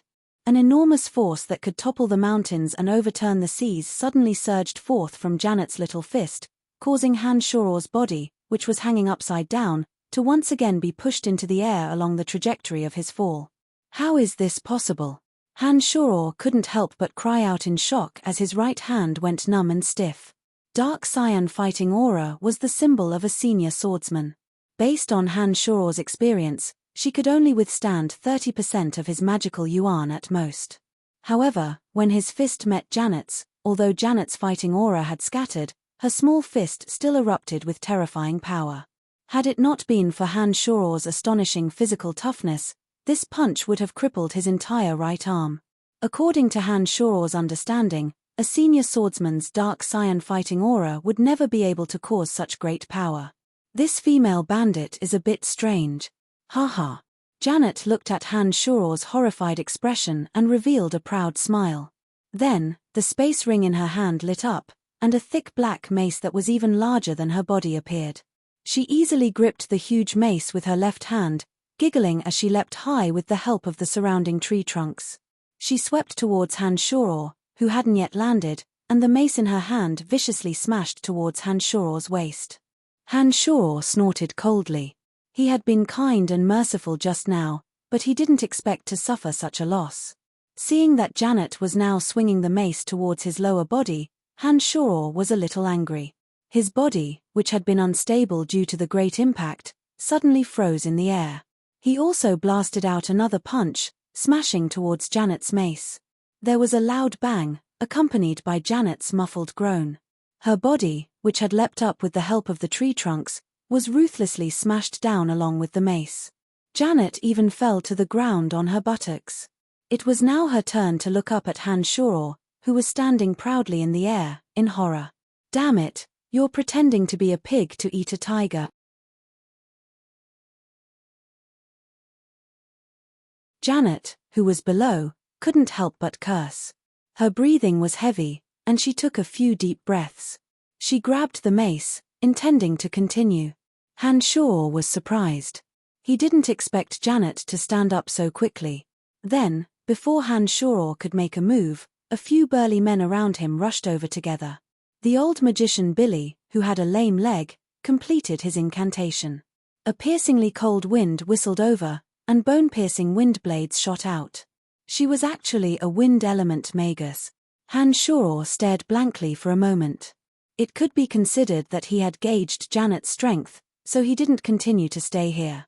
He flew and hid among the leaves behind him. After a few leaps, he landed on a soft palanquin and took out the Demon Slayer edge to cut open the roof of the palanquin. Without anyone noticing, he grabbed a dazed girl and flew outside. "Scoundrel, let go of me. Quickly let go of me, or else Janet will definitely not let you off." This girl was beautiful, with crescent-shaped eyebrows and big, bright eyes. Even though she was yelling angrily, her voice still sounded gentle. "Janet, I'm taking this girl away. If you want her, then come to the Soul Destroyer mercenary band." Shoror grabbed the girl, ignoring her loud yelling, and laughed as he swaggered off. "Bastard, let go of my wife, or else I'll never let you off." Janet was furious as she roared towards the sky. Vulgar words flowed from her mouth without a trace of gentleness that a girl should have.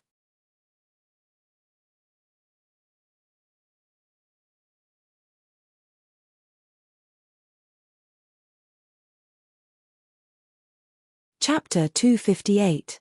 A precipitous cliff was shrouded in mist and clouds. It was impossible to see the bottom at a glance.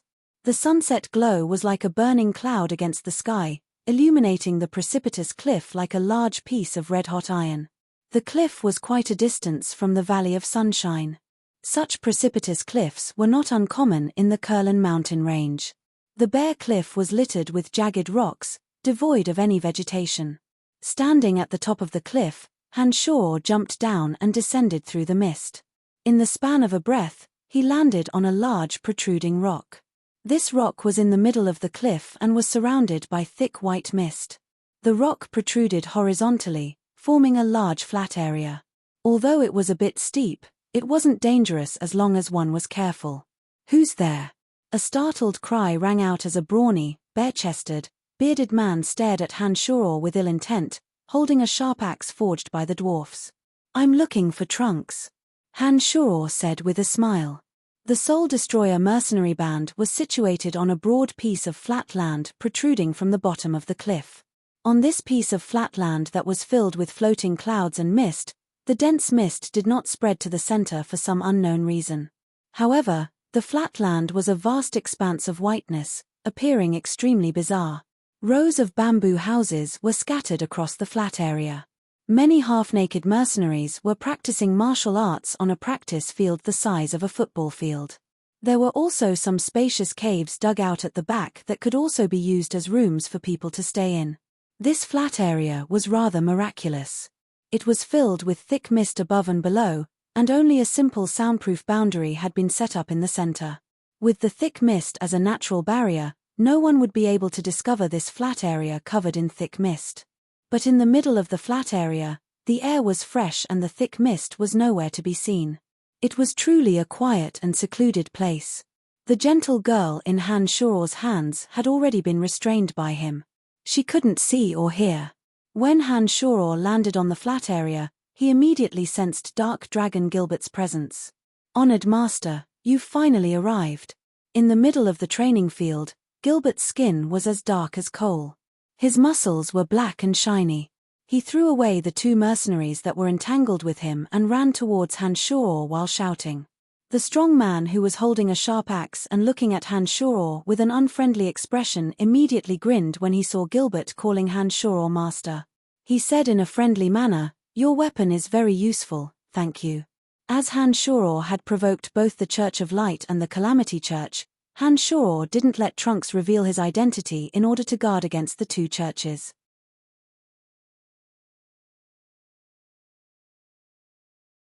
To these mercenaries, Han Shuor was only a good friend of Trunks and didn't know the real inside story.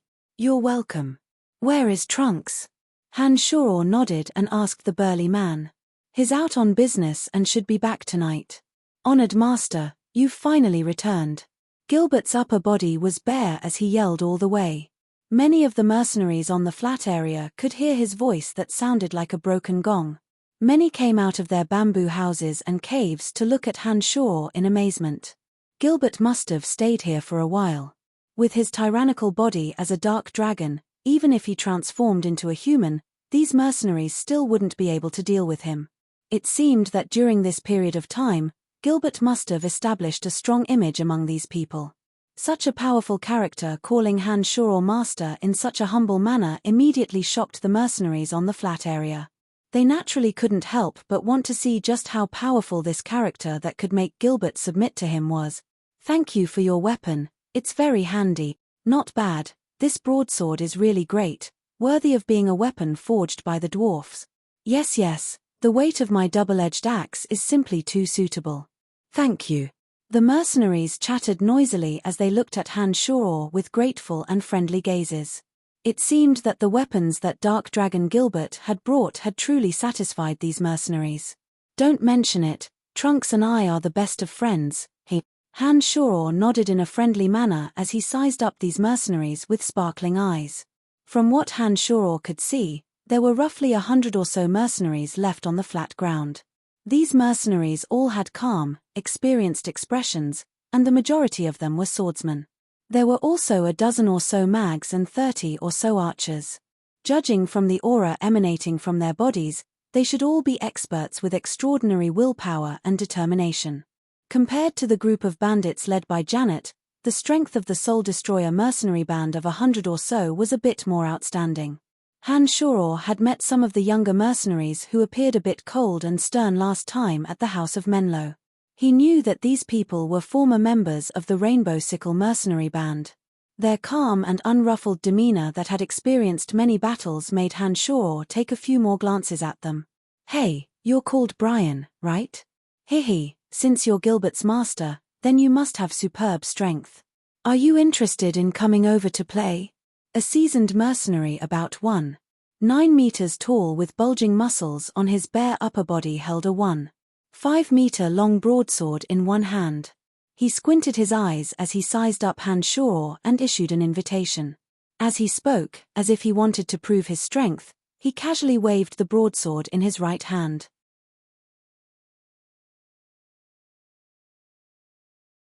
A dark green fighting aura suddenly appeared, and a sharp sword light appeared for a moment. "All right. Trunks hadn't returned yet anyway. In order to not encounter any obstructions when he revealed his identity in the future, etching his powerful image deep into their hearts should be the most effective method. Han Shoror walked confidently towards the arena, unbuttoning his shirt on the way.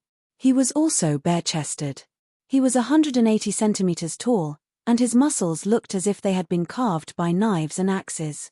They were full of vigor and explosive power, and the lines and size of his muscles were perfectly coordinated. They were definitely formed naturally after experiencing tempering. As soon as his upper body's clothes were taken off, some of the surrounding mercenaries immediately cried out in surprise. They were all excited and shouted, "Grant, you're in trouble." They were all knowledgeable people. From the perfect coordination of Han Shoror's muscles and the lines of his upper body, they knew that this kind of well-coordinated and robust body was most suitable for battle. Grant's muscles were very large as he held the broadsword in his hand, but some of the smaller muscles weren't obvious. With his physique, this kind of muscle mass could possess powerful explosive power, but his speed would inevitably be affected. On the other hand, Han Shoror's every muscle was so clearly coordinated. Even the two sides of his waist, where it was most difficult for muscles to appear, were as if they had been carved by a knife and axe. This kind of perfectly coordinated muscle shape was most suitable for battle. Grant also revealed an astonished expression. He stared blankly for a moment when he saw that Han Shoror had come empty-handed. He casually tossed the greatsword in his hand to the side and yelled in defiance, "Then, we won't use fighting aura. Let's compete purely with the toughness of our bodies." "As you wish." Han Shoror laughed heartily and strode towards Grant, not using any demonic yuan. Grant was overjoyed. He didn't wait for Han Shoror to come near and sped up. His 1.9-meter-tall body charged ferociously at Han Shoror, grinning as he clenched his fists and punched straight at Han Shoror. To everyone's surprise, the approaching Han Shoror didn't move at all. He stared blankly at the incoming iron fist with a strange smile on his face. Boom! A muffled sound like that of a war drum came from within Han Shoror's body. Grant's powerful punch landed on Han Shoror's chest, but Han Shoror's body didn't move. Even the smile on his face didn't change. "Oh, my gosh, is your body made of steel?" On the contrary, Grant, who had punched Han Shoror, was grimacing in pain as he shook his fist, an expression of unspeakable pain. Heh. Han Shoror's hand shot out like lightning, grabbing onto Grant's shoulder and flinging him away. The 1.9-meter-tall burly man flew up like a feather, swinging a few meters in the air and landing right on top of a wide, soft cushion. Casually sweeping a glance at the mercenaries beside him, Han Shoror said in a carefree manner, "Is there anyone else who wants to try? Whether it's physical attacks, fighting aura, or magic, I can keep you company." When these words were spoken, the mercenaries of the Soul Destroyer mercenary band were all dumbfounded. They stared at Han Shoror in shock, but not a single person stood out. "Waha, you idiots actually want to compete with my master in terms of physical strength. In the forbidden area of the Dark Forest, my great master had even beaten the Golden Dragon, who was known to have the strongest physical body, to the ground. You fellows are really crazy," Gilbert shouted proudly, causing the group of mercenaries, who were already surprised, to be even more dumbfounded. "Great master, it's fine if you come, but why did you bring me a woman? You're becoming more and more considerate now," Gilbert yelled and suddenly discovered the woman that Han Shoror had carelessly thrown to the side. He walked over excitedly. "Stop, you can't touch this woman. I have great use for her. She belongs to the female bandit Janet. I still need to rely on her to have a good chat with Janet." Han Shoror glared at Gilbert and berated. Gilbert immediately became well-behaved when Han Shoror yelled. At this moment, the sound of wind rustling came from the top of the cliff. After a while, Han Shoror descended from above with Odysseus and the others. "Hey, you've finally arrived," Trunks immediately said with a smile when he saw Han Shoror. As he walked towards Han Shoror, his gaze unintentionally swept over and he suddenly stared dumbfoundedly at the girl that Han Shoror had swept over. His expression was extremely strange. After a while, Trunks involuntarily cried out Annie and charged towards the girl as if he'd gone mad. Some of the original members of the Rainbow Sickle Mercenary Band were first wild with joy, but then looked at the girl with some confusion, murmuring, "Something's not right."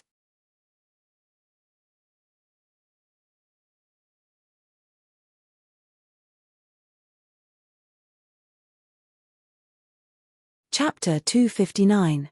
Trunk's expression was extremely off as he dashed in front of the girl like lightning. He reached out to touch the necklace strung together from broken crystals around her neck and said in a choked voice, "Annie, it must be you." Some of the original Rainbow Sickle mercenaries surrounded Trunks with uncertain gazes. Grant, who'd been thrown into the air by Hanshoro, couldn't help but say, "Chief, Miss Annie doesn't look like this." "It's Annie. I gave her this crystal necklace, and there's a mole behind her left ear. It proves that she's with Annie." Trunk's voice was choked with emotion as he hugged the girl and sobbed, crying tears of joy as he shouted. The mercenaries who'd been a bit doubtful were all overjoyed when they heard that Trunks had confirmed the girl's identity. They all cheered excitedly and hammered each other's chests, seeming to want to express their excitement through the pain. "Annie, Annie, what's wrong? Why can't you speak?" Trunks cried out in panic when he realized that the girl in his arms wasn't moving at all. She was as silent as a puppet. "Let me." Hanshoro's body flashed and he was already in front of Trunks.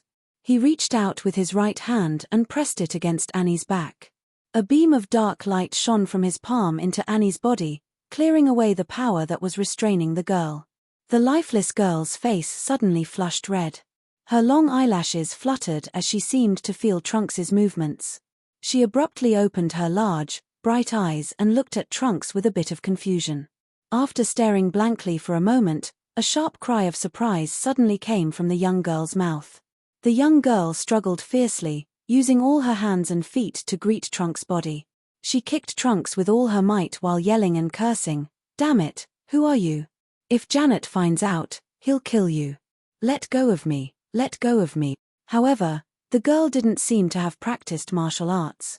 The series of punches and kicks that landed on Trunks' body didn't cause him any harm. However, Trunks had a baffled expression as he released the girl. He blankly stared at the girl and said, "Annie, could it be that you don't remember me?" "Who's Annie?" "I'm Betty. You must have mistaken me for someone else." "Are you crazy?" The girl dodged from Trunks' side and angrily looked at Hanshoro. She said angrily, "You damned bandit, what are you trying to do by capturing me?" Hanshoro didn't answer her question. He frowned and stared deeply at Annie. Then he looked at Trunks, who was revealing his true feelings, and asked, "Trunks, you didn't get the wrong person, did you?" Trunks shook his head with certainty and said, "That crystal necklace was given to her by me. The black mole on her ear is still there, so it must be Annie. But I don't know why her appearance has changed, and why she doesn't remember me." "Then there's no problem. As long as these characteristics are there, it's definitely her."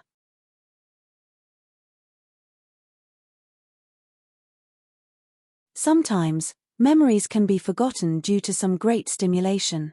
As long as you use some magic potions, you can change your appearance to something else. Hanshoro calmly said. "That's right, it must be like this. Where did you find her?" Trunks immediately said with certainty after hearing Hanshoro's explanation. "You bastards, what do you want? Hurry up and let me go, or else Janet won't let you go."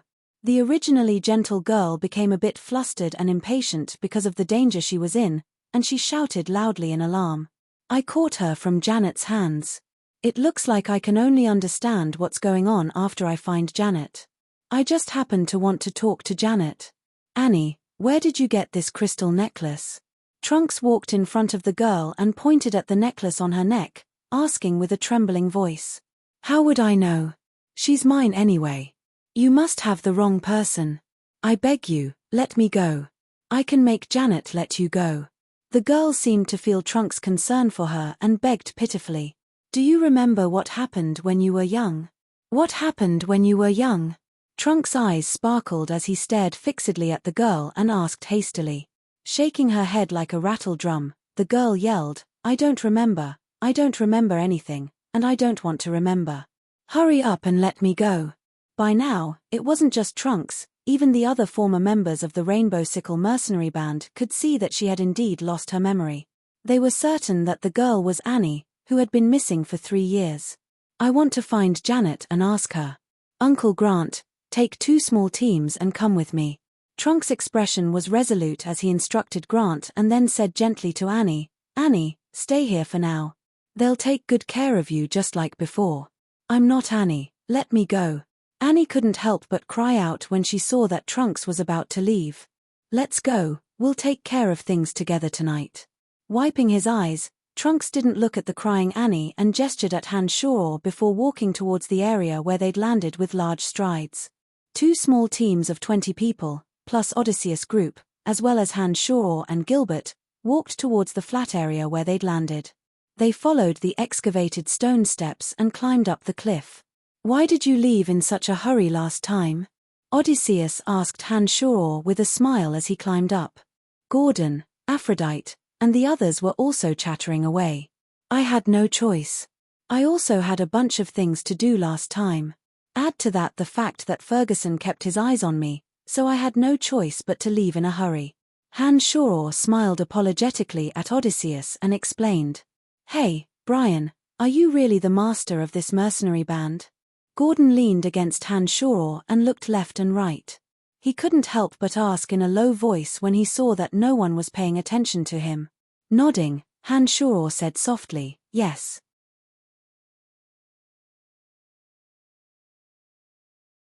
Gordon's face was full of surprise as he chuckled. You're really amazing to have established such a large mercenary band. We were only willing to join because Trunks said that you're the master behind the scenes of the Soul Destroyer mercenary band. Patting Gordon's shoulder, Han Shore nodded with a smile and didn't say much. The friendship that Han Shore had built with them in the Dark Forest was indeed effective. A merchant has unintentionally discovered a silver mine in a mountain valley. It's said that there's even mithril inside. The powers surrounding the Valley of Sunshine have already fought a few battles for the silver mine. I've received accurate information that Lawton of the Cairo Mercenary Band will also be there tonight. The Cairo Mercenary Band has occupied all the high ground in Tanai, so it'll be very difficult for the other powers to deal with them. This time, Lawton has already left the Valley of Sunshine for the mithril. The other hostile powers definitely won't let him go. There'll definitely be a fierce battle at the silver mine tonight. I've come back to bring some people to join in the fun and see if we can fish up some benefits. Trunks stood on the cliff and explained to Han Shore from the flatland that was curled up by the clouds. Startled, Han Shore said, silver mines are already very rare, and mithril is a top-quality material for forging weapons and armor. No wonder everyone's eyes are red with greed. It looks like this fierce battle is unavoidable. That's right. Even in a place like the Valley of Sunshine, mithril is a priceless item. The value of a silver mine with mithril is simply immeasurable. Therefore, as long as the powers in the Valley of Sunshine have some power, they all want to head to that mountain valley for a share. The merchant who discovered the silver mine was instead killed at the first opportunity. It's a pity that the news still leaked out. Trunks nodded in agreement and said in a low voice, let's go, we'll also go take a look. If there aren't any accidents, Janet will also appear in that mountain valley. Han Shore thought for a moment and suggested to Trunks. Yes, that's what I was thinking as well. Trunks replied. Afterwards, the group of 30 or so people silently left the cliff and headed towards their destination according to Trunks' directions. The mercenaries that Trunks had brought with him were mostly experienced and extraordinary members of the Soul Destroyer mercenary band. Each and every one of them didn't forget to check their equipment on the way, vigilantly paying attention to their surroundings and carefully avoiding other groups of people. When the sky had completely darkened and the crescent moon had yet to appear, Trunks stopped behind a boulder and pointed to a mountain valley densely covered in creepers. He said to Han Shore, that's the one. I think that all the major powers in the Valley of Sunshine have already entered.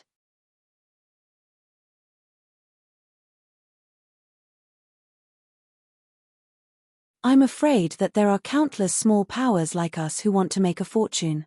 It's a bit impossible to hide without being discovered. The others stay here. You, me, and Gilbert will go in first. Follow me. As long as we're careful, no one will discover us. Han Shore turned around and calmly instructed Trunks. Trunks had long since witnessed Han Shore's miraculous abilities. He immediately turned around and instructed Grant and the others, "Uncle Grant, you guys hide here for the time being. We'll go in and scout. I'll send a secret signal to inform you if anything happens." As well-trained veteran mercenaries, they wouldn't have any objections to their leader's orders once they started moving.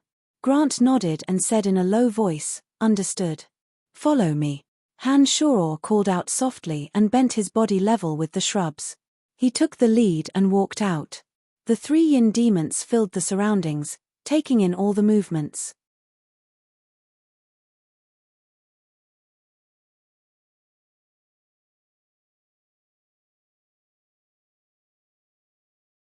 Chapter 260. The Mithril Mine is within the Rainbow Sickle Mercenary Band's sphere of influence. It now belongs to the Church of Light.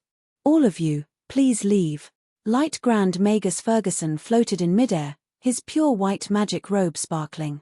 He held a magic staff in his left hand, his expression sacred and inviolable. Light magical elements gathered towards the magic staff in his hand from all directions of the valley. Ferguson's aura grew stronger and stronger as the magic staff in his hand shot out a brilliant curtain of light, illuminating the valley where the moon had yet to appear. This valley was a few miles wide, with a small river flowing quietly in the middle of the valley. Around the river were huge rocks of strange shapes, and near the mountain walls, there were many plants that looked like creepers, painting the mountain walls a light green. The 4 great powers of the Valley of Sunshine, the Cairo Mercenary Band, the Rainbow Sickle Mercenary Band, the House of Menlo, and the Carter Orc tribe, had all arrived. They split into 4 directions and occupied the most central area of the valley. Outside the 4 great powers, a dozen or so smaller powers were scattered in 2s and 3s, similarly gathering here with greedy hearts. Han Shore had originally planned on concealing his tracks, but when he heard the rumbling, he released a yin demon and circled the valley once. He had a panoramic view of Tarnai's situation and understood that Tarnai had reached a critical juncture. All the powers were no longer concealing themselves. "Let's go. As long as we're careful, no one should notice us." Han Shore called out lightly and led Gilbert and Trunks, carefully avoiding the various powers. They arrived at a remote corner of the valley and hid behind a large rock. "Mr. Ferguson, the merchant who discovered the silver mine is from our House of Menlo. The mine should belong to our House of Menlo." Adam Menlo, the patriarch of the House of Menlo, said dryly as he glared at Ferguson with a dark face. Adam Menlo was a skinny old man, rumored to be a sky rider. He rode on a super-rank magical beast, the golden-winged roc, and held a golden spear in his hand. He appeared to be overbearing.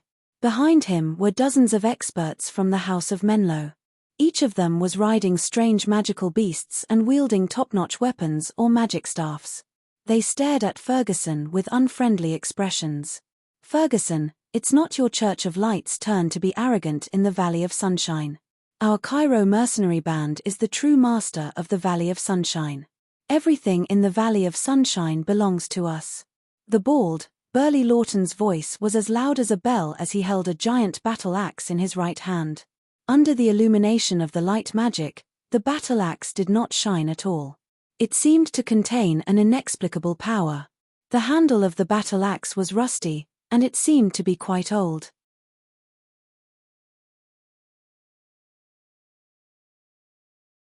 There was also a group of elites from the Cairo Mercenary Band standing behind Lawton. It looked like he was determined to get his hands on this mithril mine. On the other side, the Carter Beastman tribe's tribal chief, Carter, was about 2.5 meters tall and carried a huge totem on his shoulder. The warriors behind him were also huge and carried huge totems. "It looks like this battle is unavoidable." The corners of Han Shore's mouth carried a malicious smile as he looked at the 4 strongest powers in the center of the valley, facing each other with equal harshness. "Yes, but why haven't we discovered the Butcher and Janet's bandits?" Trunks nodded, and then said with some doubt, "Logically speaking, they should have received the news as well.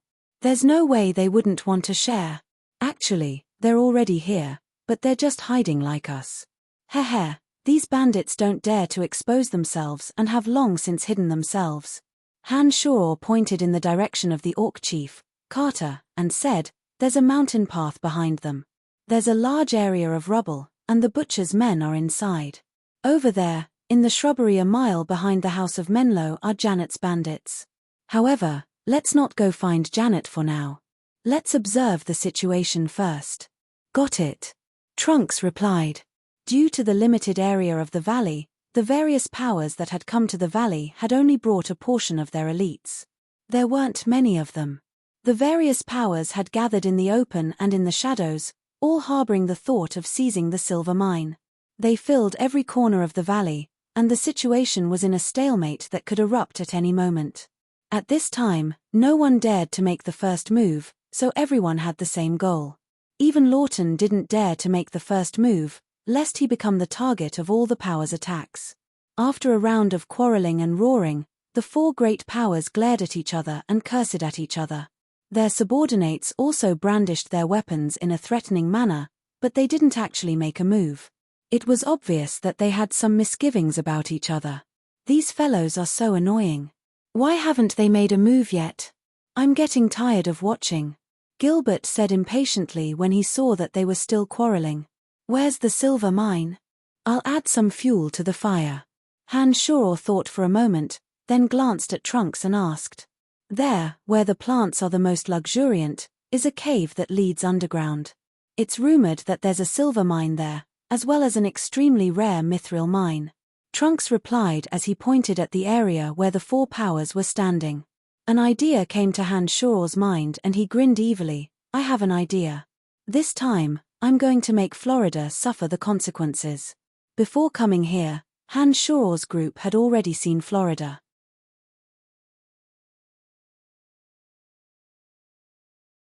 After half a year of recuperation, Florida's injuries had completely healed. He was now full of energy and was discussing something with Asa in a low voice behind his grandfather Ferguson. Asa and Maxine had tried to assassinate Hanshaw during their last trip to the Valley of Sunshine. In the end, Asa's right arm had been chopped off and he had fled in a sorry state. Even now, Asa still hadn't recovered. His face was still pale and bloodless. Although his severed right arm had been reattached, judging from the spasms of his fingers, it should have been left with lifelong sequelae. It was likely that he would never be able to regain his original agility. After the necromancy incantation, the little skull and the Earth Elite zombie appeared together. After being refined by demonic arts, the Earth Elite zombie no longer looked like a zombie warrior, and was no different from an ordinary human. After giving the Earth Elite zombie an order, the Earth Elite zombie's body slowly sank into the ground, disappearing under Trunks' incredulous gaze. However, there were no changes to the ground where the Earth Elite zombie had disappeared, as if he was a drop of water that had merged into the ground. What's going on? What is he? Trunks had a face full of disbelief as he cried out in alarm. Pointing at the little skull, Hanshaw smiled and explained, the same as him. When the little skull saw that Hanshaw had mentioned him, the light in his purple eye brightened and focused on Trunks. He even raised the bone dagger in his right hand, appearing quite arrogant and disdainful of Trunks' ignorance. I understand now. Amazing Brian, you're truly astonishing. Trunks cried out in surprise and then smiled wryly. No wonder Ferguson and Edwin are looking for you. This is the territory of the Rainbow Sickle Mercenary Band. You've trespassed on our territory and even dared set your sights on the mines in our territory. You've gone too far. Florida shouted from the other side and looked coldly at Lawton with a murderous aura. The Rainbow Sickle Mercenary Band had the most people who'd entered the valley this time. Adding on his grandfather Ferguson and some existences from the Church of Light, Florida felt that his side was the strongest and naturally had the more imposing manner. Florida, do you really think that the Valley of Sunshine is your home just because you have your grandfather's support? Lawton snorted coldly and mocked Florida. Suddenly, the Earth Elite zombie shot out from the dense undergrowth. He held a large piece of silver rock in both hands and excitedly ran in front of Florida, handing it to Florida under everyone's gazes. Good, damn it, Florida, you've already started mining. You're simply ignoring our existence. The patriarch of the House of Menlo, Adam Menlo, immediately cursed sinisterly when he saw the situation unfold. He rode the super-rank magical creature, the Golden Rock, and rushed towards Florida.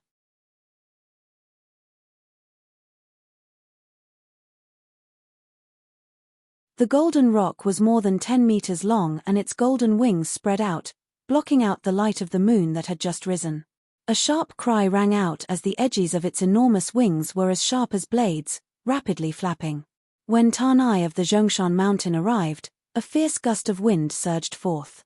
The sleeves of Florida's rainbow sickle mercenary band danced wildly as they stood there, their bodies swaying. Adam Menlo raised his golden spear and a chilling murderous aura burst forth. He took the lead and rushed towards the rainbow sickle mercenary band. Behind him, the House of Menlo's men riding all sorts of strange magical creatures also rushed out with shrill cries, heading straight for the rainbow sickle mercenary band. Sunshine Tanai, it's not your Church of Light's turn to be arrogant. Brothers, let them know who's the strongest power in the Valley of Sunshine. On the other side, Lawton roared towards the sky. The clothes on his body suddenly burst open, and a terrifying aura followed. His originally strong muscles bulged unbridledly, and his shiny bald head was extremely conspicuous. As a berserker, Lawton appeared to be extremely violent and impulsive as he raised his giant battle axe and took the lead in shooting out. As he flew, he fiercely swung his battle axe, and wherever he passed, the boulders would shatter with loud pops. His momentum was terrifying to the extreme. Behind him, the mercenaries of the Cairo mercenary band were all enraged. They were like a group of mad bulls, roaring as they charged at the Cairo mercenary band. Similar to them was the Orc tribe of Carter. As the chief of the tribe, Carter roared a few words in the Orc language. The huge totem pole that he was carrying on his shoulder was shining with a strange luster. He violently pounded it on the ground, causing the earth to tremble. A deep pit was created by the strike of the totem pole. A few beastman shamans jumped around crazily, rays of multicolored light falling on the bodies of the dozens of beast men behind Carter. These beast men were blessed with shaman incantations, and their muscles became as hard as granite. The totem poles they carried shone as they advanced with a strange rhythm, howling as they charged towards Florida. "Who the hell are you? Are you trying to kill us?" Florida roared at the Earth Elite zombie, his rage reaching its peak. He quickly chanted an incantation, planning to kill the Earth Elite zombie first. Unfortunately, before he could finish his incantation, the Earth Elite zombie had already quickly merged into the ground and disappeared without a trace.